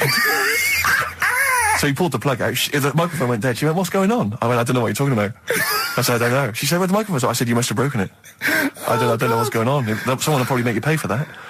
Anyway, at least we shut her up. That is great. But it really went from bad to worse. And there's that thing when you panic, you start panicking, so you're putting on a lot of flavours that you would have saved till the last hour. What are we talking? Boom, boom, shake, shake. Exactly, you're throwing him in early. Love Shack's coming on way too soon. Really? Oh, Love Shack before 11. It's heresy, but I had to do it. But anyway, in the end, I made the bride go and get some people in. I said, look, it's your special night, all right, and they're going to enjoy this. I'll be honest, love, this is a washout, and it's up to you exactly. to turn this wedding around, or I'm walking. And I tell you, they're going to have a sour memory of this evening, unless you bring some people in. Get everyone in dancing. So she got them in at the end. Brilliant. And I'll tell you this, Carl. I mean, I don't know what you say, but they were loving it. They were absolutely loving it. A bloke came over and said, "Have you got Amarillo?" I said, "No," but I put on something even better, Delilah. Wedding crowds always go for Delilah.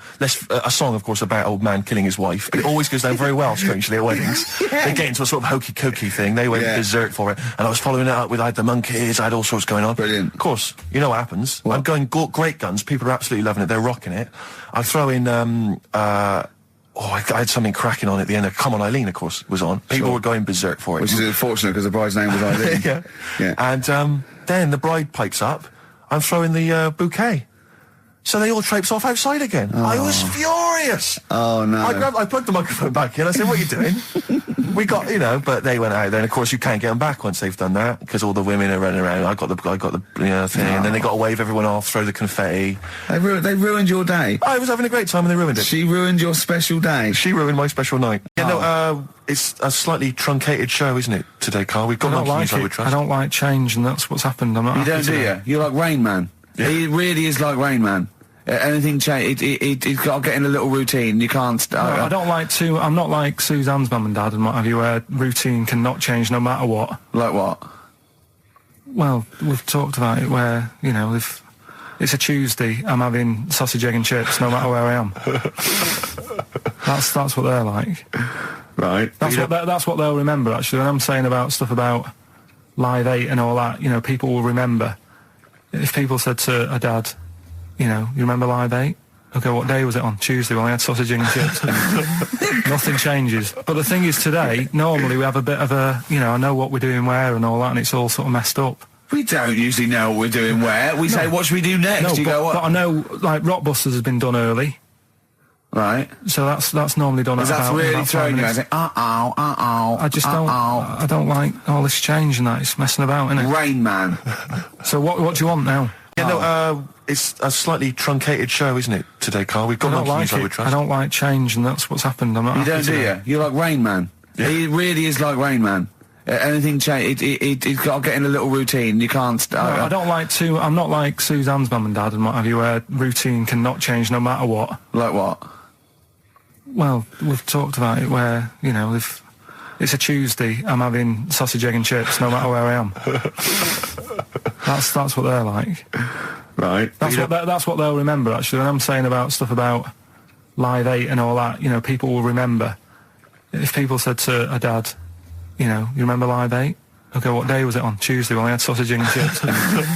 Nothing changes. But the thing is, today, normally we have a bit of a, you know, I know what we're doing where and all that, and it's all sort of messed up. We don't usually know what we're doing where. We say, what should we do next? No, You go, what? but I know, like, Rockbusters has been done early. Right. So that's normally done at That's about really 5 throwing you. I minutes. say, uh-oh. I just don't. I don't like all this change and that. It's messing about, isn't it? Rain Man. So what do you want now? Well, what about Song with a Story? See with the. Right. Well, last week. Look at him, he's in a genuinely foul mood. No, he's actually rocking. Yeah. He's actually rocking like Rain Man as well. Last week we did, like you say, Eric Clapton. This is the section where we play a song with a story. I think every song, if it's a good song, it's got a story. You've got to listen to it, sort of, you know, from the start. You get in the middle, you're going, oh, how's it going to end and all that. Yeah. You wait another minute, you know the ending, you're happy. But the thing is, as Steve said, you know, sometimes you're disappointed with it, so it's just not a good story. And as Steve said, I'm not sure you're finding what you need in a song for a story. Why don't you read a book, a novel? If you want a really good story that engrosses you, why don't you read a book? You're not going to get it from a pop I haven't song. got time for a book. Song's 3.5 minutes. And that's it, is it? And that satisfied you? Well, yeah, it gets you thinking for a few minutes, then you move on. Then you stop thinking. 2 minutes 50, this one, right? It's brilliant. Go on, then. It's about, last week we talked about the little crippled fella, right? This one... as I say, I don't think we say cripple anymore, but go on. Alright, this one, someone emailed in saying, if you want a song about that, this is a song you ought to listen to, right? Right. It's about this fella who, basically something happened. I think he's in a wheelchair, right, for some reason. You thought that last time. His wife, you know, likes going out. She doesn't take him with her when she goes out. Right. Is it Ruby, Don't Take Your Love to Town? Yeah. Brilliant song. We'll just play it then. Yeah, great song. All right. What do you mean? Oh, it's a good story. It starts off well and that. You're feeling sorry for him, but then he says, where's my gun? Yeah. Because she's a slut. Why? Because she's going off. Yeah, but what does he expect her to do? What? Just because he paralysed his legs fighting for his country, presumably in the Vietnam War, says that crazy Asian war. So he's gone, he's fought for his country, he's taken a bullet, he's come home, he can't walk, he should be a hero, and then his wife's going out putting it about downtown. Why do I never meet women like Ruby? Because out of all the religions, that's, you know, I'm not a religious person. I don't understand. You're it. only saying Hare Krishna because you've got the head. That's the only reason you think it'd I'm be... halfway there. Yeah. But the thing is, out of all it, you just what was that? Money just fell out of my pocket where I'm nearly laying down. That's the danger of wearing sweatpants everywhere you go. I'm only ever lying down in a chair. No, I'm you know, I've never been a religious type. You know, if people want to do it, I let them do it and what have you. Good of you. But out of all of them, I want one that's not going to take over your life. I don't want one where you've got to get up 3 times a day and you've got to go and pray and that you've got to get up early. Forget that. It's getting in the way. But if it's something like, I was walking to work the other day, right, across Oxford Street. There's a little Hare Krishna fella there, and he sort of had he had a leaflet and stuff, and he said, you know, are you interested? And I said, what do you do? And he said, well, you know, we're against getting stressed out and what have you. And he gave me a plum. They hand out food for some reason. But I sort of asked a few questions. That's just the imagery. These 2 bold people, one of which is wearing an orange smock, holding a plum in the middle. He hands the other one a plum. It's almost like you can imagine some kind of religious painting. Yeah, exactly. Yeah. you know, what is their sort of main thing? Because he didn't really tell me that much. He was a Japanese bloke, so I didn't know what he was saying that much. Why? He wasn't speaking English? Not very well. He wasn't the best sales bloke to send out for them, is what I'm saying. Yeah. But what's that? Are they? You're saying they're nothing like? Well, I believe Hare Krishna is a kind of as an offshoot of a sort of Buddhist faith. It is. I think they are Buddhist, aren't they? Yeah, and obviously their kind of trademark, as it were, is that they have to say. I believe they have to say Hare Krishna, Hare Krishna in a certain rhythm, in a certain order, a certain amount of times per day. That's why you see them walking down the street saying Hare Krishna, Hare Krishna, because it's actually a sort of religious chant which they're obliged to do. So you see, even if you go into the Hare Krishna faith, you may find yourself, you know, in Tesco or whatever, forced to say Hare Krishna, Hare Krishna. Perhaps out loud, out not loud. just thinking it. Yeah, no, out loud. You can put it on an iPod and you couldn't put that on an iPod. No, it doesn't count. No, I think you have to actually say it. So I guess that kind of eats into your social life a little bit. And there's the wearing orange as well. Particularly frustrating, I imagine, if you're in a cinema or a library. A little bit awkward there, you know, midway through. Or Star you Wars, live next door to a bloke called Hare Krishna, yeah, who constantly thinks you're calling him. Yeah, that probably. Yeah, so that's in this. I mean, I don't think we've quite done the Hare Krishna faith its full service there, but so interesting to you. I mean, you got handed a plum. You've been treated well by them. Yeah, well, but he couldn't tell. I just wanted to know how much time it would take up. What are the benefits? You know, what can you do? What can I you think do? the benefits are they probably don't get stressed out. They've probably got that sort of that zen, that chi-ness about them, where they try and interact and quite meditative. Yeah. Yeah. I've got some nice trainers as well, don't they, with their orange. What are you looking for then in a faith, Carl? You say what are the benefits? I mean, obviously Catholicism, you get the communion wine and bread, so... Yeah, but I can afford that. Right. Probably, just, I like the Crusaders. I was forced into joining that as a kid, because a mate sort of joined it, and he sort of said, are you joining? I sort of swore at him. I said, I'm not doing that. Right? Yeah. He said, right, if you don't come with me, I'll tell your mum that you just swore. So I was like, oh. So I went. So I went along, and they used to just go on the Friday when they played, you know, Sabutio and stuff. And then I went on one Sunday, and it was totally different. There was no Sabutio. There was no sort of, you know, table tennis. The thing where you hold a thing and knock things over. Skittles. There was all that on a Friday. Went on the Sunday. It was rubbish. He said, right, sit down in this room. They gave me a Bible. Thought, this looks too heavy, this is too big, I'm not interested in this book. And I never went again. I used to hide on a Sunday when they came round. And that's been the only sort of... I suddenly, why did it suddenly turn out to have to hide on a Sunday when they're coming round? Because they wouldn't leave. They wouldn't leave. Who was it? Were they adults? It was sort of a... Well, he seemed like an adult to me at the time, but he was probably about 27. Well, that is an adult. Yeah, but do you know what I mean? He seemed a lot older when I was a kid. Yeah. And he came knocking and that, and he used to say to me, Mum, I'll just tell him I'm ill or something. And he used to hang around to see if I'd eventually come out to play and that. And if I did, I think they would have grabbed me and took me there. I love the idea that for you, religion has to bring with it some kind of gift. It's like, you know, join our faith and you get an alarm clock radio.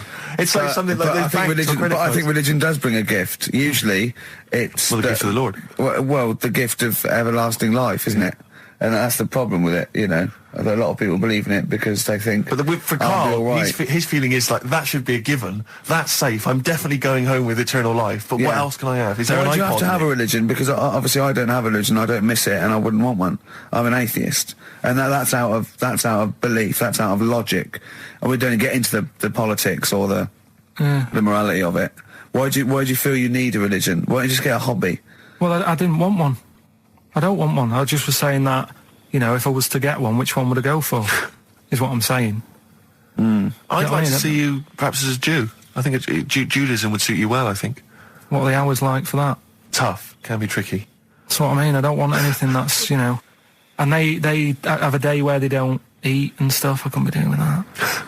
So then they have days when they eat too much? Yeah, but what happens if I'm not that hungry that day? Like I say, I don't like change. No. I mean, I like my Cheerios in the morning. I don't...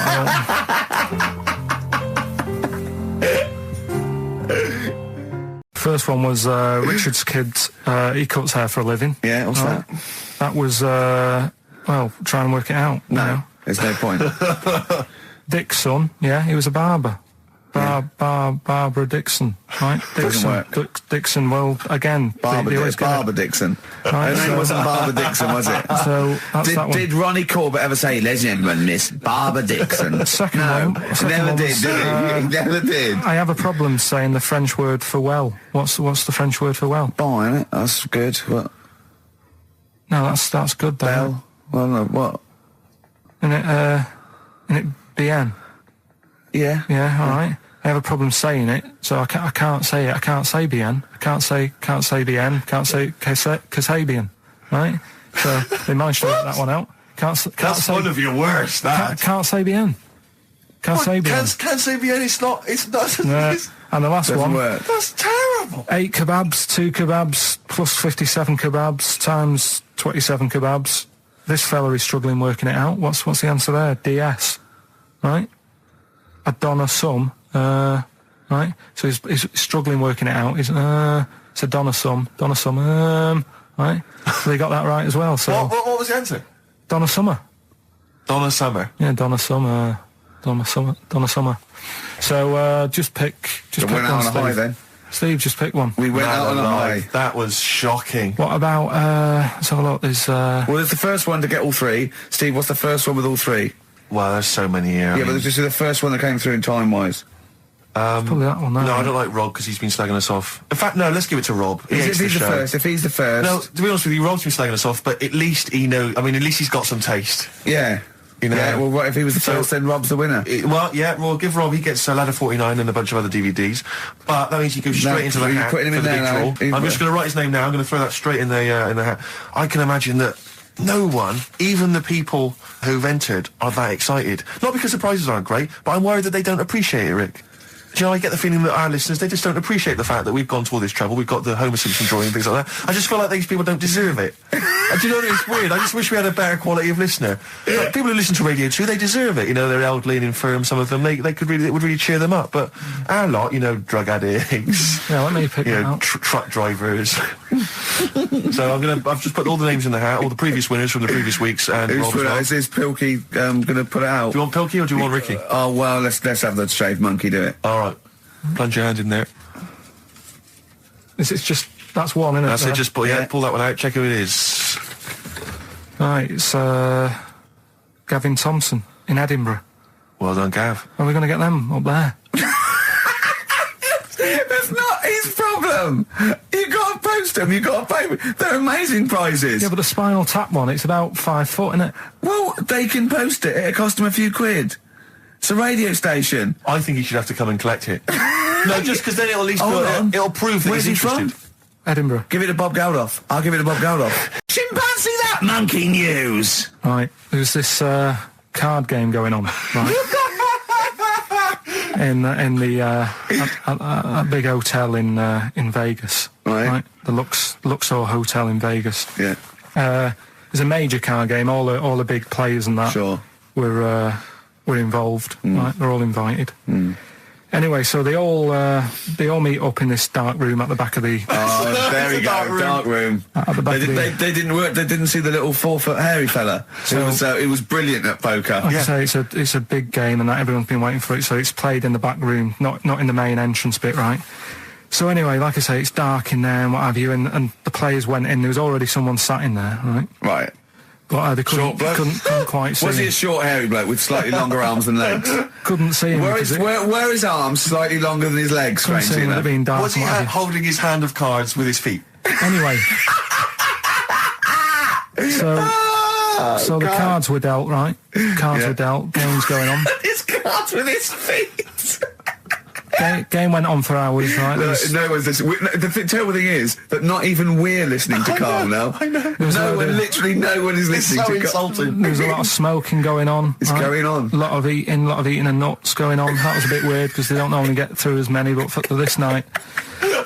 So, come on, let's just play Bruce. Goodbye, everybody. See you maybe at Christmas time. Goodbye. Yeah. The reason I did this was to get that kitchen, right? Now, brilliant. As we speak now, right? Builder's in the flat. He's been annoying me, Of course he has. Of course he has. What's he been doing? When he turned up on Monday, right? Yeah. Wanders in, and the first thing he says to me is, said, the pub across the road, is it any good? I said, well, it doesn't matter, does it? You're working on the kitchen. Think of saying that to a builder. Probably making conversation. Probably meant, do they do a toasted sandwich? Because I've got a half-hour lunch break. Not an hour, like Karl Pilkington. So I'll pop over there and get a nice, cheese and tomato sandwich. Is that genuinely what you said to him? Yeah. The first thing you said So to him? Suzanne had a go at me saying, why have you said that? He hasn't even started on it yet. I cannot believe that. You're unbelievable, Karl. And you say it's us that are rude, crass, I wasn't being thoughtless. rude. I just was letting him know. Do you know what I mean? I know what He they're up knows to. what he was there for. He had it down on his little docket. Do the kitchen this week. Yeah. He didn't come there and go, what did I come out for? Was it to go to the pub for a week? Why am I wearing these overalls? Yeah. Who's the little bald mank twat insulting me? Let me just check. Let me call the head office. I wasn't having a go, though. I mean, they should have finished it yesterday, and they're there now, right, Yeah. on their own. And what annoyed me is they turned up late today. Hold on, Karl, I've just realised something. They're probably listening to the radio. This, I assume, tuned to XFM, isn't it, in your kitchen? Yeah, but they don't know it's me, do they? Do you know what I mean? No. They'd go, he's got a whiny mank voice as well. So's the bloke who owns this place. And the bloke who owns this place, when I said, what's that pub like across the road, said, well, you won't be bothering that. He's working on this. No, he won't be able to put two and two together, will he? You've suddenly, the penny's dropped, doesn't it? You've suddenly realised. Look at his face! Yeah. He's suddenly realised they might know it's him. And they could be listening, and they're going to clean you out, mate. Oh, if you are the builder working in, where is it? I won't say the address, but it's... Central London, isn't Yeah. it? Go Yeah. mental. Have whatever you want. Opposite Seriously. that pub that you Yeah. like, that you're... That, He'll probably be in there now, so he won't be listening. or insulting, You know what I mean? insulting a That's a further British insult. workman. He should So have been in just go today. mental. He should have been in at 8 this morning, Just which annoyed go me anyway. mental. Why? I really don't understand why they've got to start so early, right? Yeah. But he said he'll be there for 8, turned up at 9:30, right? Wanders in, and what annoys me is he could have left all this downstairs. He had a paper under his arm, Yeah. one of those crossword books, and a pot noodle. Now, I'm not being funny, but most of them take quite a bit of time. A crossword book, he's not happy with just the one that's in the paper. If you're listening, if you are the builder that's listening now, doing... There's the microphone moving Yeah, I now, that's know. the squeaking going Oh, on. I've broken You've the broken the CD CD rack. You I could know. actually, of course, you could move the CD rack by getting up and moving it. No, that's too much effort. You've got to try and do that whilst angled on the seat. I'm nearly laying down. It's almost horizontal. It's the most you can get. Well, I'll tell you what. I don't know what those listeners are thinking of what Steve Merchant say, but don't believe a word. All right? Oh, nice. Yeah, classy. Classy. 5 minutes past 1 o'clock on XFM 104.9. Ricky Gervais, Steve Merchant, Karl Pilkington. A retro cut there, Thin Lizzy. Don't believe a word on XFM 104.9. I'm Ricky Gervais, with me Steve Merchant. Bubba-doo-boo. Who's that over there? It's Carly Pilk Boys. You all right, Carl? Oh, that's class. How you doing? Yeah, I'm all right, yeah. Yeah. Wallace Chambers, Kings of Leon on XFM 104.9. I'm Ricky Gervais, with me Steve Merchant and Karl Pilkington. And England are world champions again then, so... Oh, it's brilliant. It was amazing, wasn't Yeah. it? See, I'm not a rugby man at all. I never watched rugby. I think the last time, was when we won about 12 years ago, whenever it was. And I got into it last week because I realised we were doing so well. I'll watch England win anything. Yeah. Do you know what I mean? I don't care what... In fact, I wasn't into war when I was little until I realised we were so bloody good We at it. are really good at it. It's brilliant. But, yeah, fantastic. Yeah, it was great. Right, that's the rugby thing over. That's What dealt next? with. That's it. That's all I've got. That's all I had today. It does steam me. Sometimes I watch it and it does remind me of when I play rugby, because one of them will boot it down the field, and then someone will catch it and boot it straight back again. Yeah. Which is essentially how we I was play made rugby to at play school. rugby. We had to play rugby, Yeah. and I don't think I'd get rid of the ball so quickly. Yeah. I don't think I ever got tackled or fell over. Yeah. I think I touched the ball about 20 times in the 2 years it was compulsory. Yeah. I was terrified. Yeah, And absolutely. That's same as cricket. I can't. I'm a terrible batsman. I'm all right at bowling, but it seemed like the pastime for people I went to school was to injure you. Yes. It was funny to see someone poleaxe. It was funny to see someone get a cricket ball in the head. Absolutely, yeah. You know, I never so- relaxed into rugby because the first day I was going to play it, my mum, I swear to God, my mother said, "Are you playing rugby today? You got the kit and everything. Enjoy it. Be careful." There was a kid at my school who broke his neck. And Cheers, Mum. thanks very much for that. See you later. So I just went to school absolutely Man, one thing, petrified. broken neck, is that, or do you get better in a couple of days? Oh, you can find your wheelchair. No. Enjoy the game, though. Yeah, no, it was. It was absolutely I was just petrified from that day See, on. at least American football, you know, Got the helmets. padding, the helmets. Yeah, but anyway, well, no injuries, thank God. Thank goodness. So, Well, I tried to play rugby, but it's awkward when you've got glasses. I don't know, there's something about you didn't really play with glasses on? Yeah, quite. I couldn't see anything, could I? I couldn't see anything. How else was I going to play? Oh my God! And So you're bound to be cautious, because inevitably you're a bit more cautious when you've got glass next to your the tallest face. person on the pitch as well. Yeah. I mean, you were when you were about 14, you were probably 6 foot already, weren't you? Yeah. And everyone else was what, 5'2"? Yeah. So you were Towering above them. with glasses on. Just with the glasses on. And you've got pretty cool glasses now. Thanks very You've much. had a bit of a makeover. It's like Trinity and Suzanne said, Yeah. first thing to go, the glasses. Sure, sort them out, yeah. Yeah. And presumably you used to have those National Health sort of bottle. Pretty much. Yeah. Is it true you've never been able to mosh? I at a tried to concert? mosh. Because Because I've scared. always watched people stage dive in, moshing at concerts. I've always thought that looks like brilliant. You know, when they ride above Like a everyone's wave, heads. like they're surfing on across someone's hands, and so everyone would say, yeah. And I always wanted to do that because I'm a big rock music fan.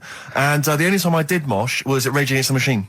I tried to mosh at Rage Against the Machine. I love the idea of a band called Rage Against the Machine. Yeah. Aimed at a man with glasses who Yeah. won't mosh. Well, it was at the Reading Festival, and I think the lead singer, I forget his name, he went, can I just remind everyone that racism and fascism are on the rise in Europe again. Let's not let it happen. What did you do? And we all cheered, obviously. I mean, if there's one thing that guarantees a cheer at Reading Festival, it's down with fascism. And what did they do about it after the concert? Pretty much went back and went home and took had a some cup of drugs, tea. probably. I don't know what they got up to. They didn't go to Europe then and try and stop. I don't think they got involved politically in Europe. I think they just continued to rage against the machine. Yeah, mainly. but largely in America, I think. Sure. But I tried to mosh, and I got moshing, and glasses flew off. And I remember, because they were playing away, you know, you do what you tell me. And I was just going, careful! I've dropped my glasses. Can we be careful? Loads of kids in hooded tops. Yeah, exactly. Just going mental. Yeah, and they're all jumping up. So can we just calm down for a second? Let's until I not be got them? silly. Yeah. It was absurd. And I had to kind of, scrabble around on the floor, and thankfully they were okay and they didn't get broken. So what couldn't you do then? What do you mean, what couldn't I do? What, at school? Can you not see without glasses? No. I mean, it's like that you couldn't do anything. It's a blur. Really? It's a blur, definitely. God. Yeah, it's like being kind of punch drunk or whatever. So yeah, you can't play sports when when you've got glasses. But why not contact lenses? Because they're not strong enough. No, they seemed a bit fiddly. Oh, brilliant. Bit of Lou Reed. Is that what you want? Yeah, Satellite of Love. Classic. A retro cut. Don't steal our son. Please, lads. Thrills. On XFM 104.9, I'm Ricky Gervais. With me, Steve Merchant and Karl Pilkington. Yeah. Little Carly Pilkington, little baldy mank, whinging little twat. How are you? Yeah, All right? all right, yeah. What are you doing? Happy? Feeling a bit happier today? You look as full of spunk, as they say in America. Yeah, I'm all right. Just a bit of a miserable day, though, isn't it? Yeah. A bit miserable. Yeah. Walking in today, right? Do you know I walked through, like, the sort of the gay district of London and that? Right. You don't walk, you mince, don't you? Well, just walking through on the way to work, and I'm always interested in their little shops and stuff that they have, right? Loads of Their little shops. That's don't be ashamed of. If you want to go in and buy something, go in and buy something. I'm just having a look at, looking in the windows and stuff. Little postcard just near the entrance. Yeah. That's meant to tease people in, to make people go, that sounds good, I'll nip in. Right? Little postcard. Free butt plugs with every sale. That's great. How did we get from 5p off milk to free butt plugs with every sale? Wow. What's society come to? Well, it's because we're liberated, Rick. Yeah. It's an open What society. did you buy to get them? You didn't buy... No, I didn't. But what's the purpose?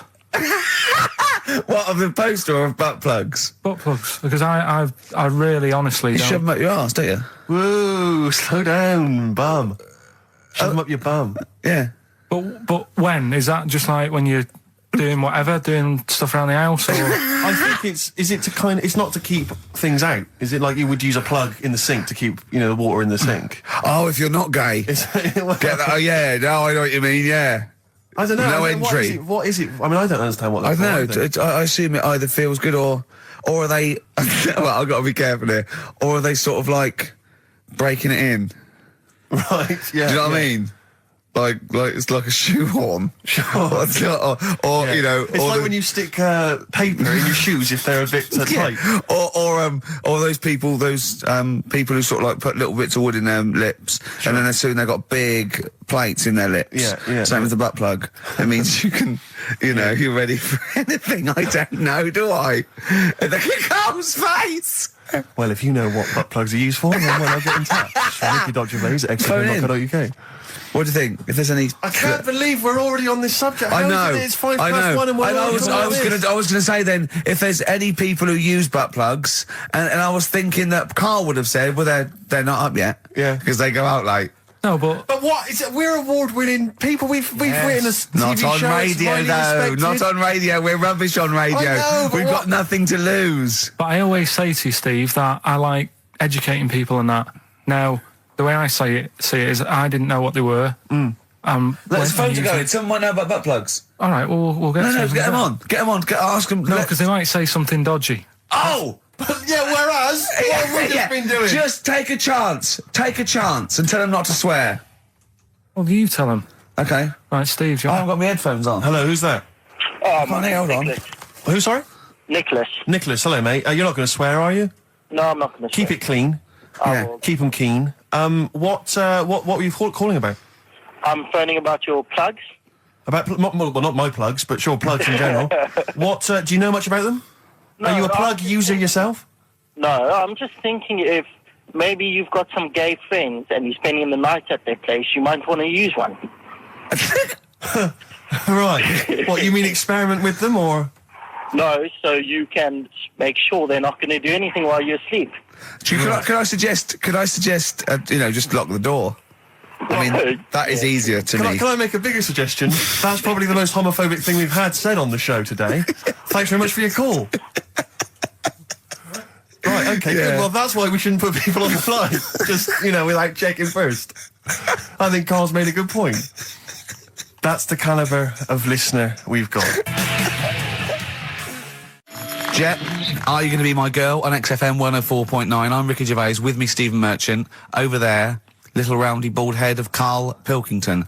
Good news and bad news. Good news is, boys are back in town, we're here for 2 hours. Hello. Bad news is, we have no monkey news, gay fella news, or little Chinese fella news. Really? We're going to try and, you know, leave that for a week, Yeah. and then maybe come back to it. Yeah. Why do I get the feeling that within 20 minutes we'll be talking about little gay Chinese monkeys? Carl, think of that. We have got monkey news. Have we? Oh, yeah. So we've already broken that promise. Oh, okay. I thought we were going to try and sort of talk about something else. I've just done Jonathan Ross show, and they don't talk about the same things every week. It's weird. It is weird. But, or as Carl says, weird innit? Yeah. So, gave this show about 5 plugs. Nice one. Yeah. So, I think we'll get upward of 800 people listening. Oh, double. For the first 2 minutes. Yeah. And then turning back. They're already switching over. I'd have thought so, yeah. I spoke to my friend yesterday. He's a little bit of an odd fella, and he said that for his own amusement, he had an iPod in his car, and he bought a little sort of transmitter, and he could transmit the music from his iPod to sort of just beam it, kind of as he was driving along, to sort of passing cars. What do you mean? It's Make weird. their radio play it? Well, but if they had it in the right frequency, yeah.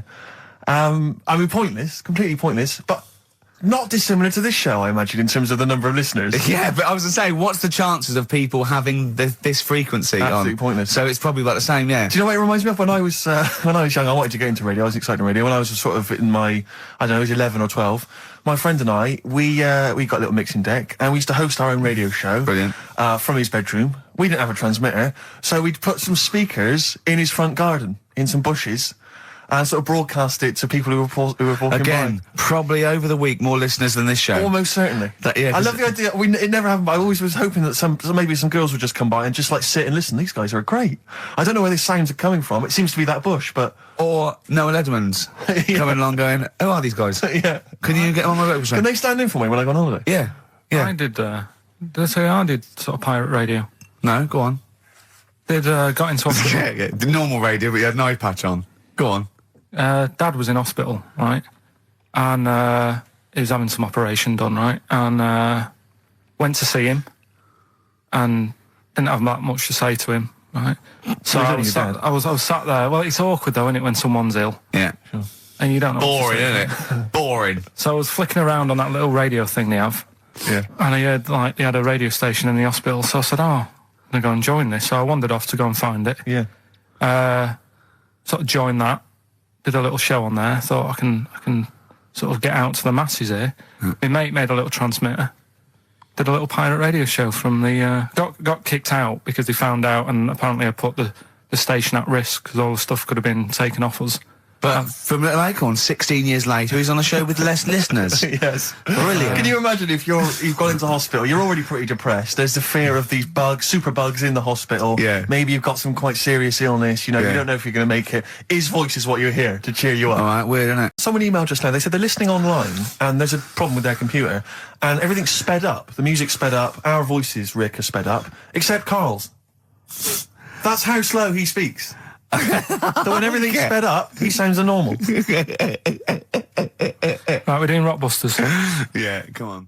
What rubbish. I wonder why we stopped this game. Well, I think it's probably exhausted him. He needs to go to some kind of volcanic dust island for a holiday. With no water, Yeah, exactly. just to dry out and get some new ideas.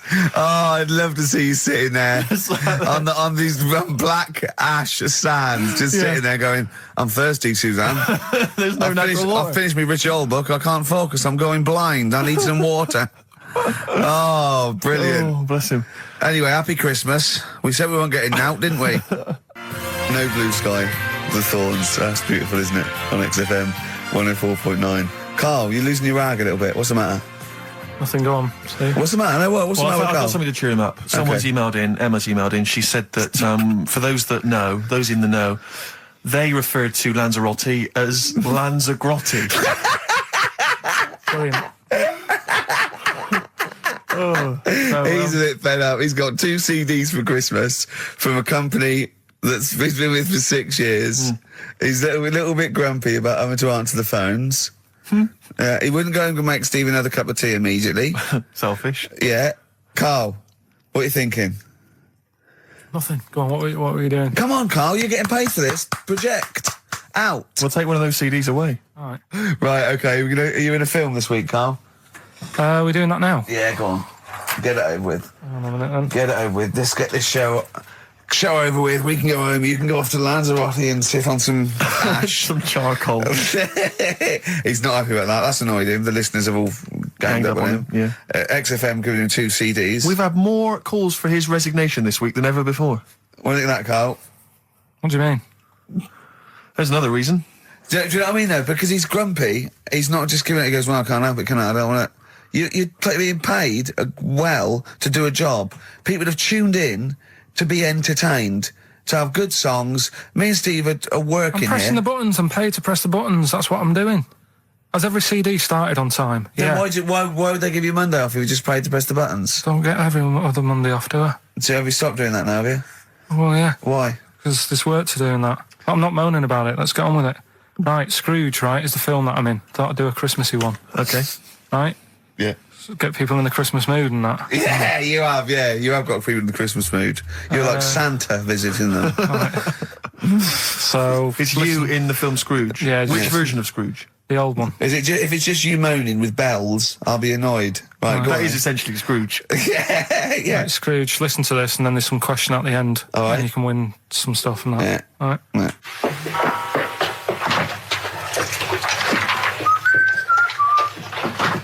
You're late. Only 20 minutes. What do you mean by coming in here at this time of day? I've just been doing some Christmas shopping, haven't I? Probably do some more shopping on Monday because it's my day off, isn't it? Yes, I know it is. You don't have to tell me. You got to see what I've bought, Suzanne? No, thank you. I don't mind showing you. It's only a Christmas present, isn't it? Just bought some more condoms. Why? Well, I bought some last year. Got 2 boxes. They all got used, so... I'm very glad to hear it. How much do I pay you? why are you asking? So the presents I buy has got nothing to do with what I earn. Like I say, if I won the lottery, I wouldn't go mental on her. Do you know what I mean? I probably wouldn't even tell her because I think she'd want to travel around the world and all that, and I'm not into that, to be honest, so I'd probably keep it quiet. Why? Well, once you've been around the world, where do you go next year? Each to their own, though, innit? You know what I mean? Well, what do you want? What for Christmas? Not that fussed, really. And you, it's just as well I'm not that fussed, because do you know I do some work at XFM? Do you know what they're giving me for Christmas present? Nothing. No, might as well have been nothing.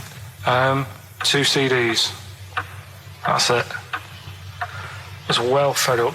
I'm sure you will. They give you a list of about 30 albums and you get to pick 2 off the list. So I've gone for Kings of Leon album and the best of Bob Marley. Mr. Marley has been dead these 7 years. In fact, he died 7 years ago this very day.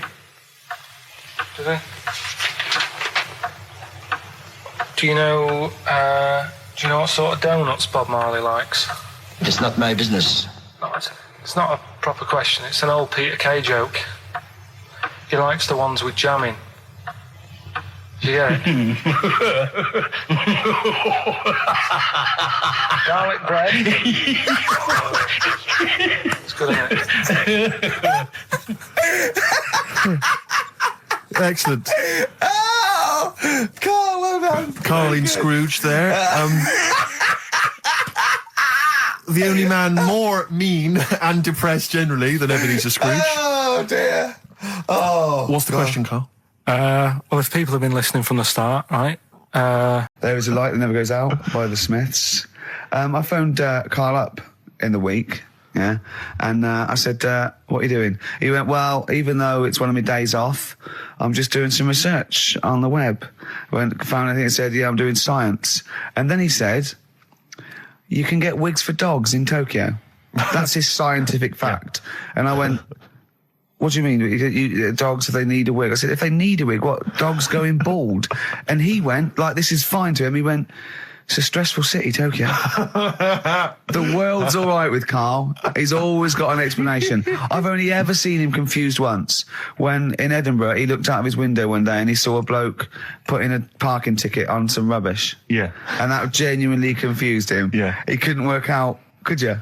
It's a bit weird, isn't it? And the woman breastfeeding her 8-year-old child, you didn't like, did you? I don't like that. But the what's the name? Animals with wigs. I kind of thought, after I put the phone down to you, I kind of thought about it, thought, yeah, it's a bit daft, that. Are you sure he's not the ageing pop group? No. The Animals? But when you think, have you ever seen, like, a bald pet? No. It's weird. What do you mean? Because my mum, we had a cat, we used to get through loads of cats because we lived in a... Oh, God, it started early today, innit? What do you mean you got through a lot of cats? Just because What were you doing? Running a restaurant? We lived on... Oh, God, what do you mean? No, we lived on, like, a main road. Oh, yeah. Right? So yeah. we used to get through a lot of them. My dad kept saying, risk. you know, stop wasting money, you know, it's not... Stop wasting money, not wasting cats. Right, so, anyway, we had this cat that was ill all the time.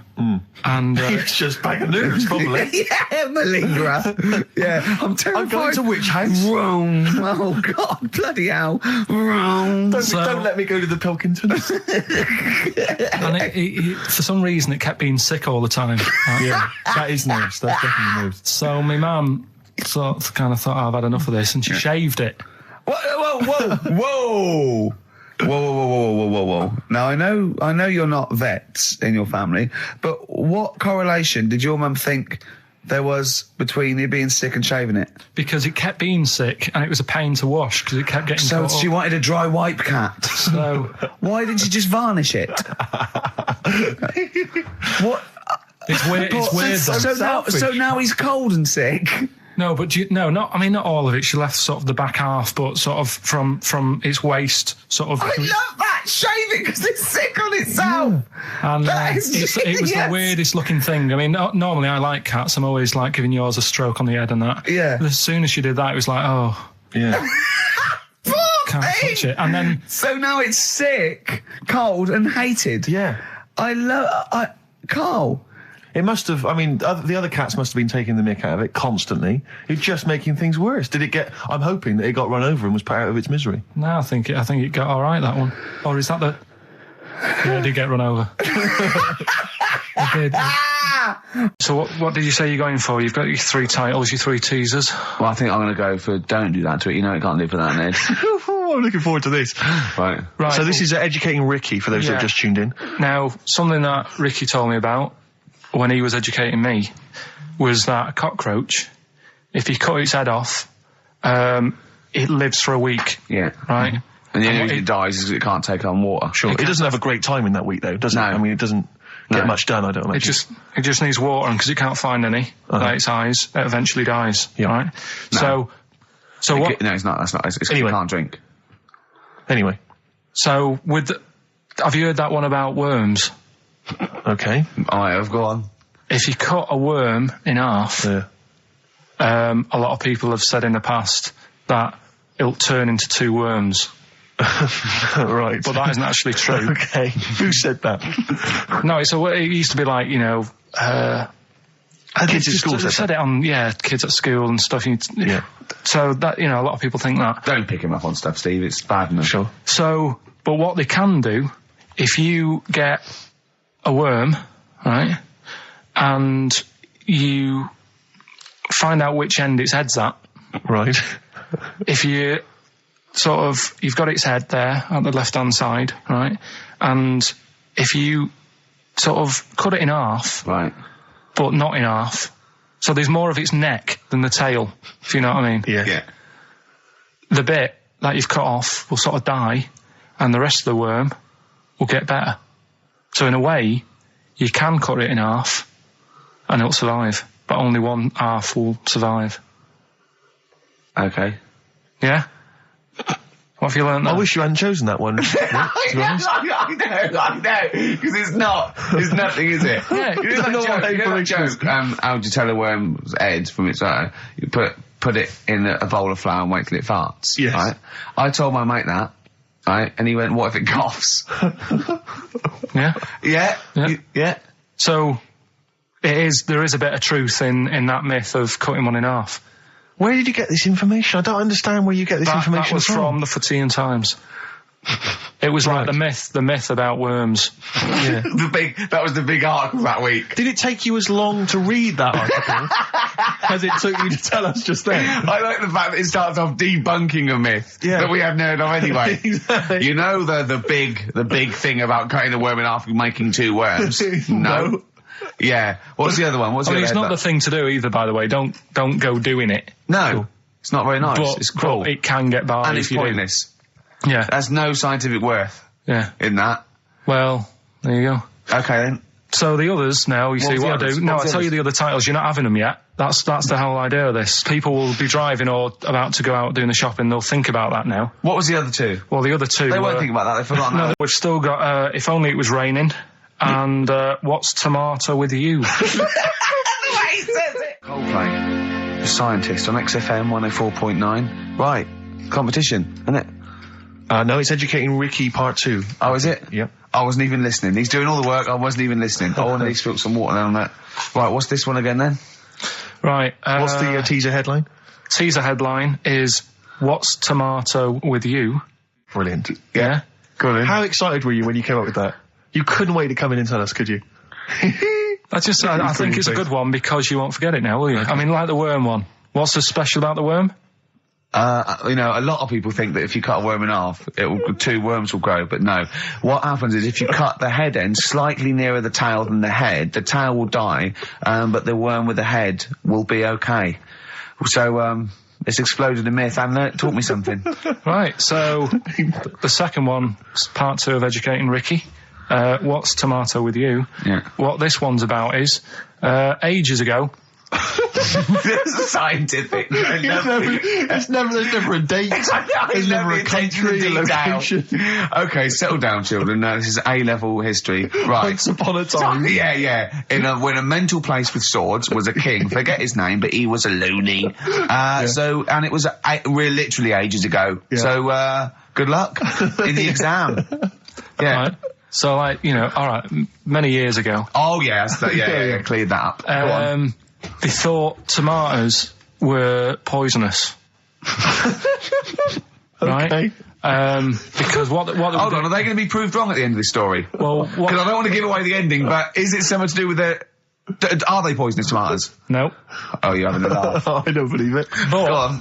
They could have been eating tomatoes all this time. Oh, Steve, what's tomato with you anyway? Okay, so hang on a minute. What's Let's just tomato with recap you? quickly. Many years ago, when people thought tomatoes were poisonous. Yeah. Go on, yeah. Well, they didn't know they were poisonous then, because they were still eating them. But what was happening? Well, they're not. But they're not poisonous. But hang on a minute. All right, and it's not. I'm just going to listen. I'm not even going to talk. Okay, I'm not going to tackle it So, anymore. if you remember, years ago they didn't have like pottery plates. they had lead plates, right? What are you talking? Just let him talk. Sorry, what year is this? Let him talk. Come on. Plates made out of lead, and what they'd end up doing, they'd say, right, do you want a tomato? And they'd go, yeah, all right. And they'd put the tomato on the lead plate and cut it, and because of the acid in the tomato, right, it would sort of make the lead runny, and the lead would go into the tomato, and they'd say, oh, it's lovely this, and they'd be eating it. They'd get food poisoning, lead poisoning, what have you, and they'd be really ill. So they thought tomatoes were poisonous, so they didn't eat them for many years. And when you say they, do you mean the people of Narnia? Yeah, this didn't happen. Where was this happening? Sort of in Britain and that. You put him on the spot there. Oh, I hope there's no uppity pupils at this school when they go, what do you mean, sir? Oh, if you're going to... Oh, I'm fed up with you. Do you understand? No. So the No, you've got... No, right, okay, first of all, Carl, where'd you get this information from? Where 14 times as well? Do you know... You can't remember? I don't know where I got that from. I don't know where I got it from. But why don't you think that makes sense? But what? Someone once got lead poisoning from a tomato? Not just one, loads, and then all of a sudden... No. Why is this educating me? Because I'm telling you that tomatoes... I can't take anything away from this. Yeah, I don't know what to take away from this. What have I learned? What have I learned? Don't mix lead with tomatoes. Why is this educational in any shape or form? What are you telling me? A long time ago in the land of Glunk, right, where the ninnies did slib, right, they thought tomatoes were poisonous because they ate plates of lead. What are you talking about? Yeah, but we all know tomatoes aren't poisonous. Is that what we're taking from the story? Is that the moral of the story? Don't believe these people that I'd never heard of before. What are you talking about, Carl? I think it's a bit weird. It's a bit weird, yeah. It's the same people that were spreading those malicious worm rumours. My hangover's coming back. I've got to get some water. Play a record that was rubbish. Anyway. Educating Ricky. Good, we've settled that then. Go on. The titles that are meant to sort of pull you in. Yeah. We've got, what was it? Stocking, Aitken and Waterman. Yeah. You've got It's Not His Fault. And Get a Load with This. Get a load with this. So, which pun do I pick first? I think I'll go for Get a Load with This. Get a lobe of this. Yeah, get a lobe of this, yeah. Well, that's a story about a girl who, she was deaf, right, for 4 years. And, it happened quite a bit back this. What year? Or was it, I think it was ages ago, was it? About, yeah, quite a bit back. She was deaf for about 4 years, having an argument with her mum, it said, which I didn't quite understand, because I don't know how they do that. Yeah. But she was having an argument, and a man pushed her against a wall, and she banged her head, and her hearing came back. Okay. Was she wearing a Walkman, and it fell out? And she'd realised, there's no explanation. There's no explanation? Well, why is that teaching me something then? So I knew you'd say this, right? So I thought, right, I'll stick something on it. Do you know that bees are deaf? No, you can't just, no. If you ask someone something they don't know the answer to, they don't tell you something else. Just, I'll tell you something else then. I can't answer that, I'll tell you something else. Imagine that, if you asked a teacher. Look, how do birds fly? Wow, if you're going to do that, tallest building is, I mean, what?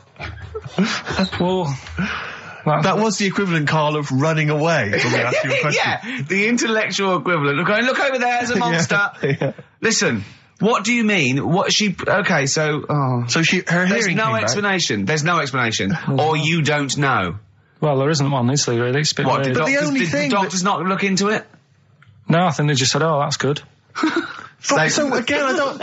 Where did this information? Is that if you read this on the net? Is that all they put on the net? There was once a deaf woman who hit her head and she And her could hear. hearing came back. It was bizarre things about being deaf. Was there And- three Yeah. was there I've sort got of- that book. Yeah, it's a good book. That Was there three Yeah. more pages you just couldn't be bothered to read on? Yeah. No, it was just a little bit, and it Was there a said- little picture, a cartoon picture? No pictures. I just And we read going, it. ow. Look, Ow, if you I don't can want to hear. know, if you don't want to learn, you know. Yeah. Okay. It's not his vault. Let me have It's Not His Vault. You got to save this. This has got to teach me something. It'll be an interesting story. Right, it's not his vault. This fella. Yeah. What year? Ages ago? Olden times? I'd say in the 70s. Okay. Would you? Any evidence for that? And Does he wear flares in the story? Right. Is that your reason? no, it's a bit like Yuri Geller, this fella, right? Where yeah. he's electric. He's electric. And if he walks past the telly would fizz. Uh-huh. If he walked past the radio, it all goes like that. Ooh. His hair stuck up all the time. And he'd be having a bath and everything would be all right. And then the power would sort of switch on in his body. And the electric in his body made him jump out of the bath. So... What do you mean so? What is that so? What does that so mean? You've given us nothing. You've given us nothing. You'd have to at least give us the scientific explanation. Yeah. Electric eels have 400 volts in them. Oh, is this the running away again? What was that one called? Yeah, but It's not his vault. But there's a reason not his fault. It's not his fault. I thought it was going to be something about I think we should do these the other way round. I think you should tell us the story and then we'll hear the pun. Right. I'm committed to this treatment. Yeah. Is one. I've got to go for that one. Yeah? Yeah. Or the other one is the police are causing a bit of a stir. He still says it like it's the best thing he's ever come up with, which in a way is. It could be. Right, go on then. I'm committed to this treatment. Right. Do you know the saying... Is it just sayings now? Are they all sayings? This No, week? no, they're not. Okay. No, the other one isn't. Frog in your throat? The saying, there's a frog in your throat? Yeah. I assume it's when you croak a little bit. You sound like a frog. No. Right. Might seem a bit weird, this one, right? But years ago... Oh, yeah. Sorry, what is that clue? Committed to this treatment? It's about frogs committed.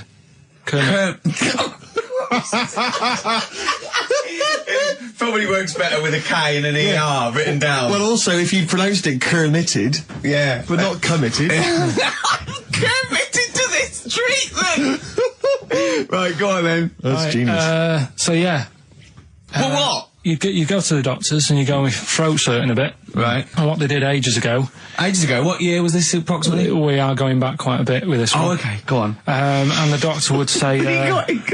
did history. Imagine years ago. Go on. And the doctor would say, right, keep your mouth open and you need to look at your tonsils. And the jaw would ache a bit because they weren't as quick back then because they didn't have the technology and stuff and they'd have to, like, stare at it and study it and stuff. And, like, they get an achy jaw, right? Keeping their mouth open. Yeah, like you get, you know, Yeah. you eat a Mars bar or whatever. So, they'd sat there and they used to always close their mouth and it used to annoy the doctor, right? Oh. So what they did, they used to get a toad, right, and put it in the mouth. Rubbish. Okay, keep talking.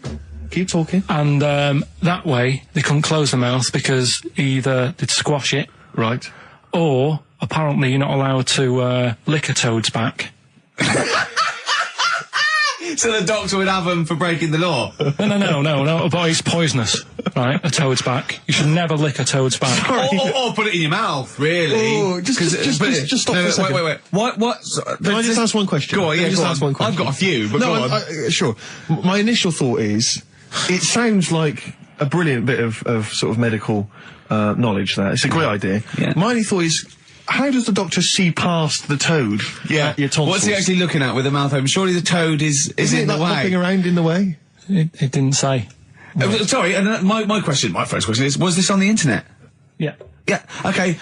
Carl, that is bollocks. that is... I mean... Well, all right then. Let's turn this round. Where does the saying, you got a frog in your throat come from? Probably because you sound a bit croaky. Probably that. Probably because you sound a little bit like a frog when you've got a sore throat. Carl, did you not question it just for a moment when you read it? Just for a second, didn't you think that seems an odd approach? Firstly, why a frog of all the different because species? It's poisonous. A toad. So a toad, so it's a toad as well. Yeah, well, it worked. I'm committed. Worked. No, my point is it's frog in the throat. I was going to change it to, have you heard the news Toad Day? But I went with the frog. Oh God! Right, so that's rubbish. So that's rubbish. Next, can I have? Let's play a tune. Let's come up with the God. last one. Can I just say? No, just play it. Just play it. Yeah. Yo, Carl. I have to thank my mate Dave, who sent me an incredible 4-disc compilation. That was one of the tunes on there. It looks professional. It's amazing. It's incredible. The yeah. effort Oh, is he's gone to too much commendable. effort. Ben Queller. It's a track called "In Other Words" from his album Shah Shah. Open wide. Oh dear, that's interesting. Oh, here, doctor. Look, you've actually got a frog in your throat. I didn't get there. I put it in there. That's the most ludicrous story I've ever heard, Carl. What's the last one? Give us the teaser clue again. It was, I want to come here in hindsight. I wouldn't have come here in hindsight. Yeah. Right, give me some education. This will be the thing that teaches me something. I can feel it in my bones. Come on. There's a kid in Kenya. He was messing about with some beans. Magic. We guessed that as well. You did, yeah. He's fed up because we've guessed his puns, I think. He put one of them in his ear. Yeah. The mum or the dad said, oh, what have you done that for, or whatever. Yeah. So I'll have to take you to the doctors now. So they took the kid to the doctors, and the doctor said, he said, I can get that out, I can sort that out for you. So, he took it out, and the doctor said, right, that's £3.50. And the dad said, I've only got £2.70 on me. And the doctor said, right, well, and he put the bean back in his kid's ear.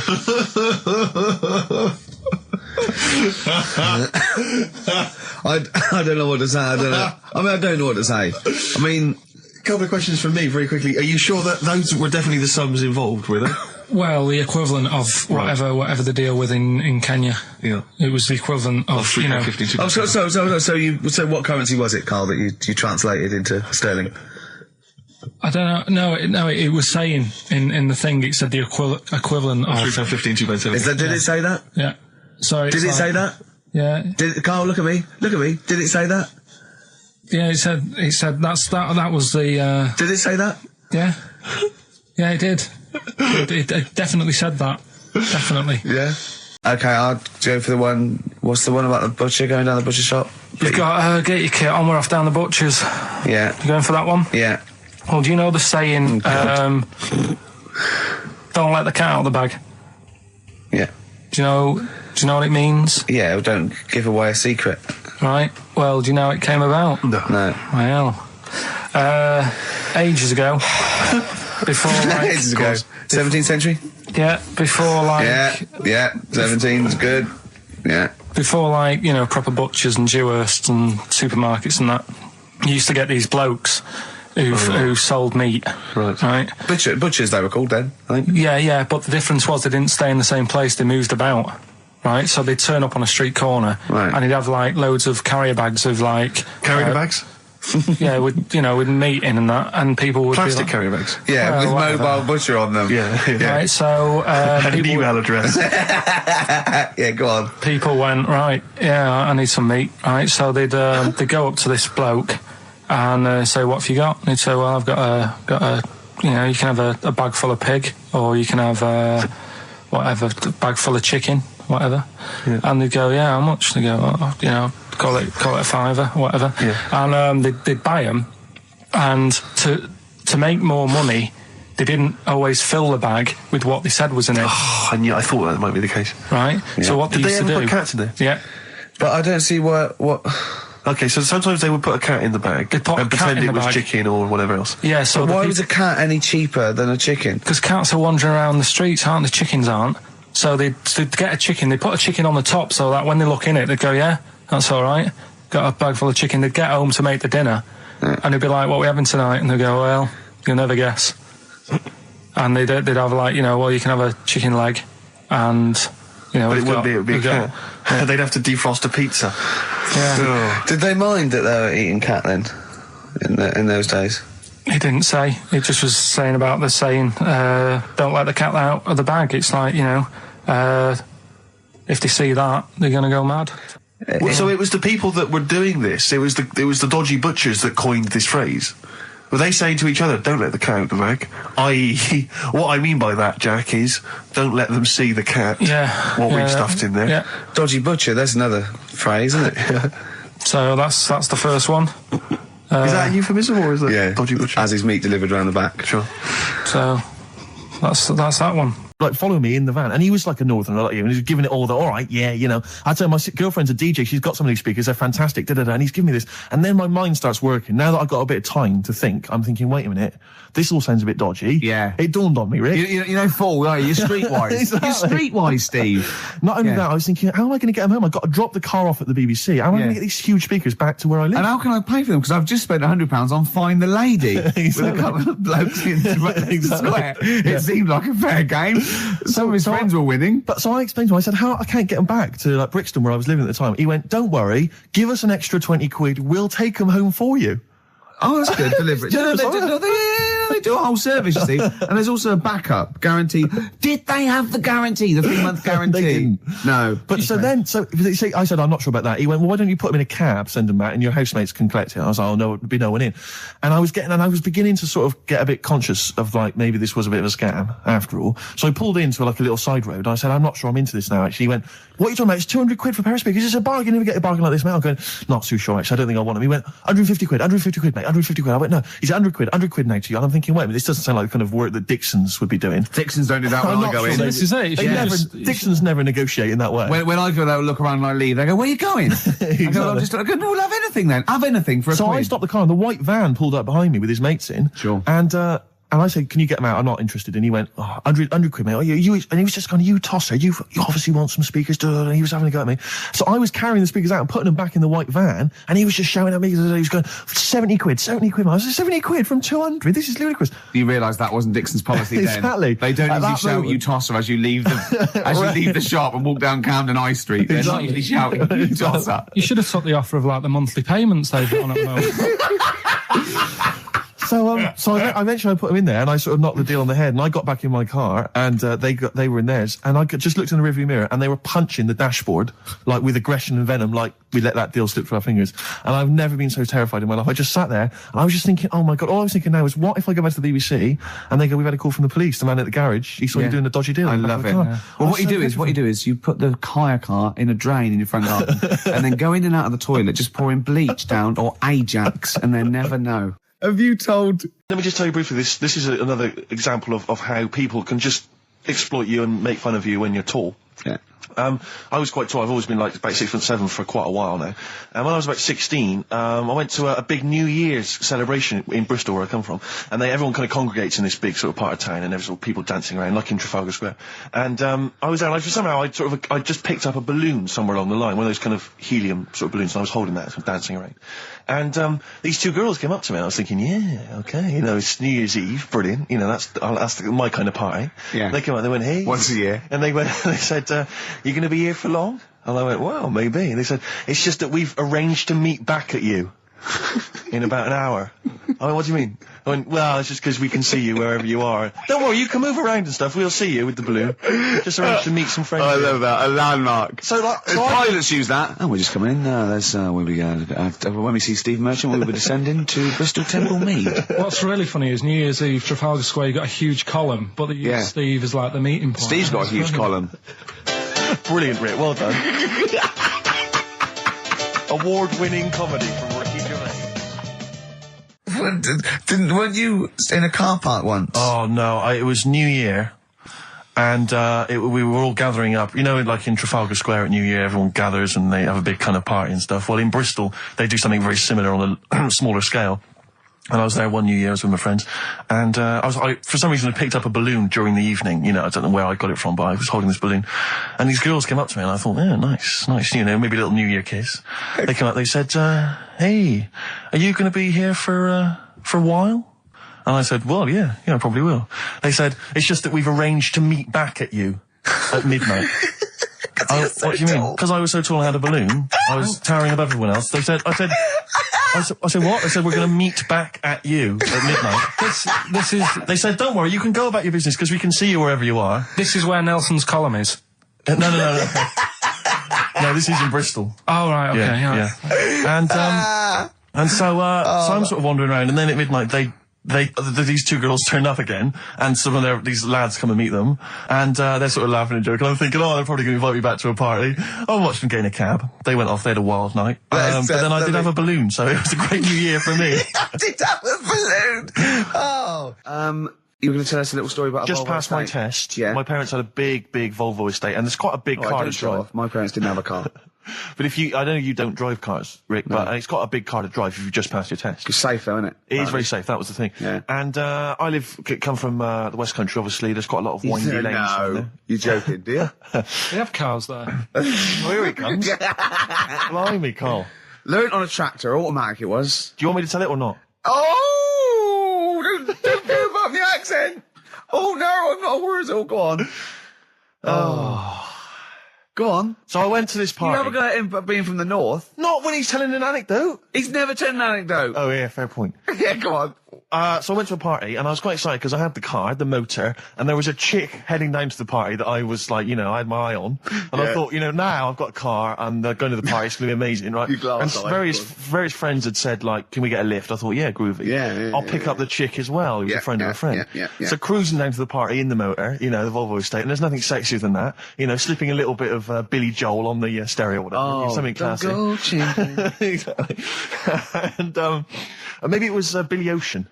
I think maybe it was quite a Billy. Maybe it was Get Out of My Dreams, Get Into My Car. Ideally. Yeah. So I get to the party, and inevitably it was one of those house parties where the chick that I had my eye on, she kind of was chatting to other guys, and she wasn't really paying attention to me, and I was sort of... Trying hard to get, was she again? Same old story. Oh, they make me They laugh. know how to tease, don't they, the ladies? They make me laugh. Who are they kidding? So I'd follow her like a dog, from room to room. Yeah. And watch her Quite while... literally, sometimes he was barking. Yeah. And while, just watch her while she talked to other blokes. And then, obviously because I was driving, I wasn't drinking, so I was not really enjoying myself. And then somebody said, should we go and pick up Vera?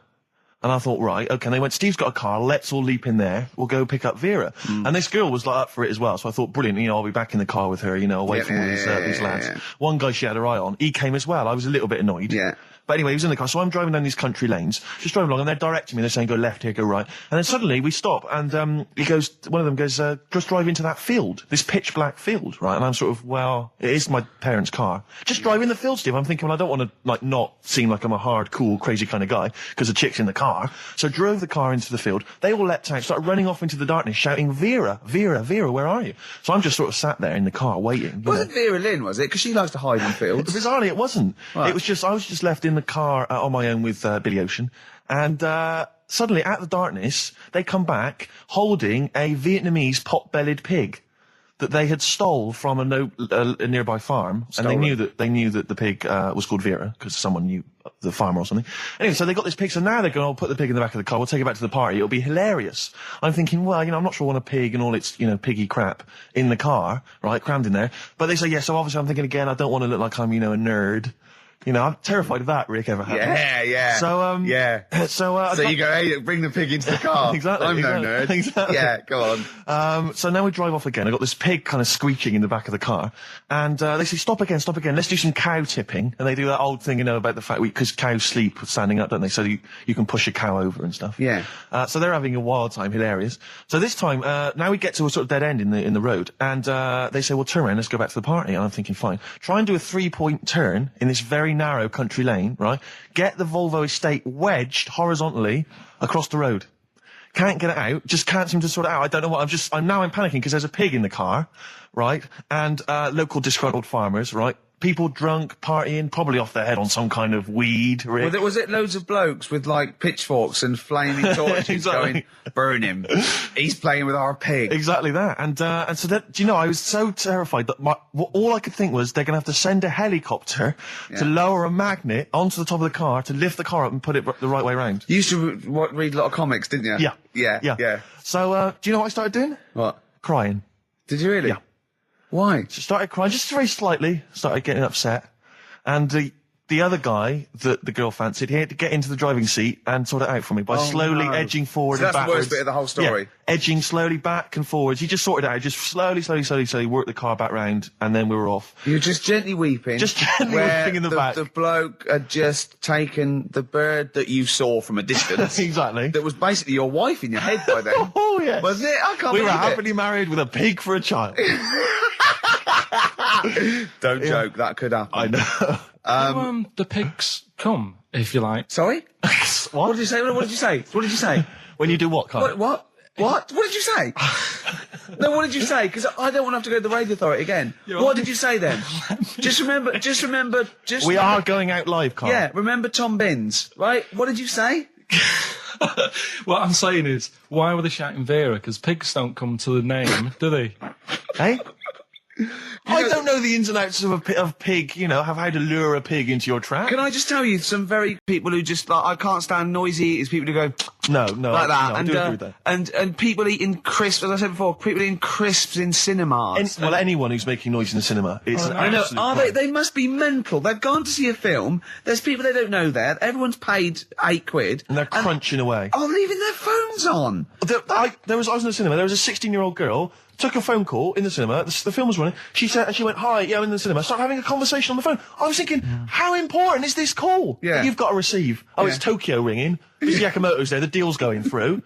It's Saturday afternoon, you should be up there hairdressed. I was in the cinema. Oh, by the way, Mr. Yakamoto's coming round tonight, and we can't use my pad, so you've got to make him a meal. Yes. Don't you and your wife muck things up for me. But I was in the cinema, this was not long ago, and I went to see that. I think I was off to see that film, Crouching Tiger, Hidden Dragon, or whatever it's called. You know, Well, they could be on the phone for that because it's subtitles, so it's not going to ruin it, is it? Yeah, it wasn't her. I was sat next to another woman. She was crunching away, big fat woman. No, but he's got a good point there. Loads of people could be on the phone in there, and it wouldn't sort of niggle you. Fine. Well, at least we've cleared that one Imagine if that was true. Well, it's like when you go on the tube and read a paper. There's loads of noise, but you can still concentrate, can't you? He's got you. Do you know what That's I mean? such a great point, isn't it?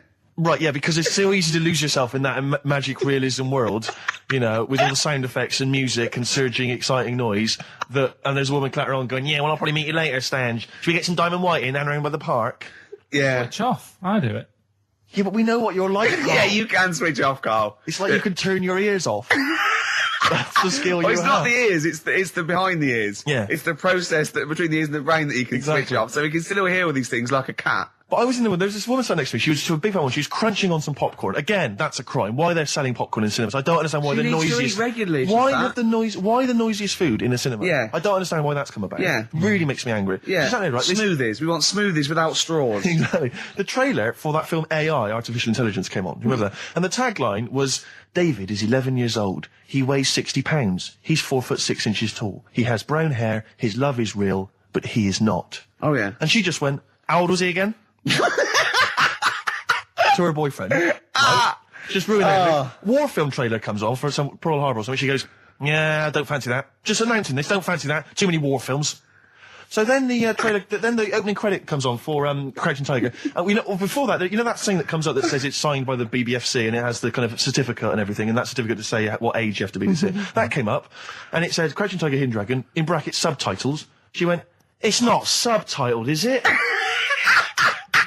I thought this was the most famous foreign film for years. It won Oscars. It was a huge film. Everyone knew it was foreign. She goes, it went, and so the credits begin. It says Crouching Tiger, Hidden Dragon. She went, stupid name for a film. What? She just She wanted paid it. to see it. She was with her boyfriend. So then it starts, right? And obviously it's in Japanese or Mandarin or something. She's like, yeah, and they're all talking in Japanese. Japanese or Mandarin. Whatever it is. So they're speaking in this, Japanese language, Oriental language. And she's going, don't they sound stupid? Don't they sound stupid? She's going, and then the subtitles come up, and it's quite a weird kind of strange language they're talking. And she was going, can't make the subtitles out either. It's both gobbledygook. Just wittering on every step of the film. I totally agree with you. But what I like in your telling of it, I know you're getting quite I'm emotional. genuinely livid. But she went Mandarin or Japanese, some Oriental language. And Well, I don't know what else. It's a strange language. It's a strange language. Well, anyway. Oh, dear. So then I moved I climbed over several seats, made a big huff of, make a big show of moving. Yeah. Sat next to a guy on the phone, just chatting on the phone. Oh, I'd have gone mental at that. So now I hate that film. I didn't enjoy it. I don't like seeing it. I don't want to even think of it. It's subtitles, isn't it? Well, rubbish. Rubbish. So I get videos. My life is just full of toilet trauma. Yeah. And Carl, you may not realise this, but a while back I used to host, this is bizarre, I used to host a radio show on the BBC World Service, right? Now, if you want someone who's the voice of integrity, the voice of intelligence, the voice of a nation, you're going to come to me. That's obvious. And I was broadcasting, so now they've got listeners of something like 50, 60 million people around the world. It's mental, the listenership of the World Service. And I used to host this show with someone It's a big place, Steve. The World? Yeah. You're absolutely right. And anyway, so I had to be into Bush House where they broadcast from 10 o'clock every Friday morning to broadcast around the world to 50 million people, right? And one week, I went to the toilet in my house, right? Everyone had left. I got there a bit late. I got up a bit late. Already against me. The clock was already against me. Had to be there at 10 o'clock, broadcast around the world. And we got 2 toilets in our house, downstairs one, right? And the door had already been a bit dodgy. It was one of those doors where you had to give it a bit of a kick as you went in. It was getting a bit tight. I don't know what the wood was expanding or something. I'm in there. And same thing again happens. No toilet paper. I think, oh, God, I'm going to have to somehow kind of make it up. Why don't you check first? I normally do, Rick. It's just on certain occasions when I'm bleary-eyed or something, I forget, or occasionally I forget. Normally I do check. Right. And you've got to bear in mind that it's not like this is happening every week. This is over the course of many years that these incidents have accumulated. So you've condensed them. For the purposes of this anecdote. Sure. Yeah. Yes. And great. You're just brilliant. Keeping the pace up of an anecdote there, Rick. You've just drawn in. I don't know where I am now. Anyway, I know where I am. I'm trapped in a toilet with no toilet paper. That's where I am. And I'm thinking maybe I peel off some of the wallpaper, things like that. But there's nothing I can do. I got to go upstairs. Newspaper. Well, exactly. But I have to go upstairs and find toilet paper. Was there any? There wasn't. There wasn't. Oh. I'm going to have to go upstairs and maybe find a notepad or something like that. Oh. And so I try the door. Right, the door's wedged. I'm pulling on the door and I can't get the door open. It's just like it won't come open. And it's already, and I knew it was going to come to this at some point. Like, this is like, the clock's ticking. I'm trying to pull the door open. Trousers around my ankles again. And I'm thinking, well, what I could do is I could open the window, I suppose, and try and climb out. But not really, because I got the trousers around the ankles. And that's or if it was raining, just stick your ass out, 2 birds with one stone. Sadly, it was a beautiful day, Rick. I call it the World Bee Day. And so, so what I'm thinking is, I got my mobile phone in there, luckily, because it's in my pocket. I'm thinking, well, maybe I can phone, I would seriously... Kleenex. Maybe I'll phone the fire brigade. By this point, I need just dried. No, it hadn't. It was... Hold on. Was that little puppy not around? Because sometimes you can call that, it's got a little bit wrapped round it. Listen. Or just use the puppy itself. There's 50 million people around the world going to need to hear my voice in 30 minutes. Exactly. And where's Steve? He's not locked in a toilet again, is he? Exactly. Oh, no. So I'm thinking about phoning the fire brigade, and I'm thinking, like, if I do that, it's going to be the first call that goes straight on the speakerphone. Yeah. For like the entire fire brigade service everywhere. With a butch hero carrying you down over his shoulders with your trousers around your ankles. Exactly. Can I just not pull him up? No. You've got to be taught a lesson. Yeah. But I imagine the idea of phoning up and going, hello there, I'm trapped in a room in my house. Oh yeah, which one is it? Oh, I don't need to know. It's quite small. Is it? Yeah. It's not the toilet, is it? Because we don't want to come and rescue someone who's trapped in the toilet. Which service do you require? Paper? So I think I can't find the fire brigade, the clock's ticking. So then I think one of my housemates is still in the house, but still asleep. So I phone the house number. Right, phone rings and rings and rings for ages. And eventually he answers the phone, right? Gets out of bed, answers the phone, yeah. Hi, it's Steve. All right, what's wrong? What are you doing? What are you doing? All right, yeah. Oh, I didn't wait, don't know. What are you doing? Oh, just in the toilet. Just downstairs in the toilet. Oh, yeah, what are you doing? Oh, well, I've finished what I'm... Have you got any toilet paper? Any bog roll? Yeah. So he had to, kind of scrape together a few bits of paper, and sort of tinfoil or whatever he could find in the house. A cactus. Come down no. Pass it underneath the door, right? And then I said, can you move away from the door because I don't want you to hear me as I'm, wiping the... And so you didn't say that? Yeah, well, I didn't want him to, that's embarrassing. Sorry, that's embarrassing. What were you wiping it with? Not tumbleweed. What do you mean? What noise? I know what you mean. Yeah. No, exactly. Right. So then I say, right, can you smash... Why was he hovering? Why didn't he want to walk away? Will you keep your... What was it? Outside with a glass to his ear? Yeah. Thankfully, there was a window in the door, but it was frosted glass. You could just see my semi-naked body moving around. And so eventually I said to him, look, listen, I'm going to need you to sort of kick the door in. He said, well, I don't want to kick the door in because you're going to have to pay for it, aren't we? I go, yeah, but I got to go to the World Service. Well, yeah. And he was a lovely man. He's the weakest man you've ever come across. It's like if there's one person you don't want to have to throw their body weight against the door, it was him. He's like he'll snap before the door will. So he's smashing against This the door. sounds like a fetish to me, though. He went in there, and there you were naked with lots of toilet paper. And you go, oh, you've broken the door down, and there I am naked. Again. Oh, you've rumbled me, Rick. I wish I'd not told that embarrassing story on the radio. Like it wasn't embarrassing enough, you've just got to make it slightly more seedy. Oh, so did he get it down? He did it, yeah, and I got to the World Service with like minutes to spare. Oh. And interestingly, I told that story to 50 million people around the world. Joking. Yeah. Did they understand? I think so. I mean, is that a bit of a problem when you're on the World Service, like thinking of things that everyone can understand? Yes. Because you can't. It's a bit like when talking to you, Carl. Yeah, exactly, Carl. I think you're on thin ice there, worrying about people understanding what you're saying. No, but you can't talk about stuff that's on the telly and that, because some people will say, oh, we haven't even got a telly here. Oh, yeah, you're listening to XFM 104.9. Yeah. So let's carry on. Let's continue. Oh, look, you're actually a little bit stressed there, aren't you? Because you had a drink last night, didn't you? I had a couple of drinks. Yeah. I was down at Steve's night.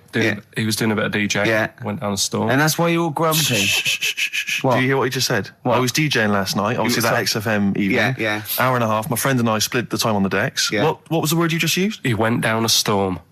We went down a storm. Right, 3 girls, I was walking to the toilets during my set. 3 girls went, you are a genius. Right? What's his name? Dane Bowers? Why? Zane Lowe? Because you played records in a certain order. Yes. No, sorry, Rick, if you can't deal with that. Sorry if you're a little bit jealous, because this time you can't share the award. All right? Dear. But it was my credit this You time. can tell he hasn't been a DJ. Because it's not just about... It's not just about that. the songs you play, it's the way you play them. Oh, The way you play them, whether it's 33 or 45, very important. Yeah, But the point- leave your hand on Exactly. them as they're trying to go round. But so 3 girls there, Yeah. charmed by me, they loved it. Yeah. Zane Lowe, XFM DJ and MTV presenter, probably one of the coolest blokes alive. He came up, gave us massive respect. He said, I'm loving your set. He actually used those words, right? There were people coming up, they couldn't believe their luck. It was roaring. We'd stick on a track, people would cheer as it came on, right? My particular favourite, Carl, I think you'll agree, my particular triumvirate, LL Cool J, Mama Said Knock You Out, leading straight into House of Pain, Jump Around, then straight into that current Elvis track that's been re-released, remixed by Junkie XL. I played the original, which I'd already played on XFM before. I'm already there, cutting edge. Yeah. Right? Three old tracks, you mean? 3 old tracks. In a row? Yep. And, well, I think the words that would best sum it up are, I kicked ass. Great. Rick. All right? Well, I'm going to be kicking some ass today. Hey, talking of DJing. Go on. You know, I did that storming set the other night for XFM. Yeah, sure, yeah. Go on. This was down at a little club, in case you weren't aware of it. Yeah. Anyway, I went to the Sony's the other night. Yeah. Karl Pilkington sidles up to me, slips me an envelope. Go on. 200 big ones in there. Did you get paid cash for that? Yeah. £200. Taxman won't know about that. Cash in hand. No, the tax won't know, because, I mean, obviously no one who ever works in tax is listening to local radio. Oh. Yeah. Well, so... No, the taxman will know about it. Yeah. Because I'll declare it. I would. Put it, it's going straight down. I'll do it when I get home. Do it when I get in later on. And don't write off rubbish that you buy anyway, like, you know. No, I won't. No. I'll do it all above board officially. Fill it all in correctly. And so I'll send it now, I'll send it tomorrow so that you get it early. So it's not too busy for you, sir. Oh, never mind. But Rick, I just need to mention something quickly to you. When did I last see you? I saw you yesterday, didn't I? Yeah. Because we went up to Edinburgh yesterday. We were very nicely invited to go and talk at the Edinburgh International Television Festival. It was quite a big deal. We went up there and we were interviewed. And Ricky chose to go on the train because it takes like 4 hours. Is it 4.5 hours or something on the train? Yeah. But it's quite leisurely. It's quite sort of gentlemanly thing to do. Yeah. I opted to go for the plane option and fly up there. More modern. Exactly. And they bankrolled that. They paid for it all, and that was all not very nice. And as I recall, when I last saw you, we got a cab, didn't we? And you asked if you could get the cab to drop you off at the train station. Yeah. And then it took me on to the airport. Yeah. Did I? Now that was before. The last time I saw you was before I got to the airport and missed my flight, wasn't it? Because I had to drop you off in the centre of town. Yeah. No, that was just before I had to pay £165 to upgrade to another ticket. How did you not tell me that in the last hour? £165, Ricky. I had to pay because we dropped you off at the train station. So, I mean, do you want to go halves on that, or what do you want? How do you want to deal with that? How do you want to sort that whole mess out? Why were you late? Why was I late? Because we dropped you off in the centre of Edinburgh, and do you know how hard it is to get out of Edinburgh in rush hour traffic? But it was only 3 minutes away, so you'd have missed it anyway. No, because if we'd gone the other direction, it would have been 20 minutes. It took me like an hour to get to the airport. And I got there, and the plane had already left, and the cabbie was just laughing. He was saying, we're never going to make it. He goes, you were a religious man, you better start praying. I thought he was being facetious. He was absolutely right. £165. But hold on, why didn't he tell you that when he picks up at Well, it makes you wonder. 4:15? It makes you wonder. So obviously, I'm a little bit annoyed. Because you know I'm not a man who likes to sort of spend unnecessarily. But wait, this is not my fault, because you were there when we made that decision. I didn't impose this on you. We both decided that might be... It's both our fault. I mean, it's no one's fault. It's both our fault. That's fair. That's all I wanted to hear. It's both our fault. Therefore, it's both our financial obligation. No. £165. Just split that in half. Write a cheque, Rick. Write a cheque. It's fine. I trust you. You know. Phone in. I think everyone. This is. You're clearly obvious. irresponsible. No, of course I'm not. If you share a cab and then one person's lucky enough to not be late and one person is unlucky enough, and that's what it is, bad luck. I don't think you share the obligation. But phone, it's a moral dilemma, this, isn't it? But it's more than that, though, isn't it? Because let's be honest. Even if you had known that I was going to get there late, you'd have wanted me to hang around just so you weren't left around waiting for a train on your own. No, because I got there... Because you get bored sitting, don't you? So you'd have wanted me to at least got in that cab. I got there way too early. I actually got there I was there about 30 minutes early. You made it fine then, that was... Well, exactly, so I mean, I sacrificed me hanging around for half an hour so you could get it at 4:15. And the other thing is this, you were going to get it at 4:15 anyway. Yeah, but I would, if I'd gone the other direction and not dropped you off in the centre, I would have been there in time. Would we? Well, is that true? Well, only God knows. Well, and the cabbie. What I mentioned it to.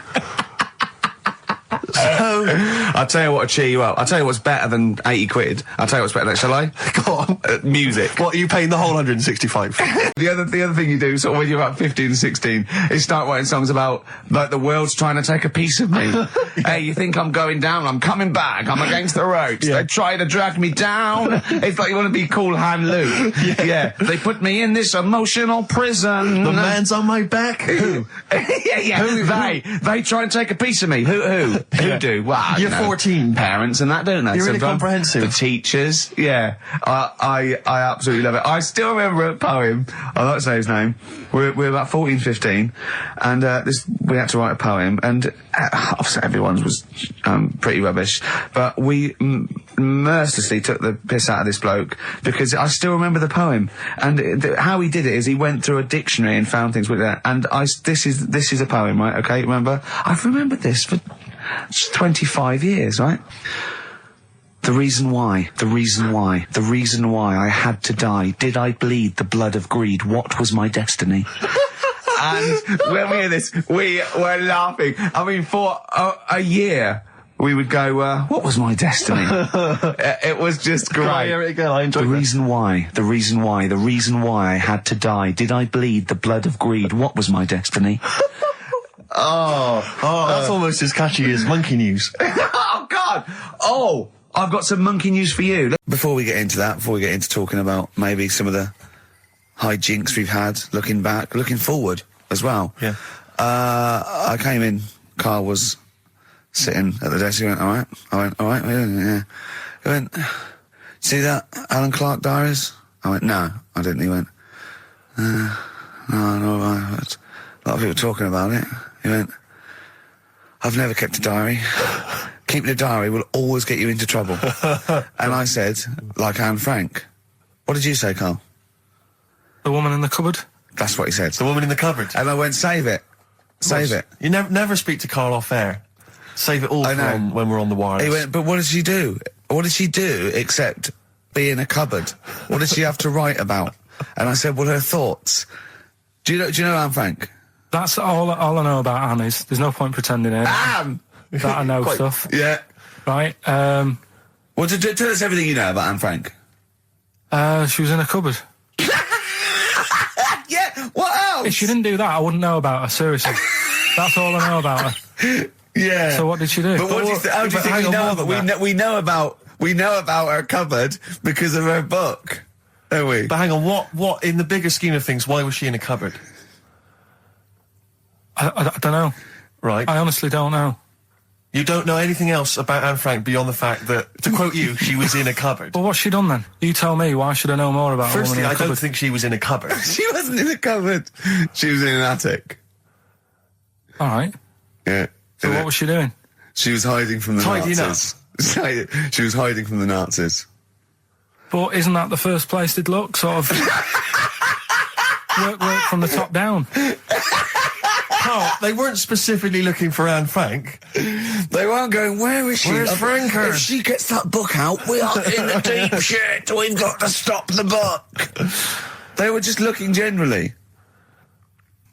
She was, I think she was 13, 14, she was hiding, she was Jewish and she was hiding, lived in Amsterdam, didn't she? Yeah, as much of her family were having to hide, being helped by, you know, friends, non-Jewish friends. In a cupboard. Cupboards, you know. And how long did she sort of hide up there for? Until she was caught. Long enough to write a book. So she even got caught after all that? What do you mean, so she even got caught? We're talking about one of the great, you know, humanist tragedies of our times, and you're going, she couldn't even stay hidden. What do you mean, didn't she get caught? No, I'm just saying, like, you know, it's not a great tip then, is it? Do you know what I mean? She didn't do it well. She didn't hide and say, well, they escaped it. She Her got diaries caught. are not a manual on how to hide from people. It's not how to win at I don't know hide-and-seek. anything about her, and we might be going down some ground that's a bit dodgy. I don't know enough about it. Maybe it's best just leaving it. All I was saying is diaries. Do you know, what do you do them for? Have you kept one, Steve? Never kept a diary, no. Right. I can understand your fear that it might get discovered, someone might read it, find out all about your inner secrets. Of course, the good thing about you is you tell everyone what you think about them. Yeah. Yeah, but... Yeah, no one's going to find a diary and go, oh, God. Can't believe it. Carl doesn't like my haircut. Yeah. Carl thinks I look like Dave Hill from Slade. Yeah, I told you that, didn't I? Yeah, I told you that. Do you think they'll last, though, diaries and that? No, because they were a bit of a time killer, weren't they? It was something to do at the end of the day, whereas now there's iPods and that. Do you know what I mean? It's fantastic! The know what I mean? iPod of Anne Frank. Yeah. No, but that's what I mean. New from Sony. That'd be great, wouldn't it? All her greatest hits. Who could forget? Oh, Well, dear. leave that then. I didn't Should know we it was leave that deep. I thought it was just like a, you know...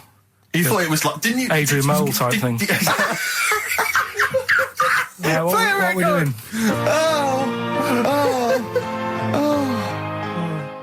Since you've been gone, by Rainbow. Since we've been gone, Steve. What's been going on, mate? Well, so much has happened, hasn't it, in the world? You know, politics and stuff. There's been an election and the like. I'm Ricky Gervais, with me Steve Merchant, and our producer, I say producer, Karl Pilkington. All right. Yeah, very good. We've been away for a while. I think the last show we did was January 2004. Yeah. And nothing's changed. Nothing's changed whatsoever. Nothing's been mended. I mean, I'm pretty sure I threw that away in the bin before I left. Yeah, there are some of your old bacon rinds. yeah. The spare ribs on the floor. Yeah, nothing's changed at all. Oh, no, that's not true. The listenership's changed. It went down slightly, didn't it, on the last radio show? Well, I don't know. I don't know. Is that what happened? Did it go down slightly, Carl? A little bit, I think. I don't think X1 gets new listeners because I think what happens is, because the reason it goes down just very slightly each time is that their old listeners die. Yeah. You know, Definitely. old Cure fans dying of... Yeah, you know, smack addictions. Gout. Yeah.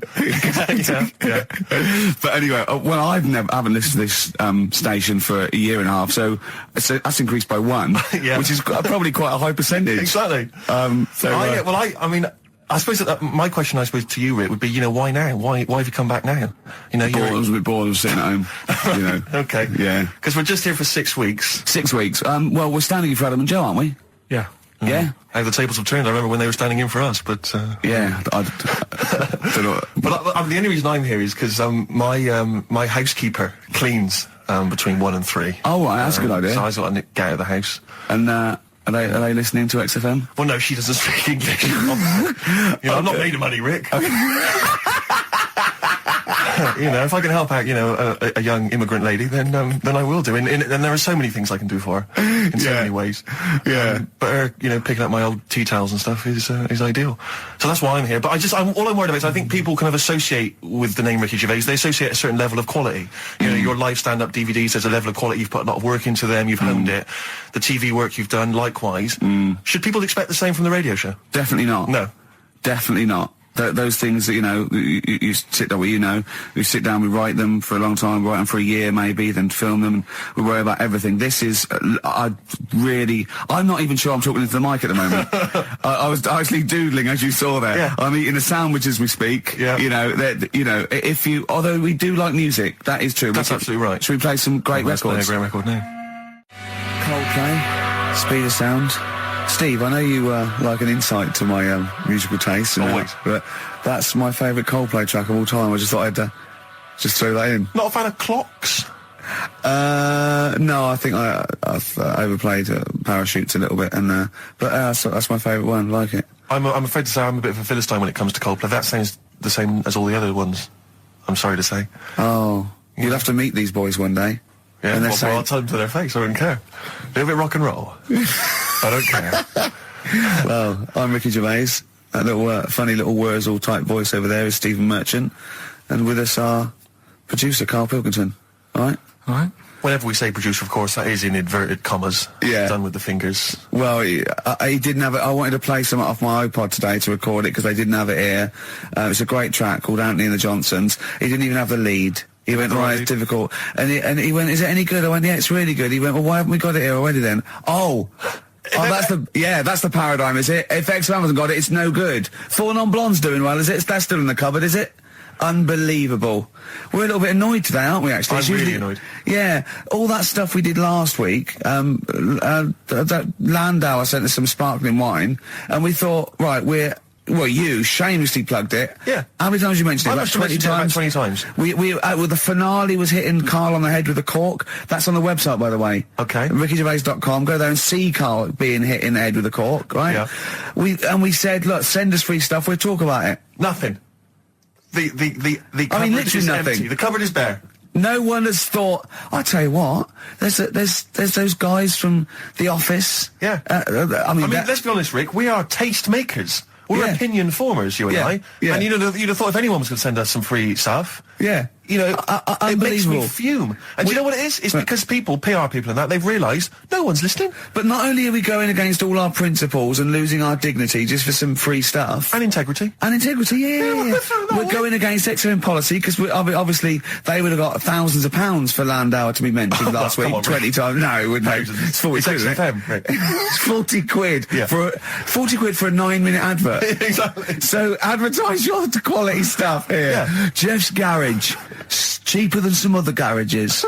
Actually, if Did there we is play an advert once for a tattoo parlour? Yes! Do you remember that? I'm sure we played an advert for a tattoo parlour. What tattoo parlour can afford to advertise on a radio station? Unless it's a tin pot one like this. Oh, God. Oh, I've got some good music today, though, Steve. Oh, really? I hope so. I'll be the judge of that. Go on. What have you got? AC/DC. Oh. I told you it was really light, right? We've had the parrot, right? These are things that I found the parrot, right? I've told you about the dog in the car wash. Right, you didn't tell me about that. You said there's a car wash for a dog. That's all you told me. Yeah, the but parrot, you said there's a parrot. What? It's a problem at funerals. Yeah. That's nothing. That's nothing. Do you understand? And They used to eat cats. what else have we got? There's an elephant in India with sore feet. Why? There's an elephant in India with sore feet. Now I'm interested. Why? Tap dancing? Why? I didn't write that He's much trying down to about break it. Roy Castle's record.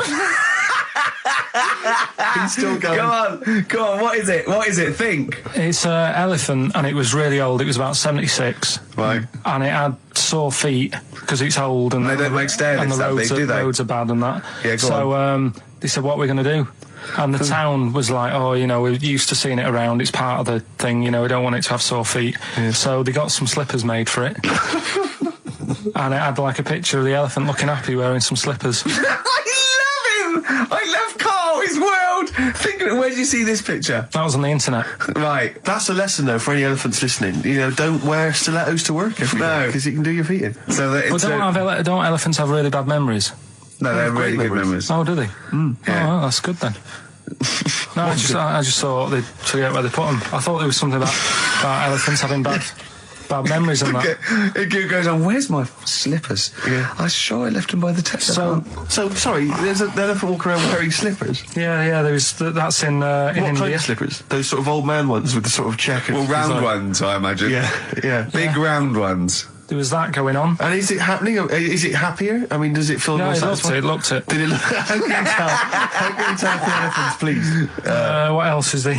There was a woman who's had a breast insured for 150 grand. Right. Okay. Any more information there? What? Third party fire and theft? Don't know. It had a picture of her with them, like, out. I just thought, yeah, he should get them covered. He's done another real joke! Brilliant, that's a proper joke. He's done look at his little face, he smiles. I'd like to see you on one of the sort of TV panel games. If they could bring back sort of celebrity squares, he'd be amazing as the centre square. Oh, that would be incredible. Or on that countdown in Dictionary Corner. I imagine him in Dictionary Corner. I'd come up with cat. If that helps at all. Yeah. Memblent. Yeah, what does that mean, Carl? Just anything you want it to mean. What I've got, there's a dog that's got a cough in Singapore because it smokes 20 a day. Right, okay, another one. Good looking, is he? Well, no, he's got to, it is in a certain way, isn't he? That sort of non-threatening sort of... but he's not stunning, is he? Do you know what I mean? No, but no. Well, what's your definition of a stunning? Yeah. Well, who do you like? Someone who you look at and you go, God, they're good Which looking. bloke do you fancy? What bloke do you think's attractive then? So if I was into men... Yeah. In fact, you can still say a bloke's a good looker without fancying him. Who do you think is attractive? Probably. I mean, it depends what you're looking for. No, just look. You think it's different looks as well. Of course, yeah. Who would you say was attractive? Who would you say was like stunning in your definition? A good-looking lad. Yeah. Good-looking lad. Oh, look at him over there. He's.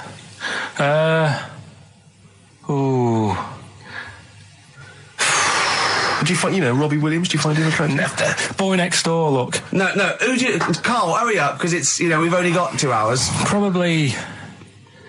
I can't think of one offhand. Mark Owen is pretty good looking then, really. There's not... Just name one bloke that you think's an attractive guy. There must be one bloke that you've either met or that you've, seen in a pub Who do you think on a is poster. attractive? Tell you what. Go on. Tell you what. Works here. Young Alex Zane. Alex! Well, we know Alex, maybe we can fix you up. Oh, I love you, Alex! You've got so much! Brilliant. I love that. That's like a ride song or something. That's my favourite one. Ride-ish. Ride-ish. Feeder. Just the way I'm feeding on XFM 104.9. Rick, quick question for you. I'm thinking a lot of people maybe are tuning in for the first time because of the advertising campaign. Sure. Should we reintroduce Karl again? I know we've done this a few times in the past, but just worried that people are going to not really kind of get the measure of him. I'm Ricky Gervais. I'm the one off The Office. Yeah. Steve Merchant. He's not the one in The Office. He's not Gareth. Some people think he is. He's got a funny, weird West Country accent that actually Mackenzie was affecting for the role. Steve wrote it with me. He's the tall, lanky fella. Karl is our sort of, I say producer, but he's the one that pressed the buttons because I was Dog's Body. Yeah, but I mean, it was just because I was too big to run the desk. Yeah. I used to have to do. Literally too big. You couldn't get there. Yeah. And then we discovered that, he looked a bit like a boring sort of, alright, yeah. But then when we sort of, poked him with a stick, he came up with, he doesn't realise, but some of the I think, some of the funniest extraordinary things I've ever heard. Say hello, Karl. All right. Yeah. Well, classics, I think, so far, that have gone straight to the list include, have you ever used a Y front correctly? Yeah. Brilliant. You never see an old person eating a Twix. Eating a Twix. These are sort of things. He's back on his campaign to get rid of jellyfish. Why is that, Karl? Oh, did you see the paper yesterday? Go on. There's a jellyfish, right? It's about 15 foot long, about 5 foot wide, and there's a fella swimming next to it. And the paper's going, oh, look at this we've found. There's loads of them in Japan. Yeah. And it's because the water's getting hot, so it's making jellyfish really big. Oh dear. How's the campaign going to get jellyfish get rid of them? What was your point about jellyfish? They don't do anything? There's no point. They get in the way. It ruined me holiday because I got stung by one. Yeah. But you think the same thing about Liverpudlians, and we can't just go around... you know, wiping out things that ruin Well, your let's do the holiday. jellyfish first, and then we'll move on to the scousers. Yeah. But yeah, I don't know what they do, and I'm trying to look on the internet. I've been busy this week. You're jellyfish now, not scousers. Yeah. You don't know what I don't know what they do either. To sort of try and work out what would happen with the sea if it didn't work, because they say like if there's no. See, this is what we're talking about. People who listen for the first time, they've got to listen to every word you say. You want to find out what would happen with the sea if it didn't work? If jellyfish weren't in there, do you know what I mean? Because stuff like coral, apparently the sea would be in a right state if you didn't have any coral in it. Fish, do you know what I mean? I always worry about how many fish we're sort of eating. Because you go past... Sorry? No, do you know, like, you go in Marks and Spencer's or Selfridges... There's loads of fish in there. And there's really fancy stuff that you think they've killed that, and it looks good on the counter, pretty impressive. Yeah. But is anyone going to buy it? Yeah. Do you know what I mean? It's a big, like, a shark sat in ice. Yeah. And you go, yeah, they've got like, a lot of fish... Sure you won't go around the Tate Gallery? Do you know what I mean? I've never seen a big shark sat in ice in Selfridges. They do it. And it's like, you go in the morning and you can go back at night and the same shark sat there. Yeah. And it's... So you know it's the same shark, do you? It's the same one. So what, same face? Are you sure he just hasn't lost his mum? And he's just like, he went shopping with her Christmas shopping and he's just like, he's drowned, he don't know where, he's just waiting. You know I'm right. I've never seen a shark in Selfridges. Well, all right, then say maybe that's one day a week, but on other days they'll have like... Shark Monday. I think, Selfridges. Today at Selfridges is Shark Monday. Yeah. No, it's just that... So your point is that there's all these fish not being eaten. Yeah. So and they're being killed. They're taking them out of the sea, no one's eating them. And you're worried, that the sea's going to rise because the more things you take out? Well, we're just going to run out. Because the fish drink it, don't they? And that keeps the water level down. Yeah. No, well, you know what I mean. There's stuff that worries me. You're worried that... Was it you who said that you were worried that... Because, there's sponge in the sea. Yeah. But if they took it all away... No. Is that him? That's a Stephen Wright joke. Is that Stephen Wright? What was the joke? Sponges grow in the sea. That kills me. How deep would it be if they didn't? I love the fact that he confused you with Stephen Wright, who for a living purposely says ridiculous things. Yeah. Does that worry you, Carl?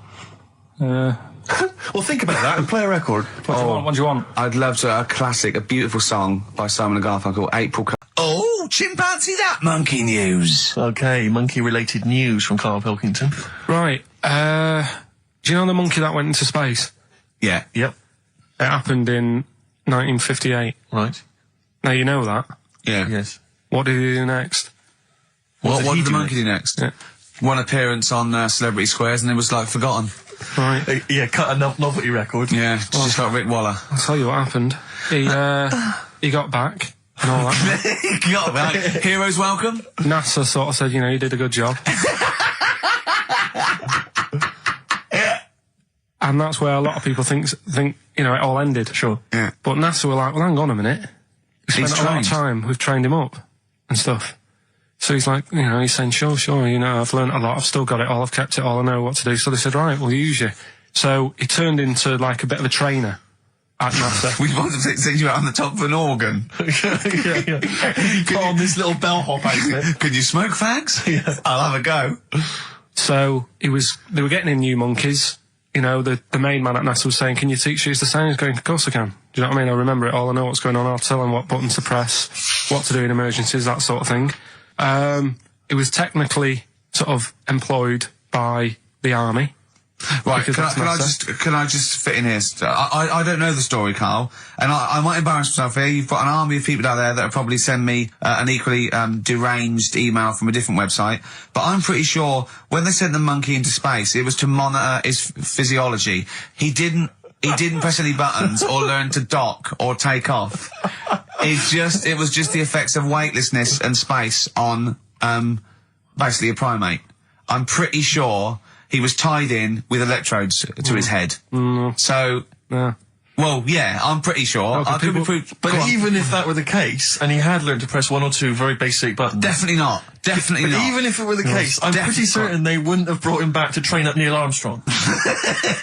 Right, definitely. Go on. Neil, what are you going to say when you come out there? Yeah. I was thinking of just saying, hello, I'm on the moon. Hello, it's made of cheese. Don't say that. What about... I've noticed that you got little legs, right? But mankind stepped forward. Well, how could I put that? I was just going to say, hello, I'm on the moon. It's great to be here. Wish you were here. I've got to think so. Hi, Mum. Yeah, go on. Anyway, basically he got back. They sorted him out with a nice pension. He was happy. Because of, like, the rank that he got, he was like, you know, he had loads of medals and stuff. He said, right, we'll make him a colonel. He got that. Like I say, he got a pension. That was the end. He died in 1969. He was buried with his wife. He passed away. His wife. I'm sure it just goes onto a different website about something completely different. And you're talking about Buzz Aldrin. Yeah. His page is missing. Oh dear. So well, Carl, if someone could call in.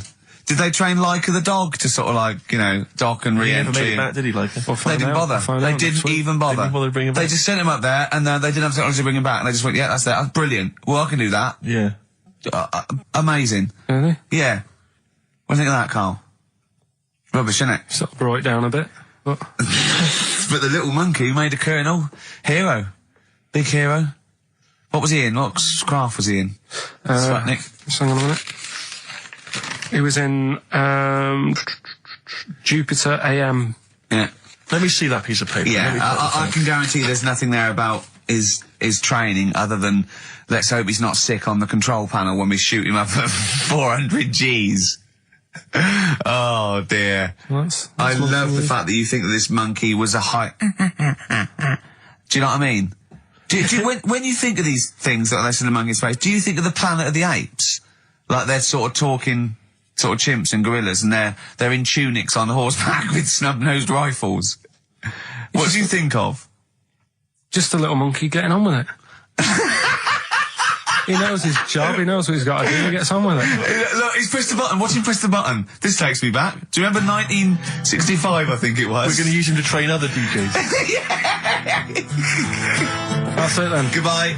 Thanks, cheers. Cheers. Okay, monkey news? Do you want a bit? Yes, please. Play the jingle. This rash is weird. Oh, chimpanzee that monkey news. Right. Right, they were filming a documentary, right, this telly company. Yeah.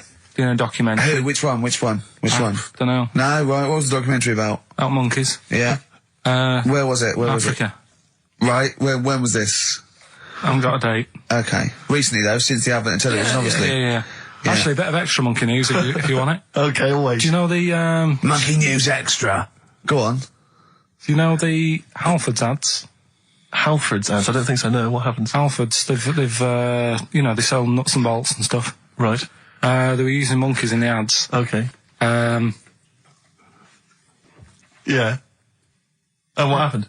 Don't they sell bikes, Halfords? Well, mainly. Bicycles and motorbike stuff in that. Okay, so they're using monkeys in the advert. What happened? I can't handle it. What? I can't do this. Look at him. Look at him. I don't care what he's doing. Well, basically, right, there was a load of hassle because they were using these monkeys in this Halfords advert. Yes. Right. And what happened? Get to the point. It turned out there wasn't a problem because they were mechanics in the first place. What, they were monkey mechanics? Yeah. What are you talking about? Mental. What are you talking about? That's not a story. Right, anyway, listen, let's get back onto... They were mechanics in the first place. Right, listen. Right, so they're making this documentary. Right? And stumble across a little gang of... Come on! Just... Get on with it, please. Little gang of monkeys. That's the first time I've ever laughed. I'll hear that. I know. Well, brilliant. What do you want, a cake? Come on. Can we play a song? Oh, I don't understand what is wrong with you, you freak. It's making me laugh. Just tell us the story. All right, then. All right. So anyway, right, so there's this documentary being made. They found a little gang of monkeys. Right, play a song. I don't know what's going on here. I apologise. It's just if you were looking forward to monkey. Got to hide your love away. According to the Beatles on XFM 104.9, I'm Ricky Gervais with me, Steve Merchant. Right, Carl, come on. Monkey news. Everyone's composed. The jingle, please. Oh, chimpanzee that monkey news. Excellent. Okay. Right, where were we? We were just start again. There's some people making a documentary. For what? Okay. Making a documentary in a jungle and that. Right. Stumble across a little gang. Okay, come on. All right. A little gang of monkeys. Yeah. Oh, come on.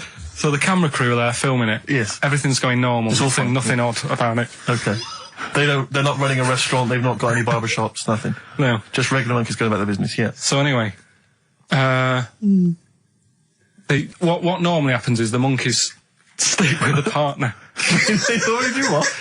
They don't sort of sleep around and that. Once they find the girlfriend or the boyfriend or whatever, yeah. they stick with them, right? Okay. But anyway, they were watching this one, right? And it's going around a bit, sleeping around. Oily. And it was getting fatter. They thought, this is a bit odd. Yeah. Right? So followed it round and see it having it away. Turns out, little prostitute.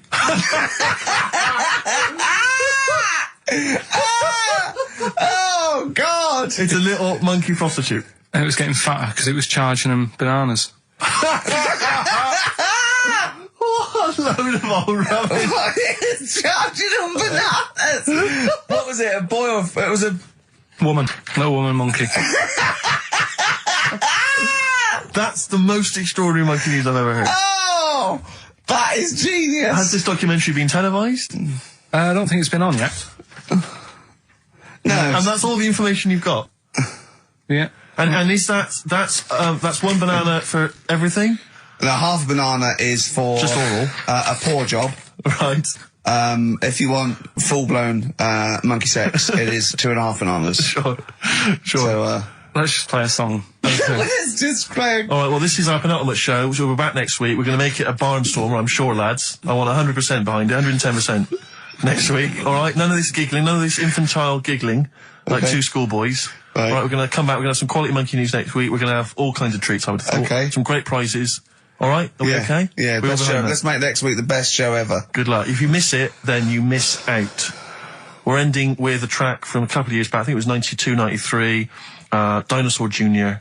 Start Chopping. Play that. Start playing. Forget start chopping. Start playing. All right. All right. See you next week. Yeah. Anyway, it's what everyone's been waiting for. It's what Carl exists for the last time. It's the... This is XFM 104.9. I'm Ricky Gervais with me, Stephen Merchant. You're listening to the best of, basically, Karl Pilkington. Just check, because there are rules in place, aren't there? Yeah. There was a big bust up in the week. I'm only allowed to wind him up. I'm not allowed to wind him up socially now. I'm not allowed to... What am I not allowed to do socially? I think squeezing the head. Okay. Socially, it's been crossed off. Right, okay, and I agreed to that because it got to a head where, Carl was really upset and he was thinking of just giving it all in, weren't you? Yeah. Yeah. Why was that? Because you were just winding me up too much. Yeah. I mean, do you want to bring it all up again? I don't mind. What was I doing? It was just... I should say now that there was a conversation where we were all sort of really walking on eggshells. It was frosty. It was a conference call, and Carl was on one end, and I'll tell you, I was very much a mediator. I was very much a UN mediator. What do you think of that? It was difficult to sort of keep it serious when I'm saying stuff like, I'm sick of you putting a Burger King bag on my head. Do you know what I mean? Yeah. There's a part of me that's like, I can't believe we're doing this. What I like about it is that I'm laughing and going, well, I won't do that anymore. And he's going, you can still do it on air. And like today, I came in, I went to squeeze Eddie, went at 1 o'clock. I love those rules. Yeah. I love those rules. Well, between the hours of 1 and 3 on a Saturday, you can squeeze his head, you can put a Burger King back on I can't wait. It's terrible.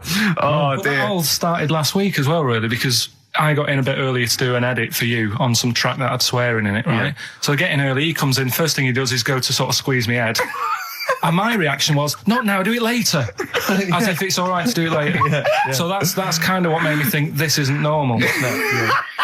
We should just point out, when we say squeezing your head, what exactly does that mean? I put my hand on the front. I do 2 experiments, right? Yeah. One is the side, because you can crush an egg sideways, so I think that's more dangerous. Right. And I actually put my elbows out, and I press like a vice, and I really go for it until it really hurts. And the front one it shouldn't hurt so much, if my experiment's right. I don't know. Well, it was all this that sort of, built up. Sure. And the research that you're doing there, Rick, is that going to be available online at some point? Well, that was the problem. That's what I was saying to him, because it kind of started last week. Well, it's been going on since we've known you. Yeah, really. Yeah, but I just upped it last week. It got out of hand a bit. I upped it to when I think it got to ahead on Thursday when I filmed it. That was it, yeah. That's right, I yeah. brought in a cameraman to film me torturing him, and there was some people from the 6th floor being shown round. Yeah, some management and that, showing probably clients round, you know, sort of, they've probably been on all the different floors, same what all the different radio I've seen stations Dr. do. Fox.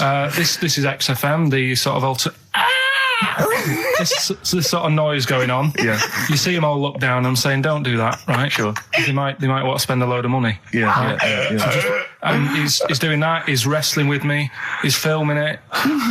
So that's when I just thought, you know. Mad, isn't it? And then when we were having the argument on the phone, I was saying, you know, has this been some sort of experiment? Yeah.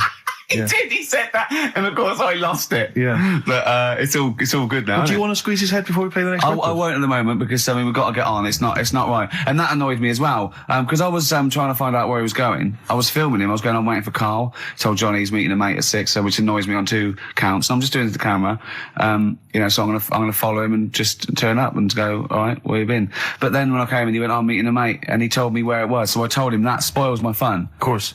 Because you'd want to just track him down. I don't want him to like it. Yeah. Which is pulled the rug under my carpet now that he's going to let me do you know what I mean? It's just, it's a little bit annoying. Right, is this talking about diets and stuff, right? Go on. They've come up with a drug that, they tested it out on a mouse, right? They said, you know, it's a problem that weight is a big issue in the world, and, you know, a lot of people are depressed, and that, probably like Rick Waller. Well, right? I'm depressed looking at Rick Waller. Well, you know. Oh. I mean, you could sort out Rick by, you know, Jono is an old man, he's got loads of money. He's not old. No, but he's getting on a bit, right? He's about no, but my hang on a age, minute. What I mean is he does his own shopping, right? So I bet it's hard. What do you mean? Because he's like, how old is he? 35.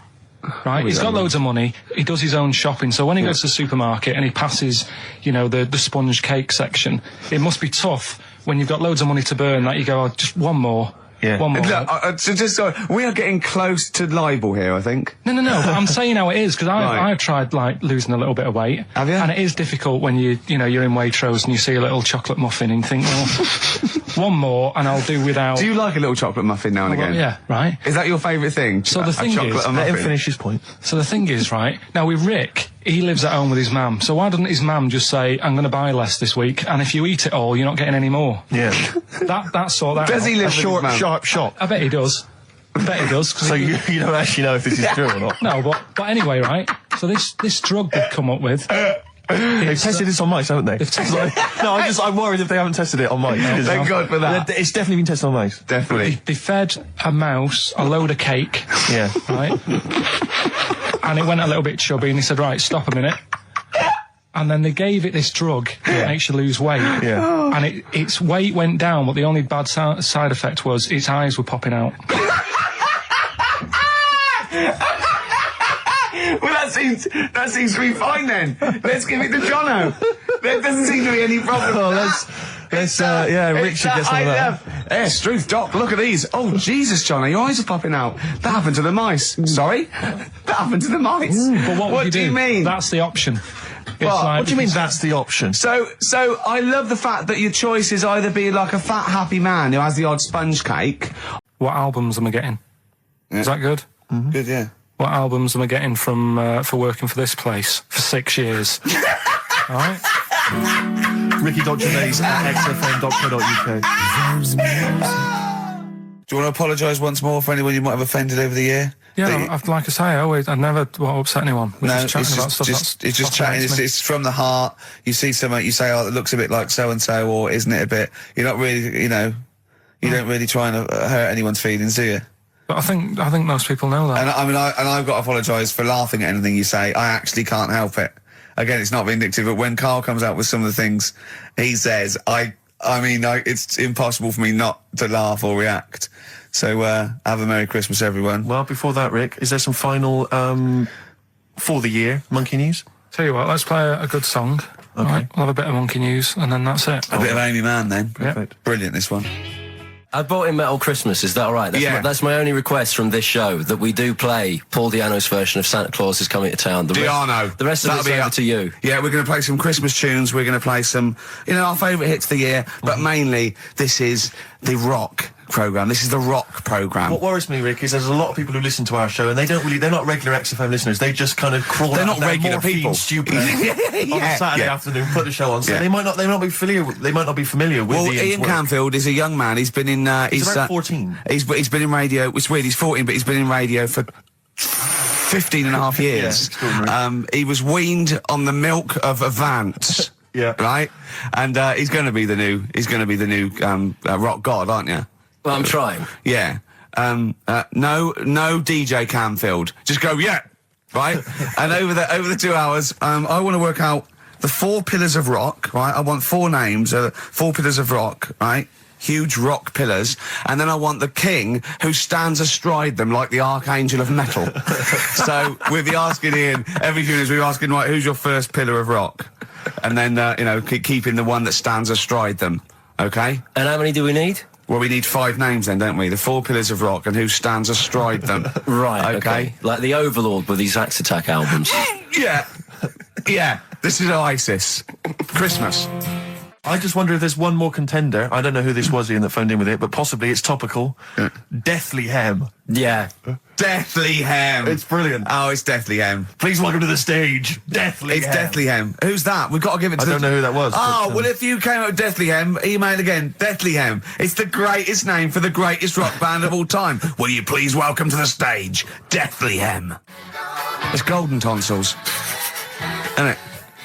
I went to, I was going to go see him once at the Camden Underworld about a year ago, and they had this sign up, right, saying that Graham Bonnet, who sang that song, had cancelled, right, and it said, God willing, he'll be performing tomorrow. And just in case you thought he'd cancelled because maybe no one bought any tickets, the doctor's certificate was beneath the cancellation sign. Brilliant. Well, we've sung that a couple of times drunk, haven't we, Ian? Oh, but, at the top of our voice. We have done it. It is the best ever. Yeah, it is. Ben has won whatever you're giving away. Yeah, Ben came up with Deathly Hem. Yeah, Deathly Hem. Yeah. I mean, if you are in a rock band, you're looking for a name, and you think you deserve that name, then, write to us. We want to know that you're really heavy, and Ian Canfield would officially hand over the deeds of the name Bethlehem.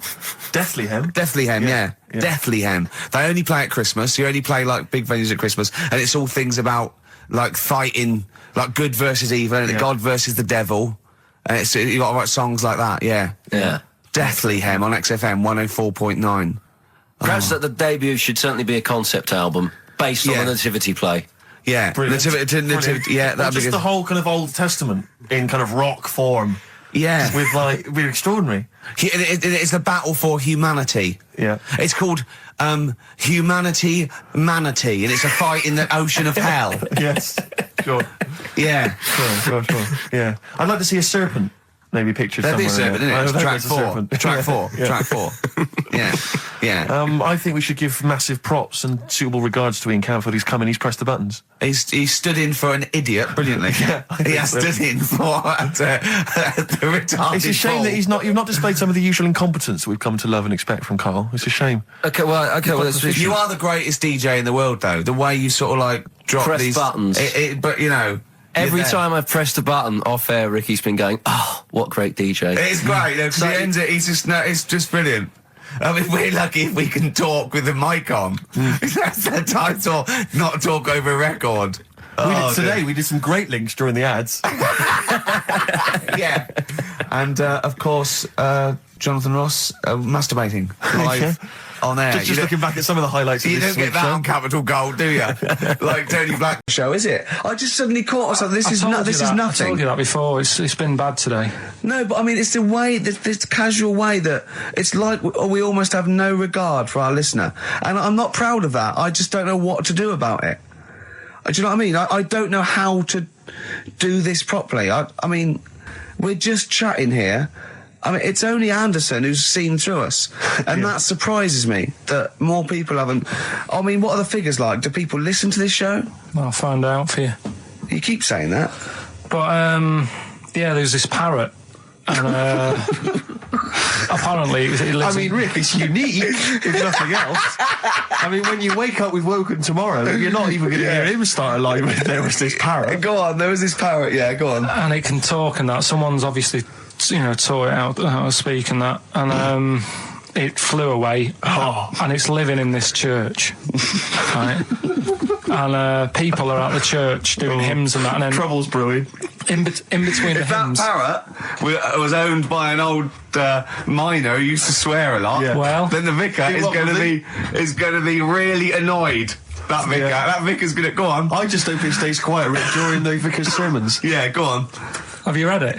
No, go on. Have you read it? No, go on, because that's what happens, Go right? on, tell us, Carl. During the hymns, it's sort of effing and jeffing and stuff. Jeffing. Yeah. And everyone's like going, oh, you know, it's quite funny, really. You know, it doesn't know what it's doing. Everyone's having a laugh. Yeah. But it's causing a havoc at funerals. There's an elephant in India with sore feet. Why? There's an elephant in India with sore feet. Now I'm interested. Why? Tap dancing? Why? I didn't write that He's much trying down to about break it. Roy Castle's record.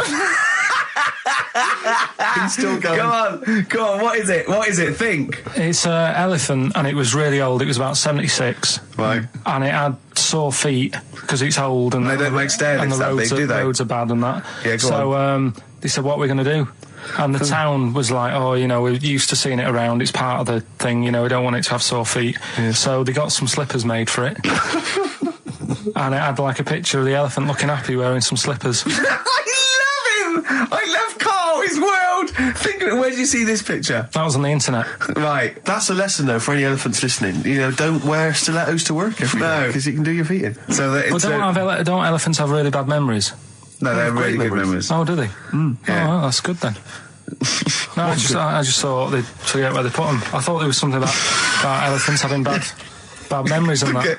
It goes on, where's my slippers? Yeah. I'm sure I left them by the test. So, sorry, there's an elephant walking around wearing slippers. yeah, that's in What India. kind of slippers? Those sort of old man ones with the sort of checkered well, round design. ones, I imagine. Yeah. Big round ones. There was that going on. And is it happening? Is it happier? I mean, does it feel No, more it satisfying? looked it. Did it look? How can you tell? How can you tell for elephants, please? What else is there? There was a woman who's had a breast insured for 150 grand. Right. Okay. Any more information there? What? Third party fire and theft? Don't know. It had a picture of her with them, like, you know, out. I just thought, yeah, he should get them covered. He's done another real joke! Brilliant, that's a proper joke. He's done, look at his little face, he smiles. I'd like to see you on one of the sort of TV panel games. If they could bring back sort of celebrity squares, he'd be amazing as the centre square. One of my uncles, right, Tattoo Stan, he's just caked in them. Tattoos. Right. I don't think he's my proper uncle, but it's just like my dad's got. Tattoo Stan! No, my dad's got. That's a province in Russia, isn't it? My dad's got loads of mates who. When you like, say he's not your names. proper uncle, Do you know how, like, when Just a bloke who someone used to comes hang around around, with you're the all school? right, Uncle Stan? Yeah. Do you know what I mean? And there was my dad had loads of mates like that. There was John the Screw. right? So he either works in a prison or he likes to have sex. Cabbie. Cab driver. Okay. There was Jimmy the Hat. I don't know where he Jimmy did. the Hat. Yeah. And, Did he wear a hat? No. No. There was Fred the Veg. You sure he wasn't a relative?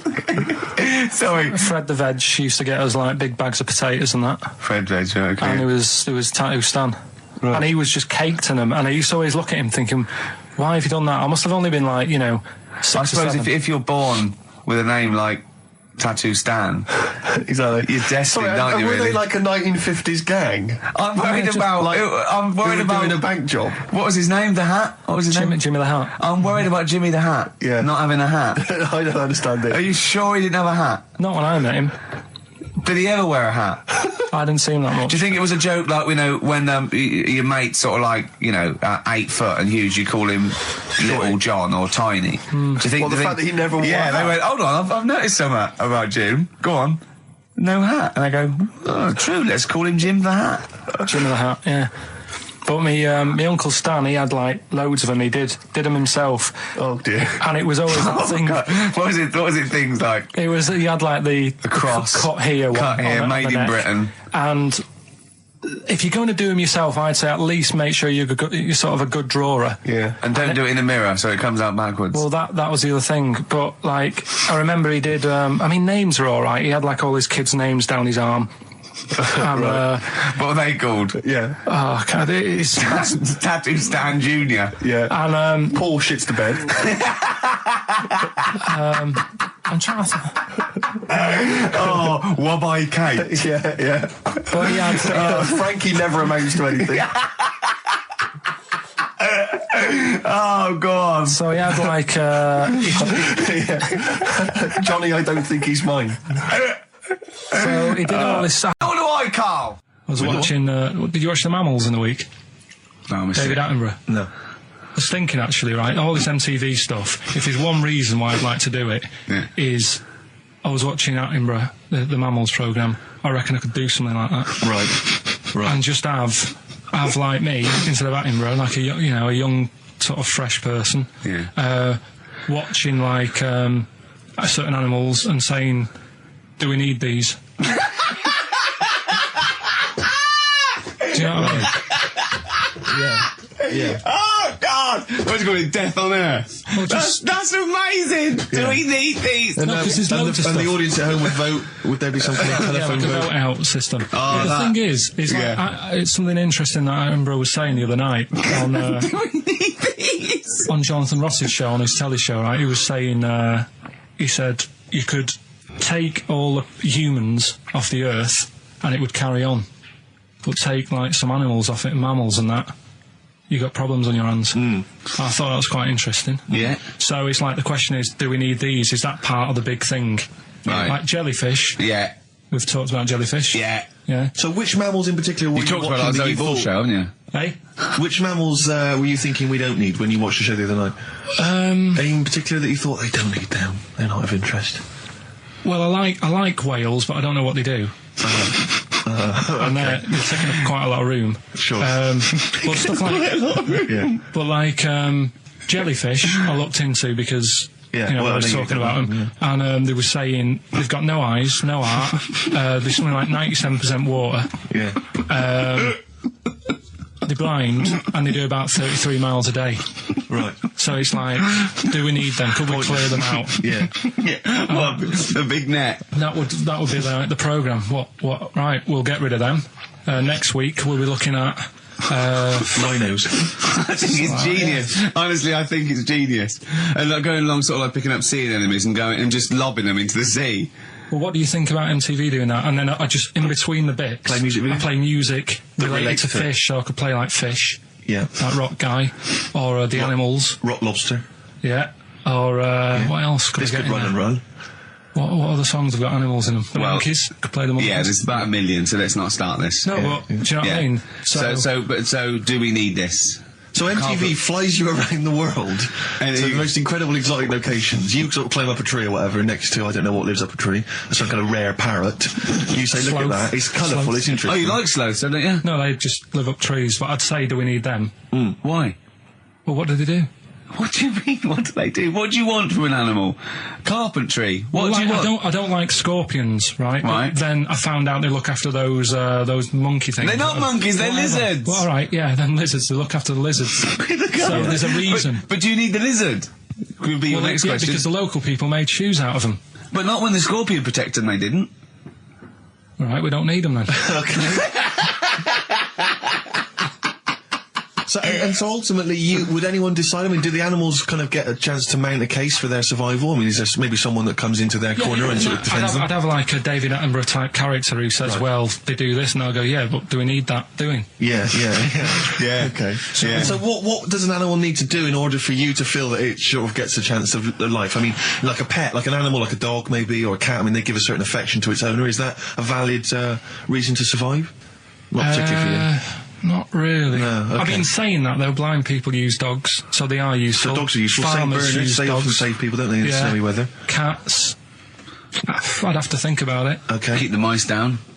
Yeah, but you got rent-a-kill. So Okay. what I'm saying is something that will affect the world. Right. I think you'll find everything does.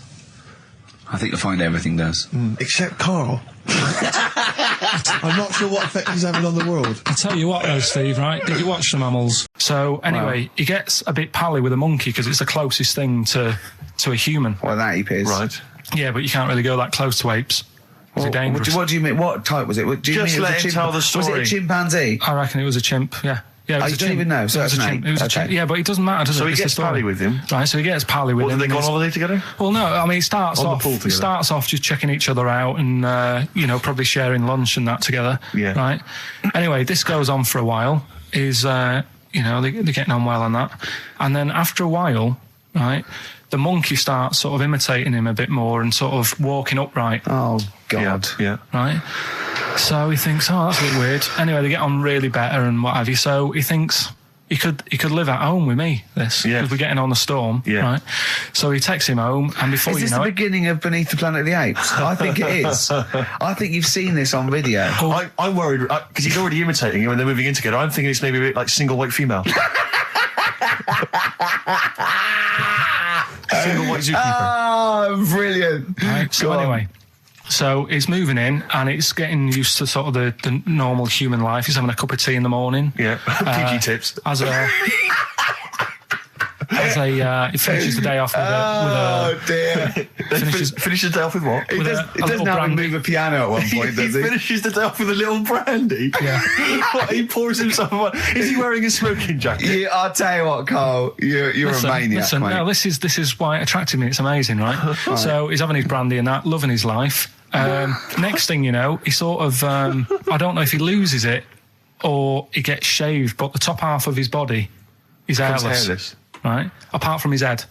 Right, so he's got a nice. So it's the opposite of the kid. Well, yeah, this is what I'm saying. that would happen. Right. Well, hang on, but so you don't know if he was shaved or if it's How did it say? Then the hairless. What? I'll bring it in for you, the story, and then you can see if I've gone wrong. Keep going. So anyway, so this is going on, and he's having a great life. Then the zookeeper starts getting a bit annoyed because he's having a better life than the zookeeper. The zookeeper's in the zoo. This is such So the zookeeper's still got to do a day's work. The monkey's at home, he's partying, Well, he's it got gets his to other a point when he chipmates says, around. there's no point you coming in to the zoo, because the whole reason of you being there was because you're being kept there. Right. And he didn't want to bring the memories back, so he said, you stay at home.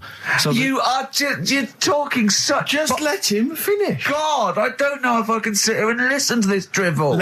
I'm fascinated. It's nearly over anyway, right? It sounds extraordinary, Carl. So he's walking upright, he's having a tea in the morning, finishing the day off with brandy. Gets a bit out of hand, only tries it on with the zookeeper's wife.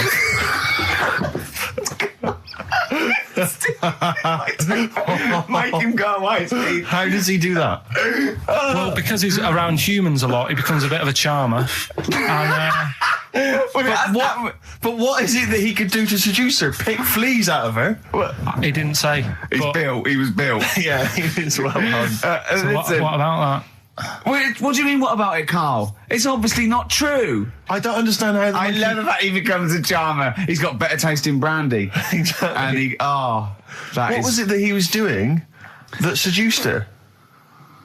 I don't know. I thought maybe because he was at home more than the zookeeper was. But what would he be doing, I Carl? love the fact that- He's not going to be talking with her. They're not going to be playing like, Trivia Pursuit. Maybe she liked the silent type. He didn't go into that. He just said that's when the trouble started. Carl, play a record. Right. Did I tell you the time when the doctor said I was going to die? All right, keep talking. Right, ages ago. Must have been about 15, right? And at lunchtime there was this. We used to have a choice of stuff to do at lunchtime, right? Used to have like a burger place that had an arcade machine in it, right? So we used to go there and play on that and have a burger. Or there was this baker's, right, that my mum worked at, and did great cakes and stuff, right? So she used to like bring some home and that, but she couldn't always bring them home every night because, you know, they'd cost money, and she used to get them for free. And they used to say they'd rather chuck them away than give them to the staff because there's a chance that the cream might be off. Right. Right, so they used to chuck them round the back. So I used to go around the back with my mate and eat a load. Brilliant. Eating out of bins. No, it wasn't out of bins. They were still in trays, but they just stacked them up near the bins, right? So this got out. I mean, it used to be chocker. Once the school found out, everybody used to go there, and it'd be like, well, have a cake. The headmaster fighting the kids off. Right, so I'd have, you just eat, I don't know, 6 jam donuts or something, and then you'd spend your dinner money on the arcade machine. Brilliant. Right? So it was a good afternoon, really, right?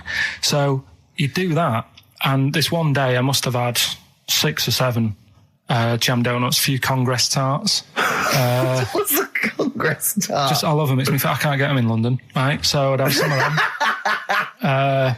If anyone can get a Congress tart for Karl in London, please let him know. So anyway, this day, that was just a normal day. Do you know what I mean? You'd once, twice a week, you'd have a load of cake. In your life, Yeah, So normal anyway- day in your life. Were the frog boys there with the webbed hands and the big heads? So- and the horse in the settee? Yeah. But the day after one of these days, I had really bad cramp in my belly. Right? Okay. I was like in agony, could hardly walk. So I said to my mum, You could hardly stagger to the free cakes. So I was in absolute agony. I said, I don't like doctors, but you'll have to get a doctor in because I don't know what it is. I can't walk. She gets the doctor round. I won't say his name, but he said, well, doesn't look like he's got long left.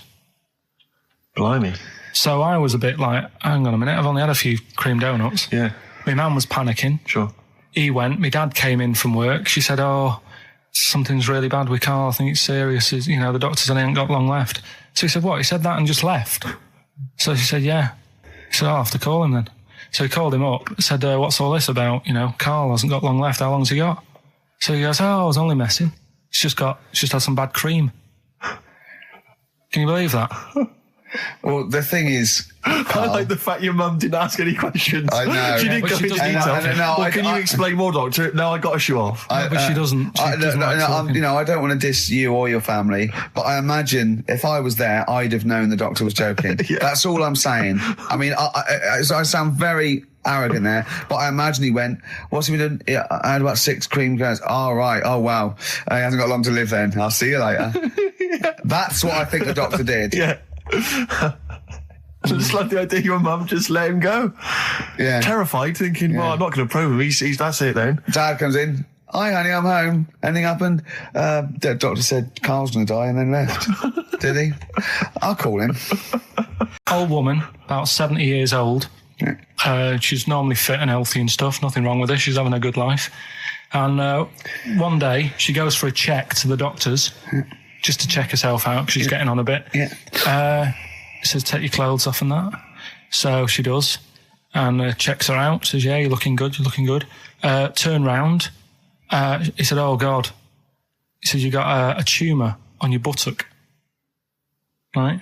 So she goes, oh, what, can you do anything to sort it out? So they go, yeah, we could book you in for an operation. It's best if we remove this. Books are in for an operation. Operation day comes, strip her down and that. They're all stood round, the doctors.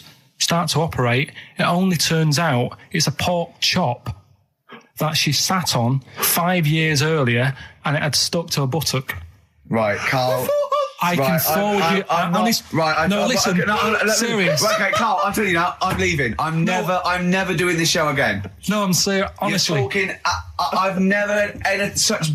What do you mean? You couldn't believe it? No, when I read it, I said, I've got to tell Ricky This that. woman had a pork chop stuck to her arse for 5 years, you mental case. Of course she didn't. I didn't know that much about it. Autism. Okay. Oh, good. With some more entertaining stuff on XFM 104.9 to cheer up people. Go on, then. What? Come on. No, right. Have you heard about it, Steve? What Autism. It scares me to death when he comes up, when he touches on a serious subject. We've been talking about wheeling a dead pope round, the Chinese don't age well, and ginger people are hated. And now we're going to touch on a really... I mean, no, I said, my heart's in my throat. Go on, Karl, then. Tell me your insights to autism. Right, well, there was this... Again, Channel 4 coming up with some good stuff at the moment, right? It might have been Channel 5. But what's the name? It's the attention span I like. These people who they've got like this autism thing going on. Yeah. And they sort of take in a lot of information. They get sort of they get so into it that they know everything about that subject and what have you, right? And there was this lad who he knew everything, right, about EastEnders. Right. He sort of the cameraman was saying to him. So, why EastEnders and that? And he said, I don't know, I just like it. And he said, I remember when I first watched it was a Thursday, it was 5 to 8, Pauline Fowler walked in, she had a pink jumper on, she said, all right, love. And he remembers everything from that moment on. Yeah. Right, and everything, which is great, but then the way the programme was making out, it was almost like they were saying it's a disability. Right. when in a way it's more like a superpower. Sure. Like Rain Man. But if you can take It's Rain Man. No, I'm he not. has special autistic powers. Oh God! We must send for Rain Man. I don't know what to do. So I don't know what to do. So he would be a But great there's contestant other on Mastermind. things. Sort of autistic Sorry. Mastermind. He'd Well, be what I'm dynamite. saying is, don't be watching EastEnders though. Sort of, why didn't they give him an encyclopedia and say, get into that? Sure. That'll be useful. Yeah. Keep him away from EastEnders. Wasting his time there. But I don't think it is a disability. No. Yeah, there are other things, and they're not. It's also autism is a matter of degrees. From what I know, and I'm sorry to have to do this, but I feel that I have to at least be the voice of reason, as ill-educated as I am on the subject. But I think there's degrees of autism. I think some are higher performance than others. There's other issues with it. It's not they're just got good memories. They don't go around doing tricks for people because they can remember stuff. There are other issues with it. Do you know what I mean? Right, well, I mean, they seemed a bit... But you watched the programme. What did you learn? That he knows when Pauline Fowler came in. Yeah, I mean, there was other bits where they couldn't control her emotions and stuff. Oh, that other little bit, yeah. But the main bit of it was he can soak up information and stuff, and I'm just saying it didn't seem really bad. Do you know what I mean? There's disabilities where people say that's a bad disability. It's like how people say about... This is brilliant. This is just like this is amazing to be in a room with this man. It's incredible. You just wind him up and listen to what comes out. And I'm going to sit back now. I'm not going to defend you or explain anything. Just tell me about the other disabilities that are worse. No, what I mean is how people can sometimes easily get mixed up. How people are scared of like a cyclop. Well, at the end of the day, he's got a disability. A bloke with Who's scared of a cyclop? No, it's apart just from like Jason and his Argonauts. Where's this cyclop that you're scared of? No, I'm just saying in history and in books and that. No, not in history. History happened. Yeah. What are you thinking of? You're mixing history with Greek mythology and Roman mythology and every other type of mythology. What do you mean there wasn't really a giant cyclop that went round picking up ships and throwing them around? That's not history, Carl. Do you think Batman's history? No, but it was ages ago, wasn't it, when we were sort of forming... No, I'm not saying it didn't happen ages ago. I'm saying it didn't happen. Well, it might have done. I mean, what's so ridiculous about a fellow with one eye? In the middle of his head, and he's big and scary and lives in a cave. Why is he scary? Because what if he had 8 eyes, I'd be scared of him. At the end of the day, he's got a disability... we'll talk about it in a bit. I had some exciting news this week, Carl. You'll be pleased to find out. I'm worried that you might get a little bit jealous because it's obviously going to impact on your world quite strongly. Because I know you think you'd like things to be quite samey. You'd like the status quo to be maintained. You like the fact that in the past, we've had some crosswords. Because I remember. What did you think of me when I first walked in? When I first came in on the first day of XFM? I don't know why you're making a big deal out of it. Because I'm just being honest, though. I'm just being honest about a lot of people who see you for the first time sort of go, well, he's a bit weird. I know that, Steve, that you brought it up, and then you're again. But I'm sure that wasn't what he said before. No, did he say before? Yeah, well, he's a bit weird. Yeah, well, he looked at you, and I knew. I could see by the look on his face. You know when you know your kid, and your kid's sort of scared of something, and they go, "Why's your kid?" He goes, "Oh, he doesn't like pigeons or spiders." Right. It was like that when I saw Carl, and I brought you in, and I went, "What do you think of that, Carl?" I could see the look on his face that he was disturbed. Sure. And then, as he said, you get used to it, don't you? Yeah, you get used to it. And you have changed a little bit. Your hair's a bit smarter now, and you got some nicer glasses and that, I think. Or I might have just got used to it. Whoa, don't bring it up, Steve. Don't look at me like that. So you say that you think some other people in the office thought the same? Do you know that for sure? Carl. Did you discuss it? Carl. Yeah, I think they do, yeah. Okay, leave it there then. But not just in the office, as you walk through the building. Oh, it's worse than you ever thought. Well, no, it's not worse than I ever thought, because as you well know, Ricky Gervais, what did I do on Thursday morning? Oh, is this the thing... For those that perhaps are not of the female persuasion listening, there's a magazine. Apparently it sells quite well. It's one of the sort of female, kind of issues magazines. I think it's called Company Magazine. It's like your sort of, I guess it's a bit like your More or your Vanity Fair or whatever. Anyway, they run every year the 50 most eligible bachelors in Great Britain section. Ding dong, hello. Who's in there this year? In the top 50 of the entire country. And then they vote, and they put them in order and see who's the most eligible bachelor. But that's 50 people, right? It always annoys me slightly because Bachelor it kind of seems like a more sophisticated word for loser. Yeah, doesn't it? Which always sort of unnerves me And also slightly. they try and do a different 50 every year, so they're getting pretty desperate to get different ones. No, it's not many. no, Because also a lot of people who are sort of like successful, are married, so there's very little to... No. Go on, There's a huge... I don't know if this is international. It could even be international. I'm not sure, actually. So I Sure. could be up there with the likes of Justin Timberlake, etc. So Fred Durst. Yeah. That sort of person, you know. So anyway, this is what's exciting, right? Although I'm slightly frustrated because they were telling me that last year... All right, because what happens is the readers of the magazine, they vote for who they think is number one, most eligible bachelor, right? Last year, the prize was a 2-week trip in the Bahamas, okay? This year, I'm rather annoyed, because all I'm going to win is a moped. That's the prize this year. That's the prize this year, a moped. Whoa, backtrack. What? Sorry? Last year was a 2-week trip to Bahamas, and this year Just a moped. All I'm going to get is a moped. All you're going to win is a moped. Yeah, You've got no chance. You've got no chance. Who else is in it? Well, I mean, I don't know lots of people you'd never heard of. I know Duncan from Blue. Ding. So you're second to him at least already. I imagine you're going to come behind the other 49. Because there'll be people voting for me. They get to vote for me. Yeah, Steve. They'll see my photo and then they can vote for me. Yeah, didn't they also write something about me, bald round head? Yes, perfectly round little bald man head, they said, so... You need to know that when you listen to the radio on that. Really matters what my hair's doing. Your hair, have you given it a little polish? Because you look like a cue ball at the moment, and you've had a shave in it. I've never seen such a round head. It actually looks like a plate with ears. Yeah, well, for those that have never seen Carl, I actually, if you remember, I think he looks a little bit like Mr. Spoon from Button Moon. He does. If you've ever seen that show, and also he looks like, you know when they say they find with a little 4-foot human and it's actually 500,000 years old and they give it a name and it's the first Australopithecus into. He looks like one of them as well. Perfectly round little. He is the missing link. He looks half human, half monkey. Because he's got a slight slouch as well. So yeah, it's like those pictures where you see it going from an ape to a man. He's one of those in the middle. Yeah, and of course his monkey hands, his hairy little wrist to those skinny little things that he can get oranges out of holes with, and it's unbelievable. Why are you so all shaved and polished and everything? Got a wedding. What? Got to go to a wedding today, so thought I'd clean myself up a bit. Yeah. Shouldn't you be wearing a suit or something? No, I'll go home and put something on. Oh, okay. But Suzanne said, make an effort. I sort of had a shave and that, and then I came out of the bathroom. She said, "Oh, your head looks a bit sort of eggish." She's right. She always worries about when I have a shave because I just, That's your girlfriend, Carl. I know. Saying that. Just think. So don't worry about Heat saying it. And funny thing is, it's Boyd Hilton, I think, of Heat that wrote it. And he's got a little bald head.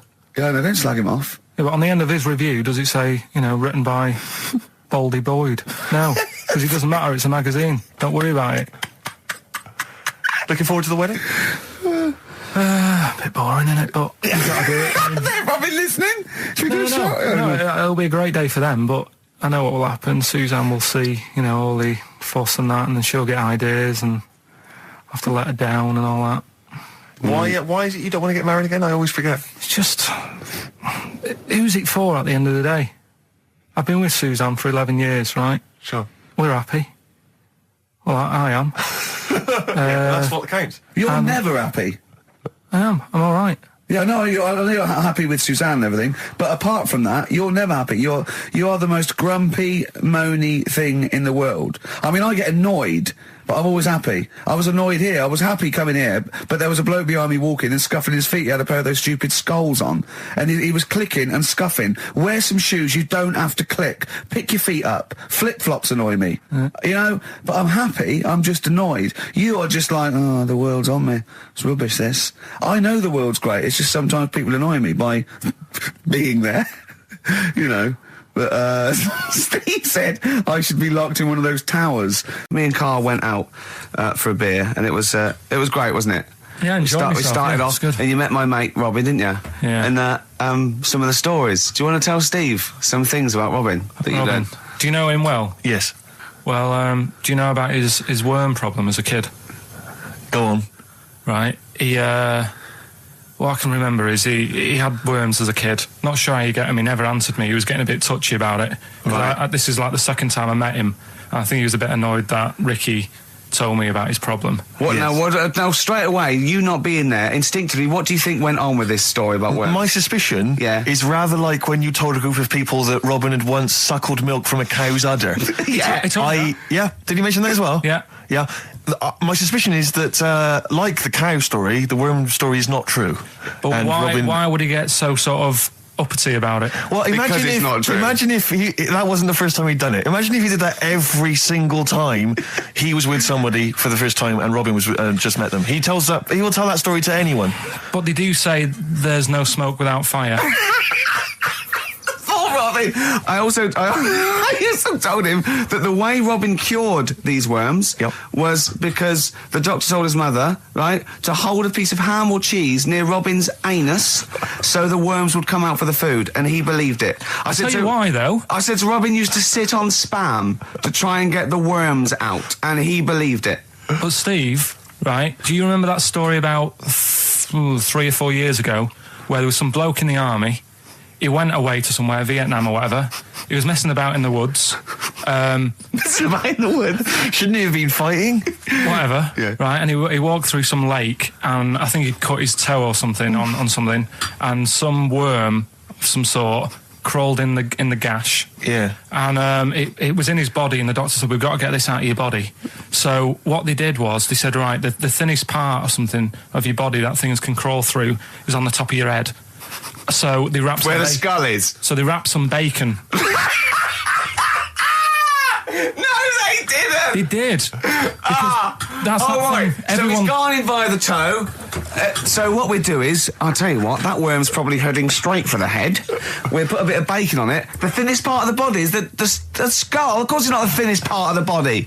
It's where your brain case is, isn't it? It's the skull. There was a reason for it. And it was like they stuck some bacon on his head. And as ever, the vital piece of information, i.e. the reason, Carl seems to have forgotten. Because the worm was in his body, and they said everyone likes the smell of bacon. Including worms. Even a Vietnamese lake worm. They love bacon. Remember last week when I said about the little fella with the bone with no brain, and you were proved wrong? No. Please. No. We were saying it wasn't a little fella. We were saying it was a stillborn child.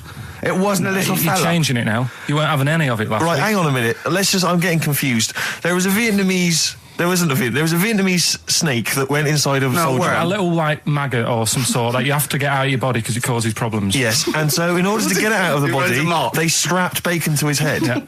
That is great. This doctor... And did that work? I think so. They had a picture of him smiling. Oh, God, what, the worm or the bloke? The bloke. Oh, dear. Honestly, I hope someone knows the story. And it was about 3 years ago, I reckon. Okay. And, it did work. GI bacon. So this is why I went... So what, the worm burrowed out of his head to get the bacon? Get to the bacon. Right. That's great. So this is why when Robin was telling his story, I was a little bit disappointed if it wasn't true. Right. Because in a way... You know Robin's never been to Vietnam. No, but what do you really think that Robin... Well, as Robin said at the time, Carl, why would I sit on ham, then tell Ricky Gervais? It's a very good point. Because if he was a kid, you do daft things like that as a kid. Right. It's the telling Ricky Gervais, though. Yeah. And then, bless him. Okay. And then anyway, Robin left, and I tried to chase him, but he got away. He knows that and then we had a few pints, and then Carl embarked on some of the greatest stories ever told. Can you tell the story about your dad? Let me run it by... I haven't spoke to him all week, so let me run it by him. Okay, play records. Because, What we got? We've got... one of Steve's tunes. Yeah, well, bizarrely enough, this comes from the Teachers 2 soundtrack, the soundtrack to the current TV series. There's a slight whiff of nepotism in the air. Yeah. Rick, would you like to explain why? Well, that's why you're doing it. No, my girlfriend worked on it. But you were going to play this anyway, weren't you? Well, I was, actually. Bizarrely enough, I was going to play some I Am Clute, and this is from, as I say, the Teachers soundtrack. This is called To You. It's a good track. That's I Am Clute, a track called To You from the Teachers soundtrack. That's also got, I noticed, the Electric Soft Parade, The Hives, Star Sailor, Feeder, Turin Breaks, Mercury Rev on there. It's a good little collection. Lovely. Carl, has just had confirmation. He's looking smug because someone phoned up and went, "It is true. It's a Laogai chi worm, and you wrap bacon around your head." That's all the bloke knew as well. Yeah. And his name was Gary. Yeah. So I'm not having it. No. And he said, see, that's why the Robin thing isn't so weird. He said, but when you said he tried it with cheese, he said I was having none of it. He's got standards. Strokes, hard to explain. Like Carl, really? Yes. Yes. So, Carl, concentrate. You go on. So, we'll leave the worm with the bacon wrapped around the head, shall we? Well, if you're ever caught in the jungle... Yeah, always carry some... bit of Danish. Right, Carl, it's a questionnaire about happiness. Oh, yeah. There's one person... Well, that should answer it right where. The first question, Carl, on a happy scale of 1 to 10, where are you on the happy scale? Is it at this moment or in general? Well, I would say generally. Okay. Yeah, but you don't always have to, like... I mean, I think I'm happy in that, but I don't always show it. You never show it? No, but it doesn't mean I'm not happy in that. Like, I'm all right at the moment. I'd say I'm probably on a... I was probably on about an 8. I was probably on about a 9 when I woke up, right?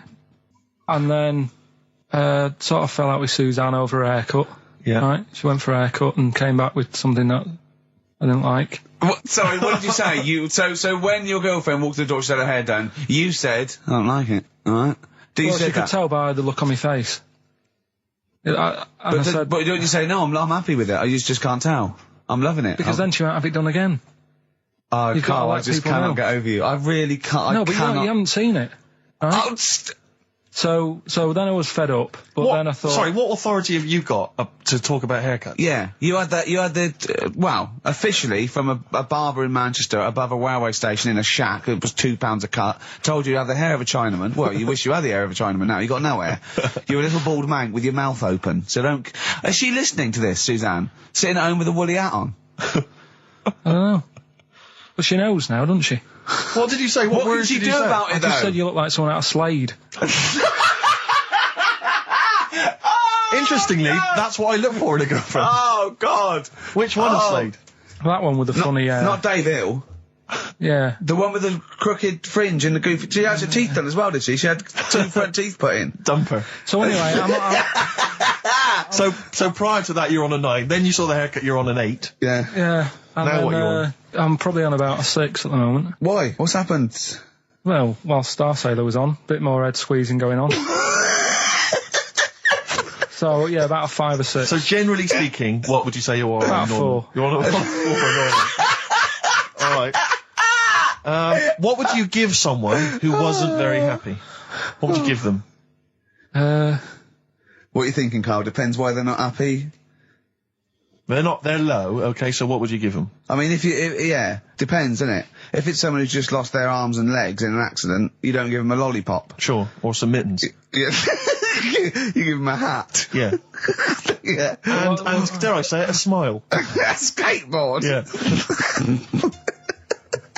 Yeah. I don't know. You don't know? You got to answer the question. Alright, so hang on, let's assume that you've upset your girlfriend because you slagged off her haircut. What are you going to do now to feel go and make her happy? How are you going to cheer her up?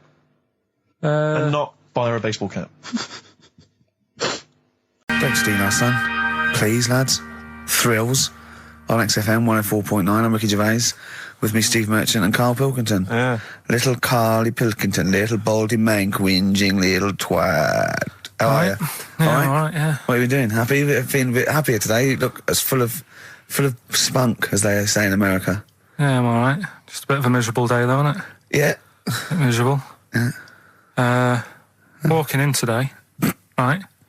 Do you know I walked through, like, the sort of the gay district of London and that? Right. You don't walk, you mince, don't you? I'm just walking through on the way to work, and I'm always interested in their little shops and stuff that they have, right? Loads of their little shops. That's no be ashamed of. If you want to go in and buy something, go in and buy something. I'm just having a look at, looking in the windows and stuff. Little postcard just near the entrance. Yeah. That's meant to tease people in, to make people go, that sounds good, I'll nip in, right?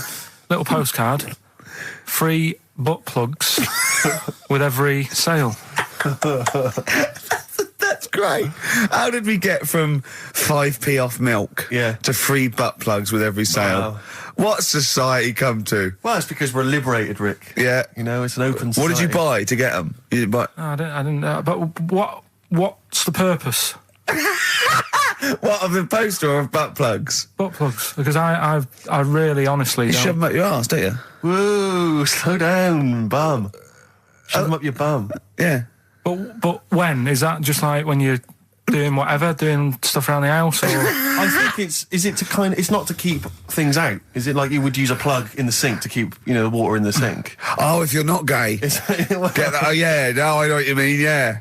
I don't know. No entry. What is it? I mean, I don't understand what that's I don't know. I assume it either feels good or are they... well, I've got to be careful here. Or are they sort of like breaking it in? Right, yeah. Do you know what I mean? Like it's like a shoehorn. Sure. or It's like when you stick paper in your shoes if they're a bit tight. Or those people who sort of like put little bits of wood in their lips, and then as soon they've got big plates in their lips. Yeah. Same with the butt plug. It means you can, you're ready for anything. I don't know, do I? And look at Carl's face. Well, if you know what butt plugs are used for, then why not get in touch? Ricky.Gervais at XFM.co.uk. What do you think? If there's any... I can't believe we're already on this subject. I know. How is it it's 5+1 and we're I was going to say then, if there's any people who use butt plugs, and I was thinking that Carl would have said, well, they're not up yet. Yeah. Because they go out late. No, but what is it? We're award-winning people. We've written a TV Not on show. radio, though. Not on radio. We're rubbish on radio. I know, but We've got nothing to lose. But I always say to you, Steve, that I like educating people and that. Now, the way I see it is I didn't know what they were. Let's phone to go. Someone might know about butt plugs. All right, we'll get. No, get them on. Get them on. Ask them. No, because they might say something dodgy. Oh. Yeah. Whereas, what have we just been doing? Just take a chance. Carl, come on. What's the matter with you? Oh, Thorns. that's all. No blue sky. Beautiful, isn't it? And that great track. It's all right, yeah. Just had an email. Yeah. That woman who opened the Office script could have her head cut off. Apparently, when a letter is posted, it becomes the property of the Queen until it reaches the person it was meant for. By opening it, she's committed treason and could be killed. I don't know if you're familiar with this story, Carl, are you? Go on. Apparently, some copies of the Office Christmas specials scripts got sent to the wrong address. Some woman. And, I don't know what you do in that situation. Normally, if I get mail that's not addressed to me, I just give it to the postman or put it back in the postbox. Radio 1 tried to speak to her, but apparently she's got a gagging order, which makes us think that she sold it to the Sunday. So we'll read it. We'll read the plot of The Office tomorrow in the Sunday papers, which ruin it for some people. Ruin it for a lot of people, yeah. But the other thing is, I mean, if it was sent to her, obviously her name wasn't on it. Oh. If that's true, in which case, I think that's quite a serious offence, isn't it? I would hope so. I mean, I would hope that, if I sent something in an envelope, it was... But the BBC, the BBC thinks that because the person they said it was meant to be sent to got his, he thinks maybe that's an excuse. Maybe someone gave her the script and said, don't say it came from me. Yeah. So...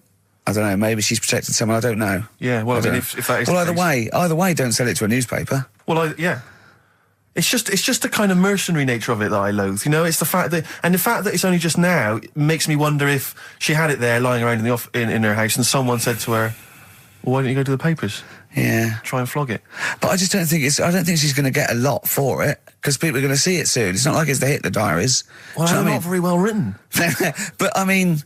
I don't know. I tell you what I'm frustrated by. It's just the fact that it's like we've worked hard to give people some kind of pleasure for this Christmas, because a lot of people are very depressed, Rick, very low at this time of year. They've not got what they wanted. But we're trying to cheer them up, give them a bit of happiness. Yeah, but I think she'll be happy if she gets a lot of money. True. I don't know. I think it's just tacky, really. It's like, well, I just say, if you're a fan of the show and you don't want to know what happens, then don't read the Sundays tomorrow, or at least avoid it when it says we tell you what happened. But the papers might not ruin it. The papers might go... We've got them, but we're not going to ruin it for people. That'd be a nice gesture. But I don't know. All I can say is it's a good job that I send out the prizes. Because that Michael Palin around the world in 80 days will be going to the person who won it. Yeah. And if someone else receives it, they better not try and, do you know what I mean, keep it. It should go to the winner. Yeah, exactly. Right? That is a very good point. So, be warned. Don't open things that weren't addressed to you. Yeah. I did Pandora's that time, though, box. There's some sort of lesson there. Yeah. What happened? All the evils of the world, wasn't it? Pretty much. What? Yeah. Oh, don't try and explain brilliant. it to Carl. No, Pandora's box. Go on. Well, told not to open it, opened it, released all the evils that are in the world now. But did the person say if you open it, loads of evil will come out? It's not true. It's not true. It didn't really happen. It's not like evolution. It's not the truth. But you remember that? Yeah, you won't listen to some of my stuff, like goldfish and stuff. No, it's not that we don't listen to it. It's that you would pass off how all the evils in the world got here. Because on Anna Nova it would be, Pandora opens box. Outcast. Hey Ya on XFM 104.9. I'm Ricky Gervais. With me, Steve Merchant. And over there, Karl Pilkington. Now we've got a new feature. Well, I don't know if it should become a feature every week, Rick. I'm not sure it's got legs for that. No. But maybe in the absence of Rockbusters. Basically, I was looking through the pigeonhole, and we got a lot of stuff sent to us, a lot of junk, stuff we don't really want. Yeah. And a lot of people, for some reason, they send us... Begging letters, a lot of that. We get sent a lot of CDs by people, bands, artists, who have not yet been signed. Maybe they've knocked something together in their bedroom. They got a band... And they just, for some reason, they want our feedback. They want us to sort of give them some thoughts on what they think, where they're going wrong, stuff like that. And I just thought, I was having a clear out, and I thought, why not just give them a little chance, Yeah. Just throw them a bone, Rick. Honest critique? Honest critique of some of the artists that sent us stuff. Okay, go these on are bands that have not been, they've not got a record contract. This is exciting. Okay, name the 3 bands Well, first. I'll tell you, no, we'll go through them individually, and I'll hear a little snatch, and then I'll get your opinions, both from you, Rick. I know you've been in the music business, you've got a good general knowledge of music, you've got good taste. Big time, and big also time. Karl Pilkington's views as well. Yeah. We know what to think of them. So this first band is called Kellerton Road. I'm sure they're very excited. As I said their name then, they probably can't believe it. They're phoning each other now. They're getting so excited. All friends are phoning them now. Yeah, Turn your exactly. phone off. They can't people in believe this that. band. You don't want to... Yeah. Well, okay, then Kellerton Road. Kellerton Road. Play a track from them. So that's Kellerton Road. I think that's a track called Secretly. And looking on the back here, there's 6 of them in the band. They all pretty much look the same. They've got the long hair, the usual sort of look. What do you make of them, Rick? All right. Yeah? Quite like that? Good, yeah. I mean, bit generic. The chorus was a little bit simplistic. I like good production, good Reminds you of musicianship. something maybe like the Thrills, that sort of thing? Yeah. I mean, yeah, good. Jukebox or junk box? What's a junk box? I'm just trying to make it sound snappy. Jukebox or junk box? Don't, because you haven't got it. Don't ever stick to what you're good at. Okay. What, being sexy? Just sort of watching Doctor Who and stuff. You like that, don't you? Yeah, I love it. Okay, then, right, what's the next one? So, well, let's just ask Karl Pilkington's opinion. Karl, what were your thoughts? Yeah, it's all right. Yeah? Yeah. That's it, is it? Yep. Is that why you're no longer right for the enemy? Go on. So what's this next one you've got for us then, Karl? Toffee. Toffee? It's called Born Depressed. Oh, dear. Brilliant. Is it about you? There we go, I quite like that. Yeah? That's sort of a bit glammy, bit underground. Yeah. What do you make of the name, Toffee?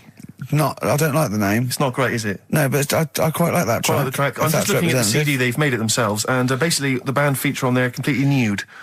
Oh. What do you Well, we know what we think of that. What do you think of that, Karl? I'm not happy with that. Let's have a look, though. Have a look there. That's no point, is it? There's quite a lot of blokes and there's one naked lady. Oh, just having a look, though. Just... Yeah. What are you looking at the blokes? What are you looking at? Why are you looking at the blokes? That's Knob. Just having a look. But you look at their knob. I can see by the way your eyes are looking. I'm looking at the woman's knob, though. Well, she won't be happy with that. No, that's a bloke, Karl. Yeah, that's where you've been going wrong. Yeah, that's the woman. Yeah, Yeah. that's what I was looking at, that one. The woman's knob, so that's all right. Yeah. Good. So Rick, hit parade or shit parade? I don't know if it's going to be. I don't think it's going to be a hit yet because I haven't got backup. But I think we're looking more about whether they get A record deal. Do you think they deserve one? Yeah, thumbs up for both of them. Okay, excellent. Well done. All right, well done. And Karl, play the last one then. What did you make of it? Sorry, we didn't ask your opinion. We weren't interested. Like to see him on CD UK. Just like that on the CD cover. Okay, okay. And this last act, I think, is this right? Picture Centre? Yeah. Picture Centre. Picture Centre. My favourite. You like that? Yeah, that's my favourite out of all of them. Good. There's a bit of Amy Mann in there. A little bit Cocteau Twins. Yeah. No, really good. I really like. Really good. Really intriguing that. Karl Pilkington? Yeah, it's all right. If you didn't like it, what would you say? It's weird though, isn't it, music? No, do you know what I mean? It's like, it depends what you're doing. Do you know what I mean? That's all right. If you're just having a game of crib or whatever, it's just on in the background. That's the thing with music. I don't think you can sort of slag any of it off. It's times, and it's depends what mood you're in and stuff. Yeah. So this is a pointless feature. It's a pointless feature. We'll do it well, again I didn't come up with it. No, I don't. All right, don't slag it off. Okay, we'll do that again then. I was quite enjoying that, but okay. No, do you understand what I'm saying? Well, that it's not worth having an opinion about music. Well, I'm not that bothered. I'm just saying. Imagine if he was on the panel of fame and going to be your pop idol. Yeah, that'd be great. It'd go along, and Nicky Chapman go, "Yeah, you've really improved. I really like that. I don't like what you're wearing, Dr. Fox. You were hot, baby. I loved it. Like your legs, like all your boobs and all that. Brilliant. Come to Carl. Not bothered. All right. Yeah. Brilliant. No, we'll keep it up. Play a record. Yeah. Oh, come on. This is my favourite. Can I change one? This is my favourite out of all four of them. Lynyrd Skynyrd. Yeah? Yeah. Yeah. Slam dunk this puppy. Jet. And roll over DJ on XFM 104.9. Alright? Carl, just an email. A question for you. Can you please let me know which school Carl went to? What school do you go to? Cessav. What? Cessav. Cessav? Yeah. What does that mean? It was on Cecil Avenue. Cecil Avenue in Manchester. Yeah. It's just he says, I'd like to know so that I don't send my kids to the same place. He also says, he says, P.S. Does Carl look like Gollum in Lord of the Rings? Yes. He does, doesn't he? Yeah. Yeah, that's very good. Yeah, in fact, I was just putting a little bald wig on you, wasn't I? Like he needs one. Yeah. So, if you just want some of the fun and games we have when the songs are on. Yeah, did it hurt? Just a little bit. The bit that worried me is when you said, let me just staple it. Yeah, well, I was trying to get it under your chin because it looked funnier. And he was scared. Oh. Can I just give you a little fact here? Someone's emailed in for you, Carl. They've sent an interesting fact for you. I think you're going to be interested in this. Don't read it on the email. Let me read it for you. I think you'll be excited. An interesting fact from Carl. That's from Toby. He says, Attila the Hun punished some fella who annoyed him by cutting off his arms and legs. You'll love this. And stitching his arms back where his legs should be. And vice versa. Look at his face. Look at the little smile that's just cracked on his lips. That is the kind of fact you've been waiting for all day, isn't it? So go on, again, so... Attila the Hun, right? Some guy he didn't like. He cut off his arms and his legs, and he stitched his legs on where his arms should be, and his arms where his legs should be. Look at him looking at his body, trying to picture it. Yeah. I'll let it sink in for a little while, then I'll ruin it for him. Carl, what are you thinking? I'm just picturing it. Right, he would have died. It would have been tokenistic. There's no way that person could have lived through it. So it was just for Attila the Hun's fun. He probably put him on a stick outside his gate or something. There's no way in those days that he could have gone through complete limb amputation and... So would he have wore a jumper for pants? Who's the winner of the competition? From Walthamstow, it's Joe Ogden. Well done, Joe. You got the correct answer, which was what? The fellow with two heads at number 50. Number 50. Is that it? Are we off? Yeah, that's it. Yeah, all right. Cheers. More of the same drivel next week. Bye. Bye. Placebo, special needs on XFM 4.9. Email in where Lanzarote is. I don't know if it's Italy or Spain or Europe or maybe Africa. You know, these are the sort of things, these are the reasons I come into it, to at least learn something, innit, Carl? We've stopped educating Ricky, so I've stopped learning, you know, about things like the woman who ate mud all her life. We've had a lot of emails, Carl. I don't want to sort of put a dampener on your Christmas, but a lot of people have been slagging off Lanzarote. One of them just said, well, one of them, I don't know if I can find it. It is Canaria, isn't it? It is one of the Canaries, isn't it? It's a volcanic island covered in volcanic dust. It's very windy, so you have to dig a hole to sit in on the beach, and there's hardly anything to do. That's from Mike Godham, and he says, unless you like quad biking, well, you know, you've seen what happened to... no, don't go quad biking. Not with your little head. There's no protection at all, is there?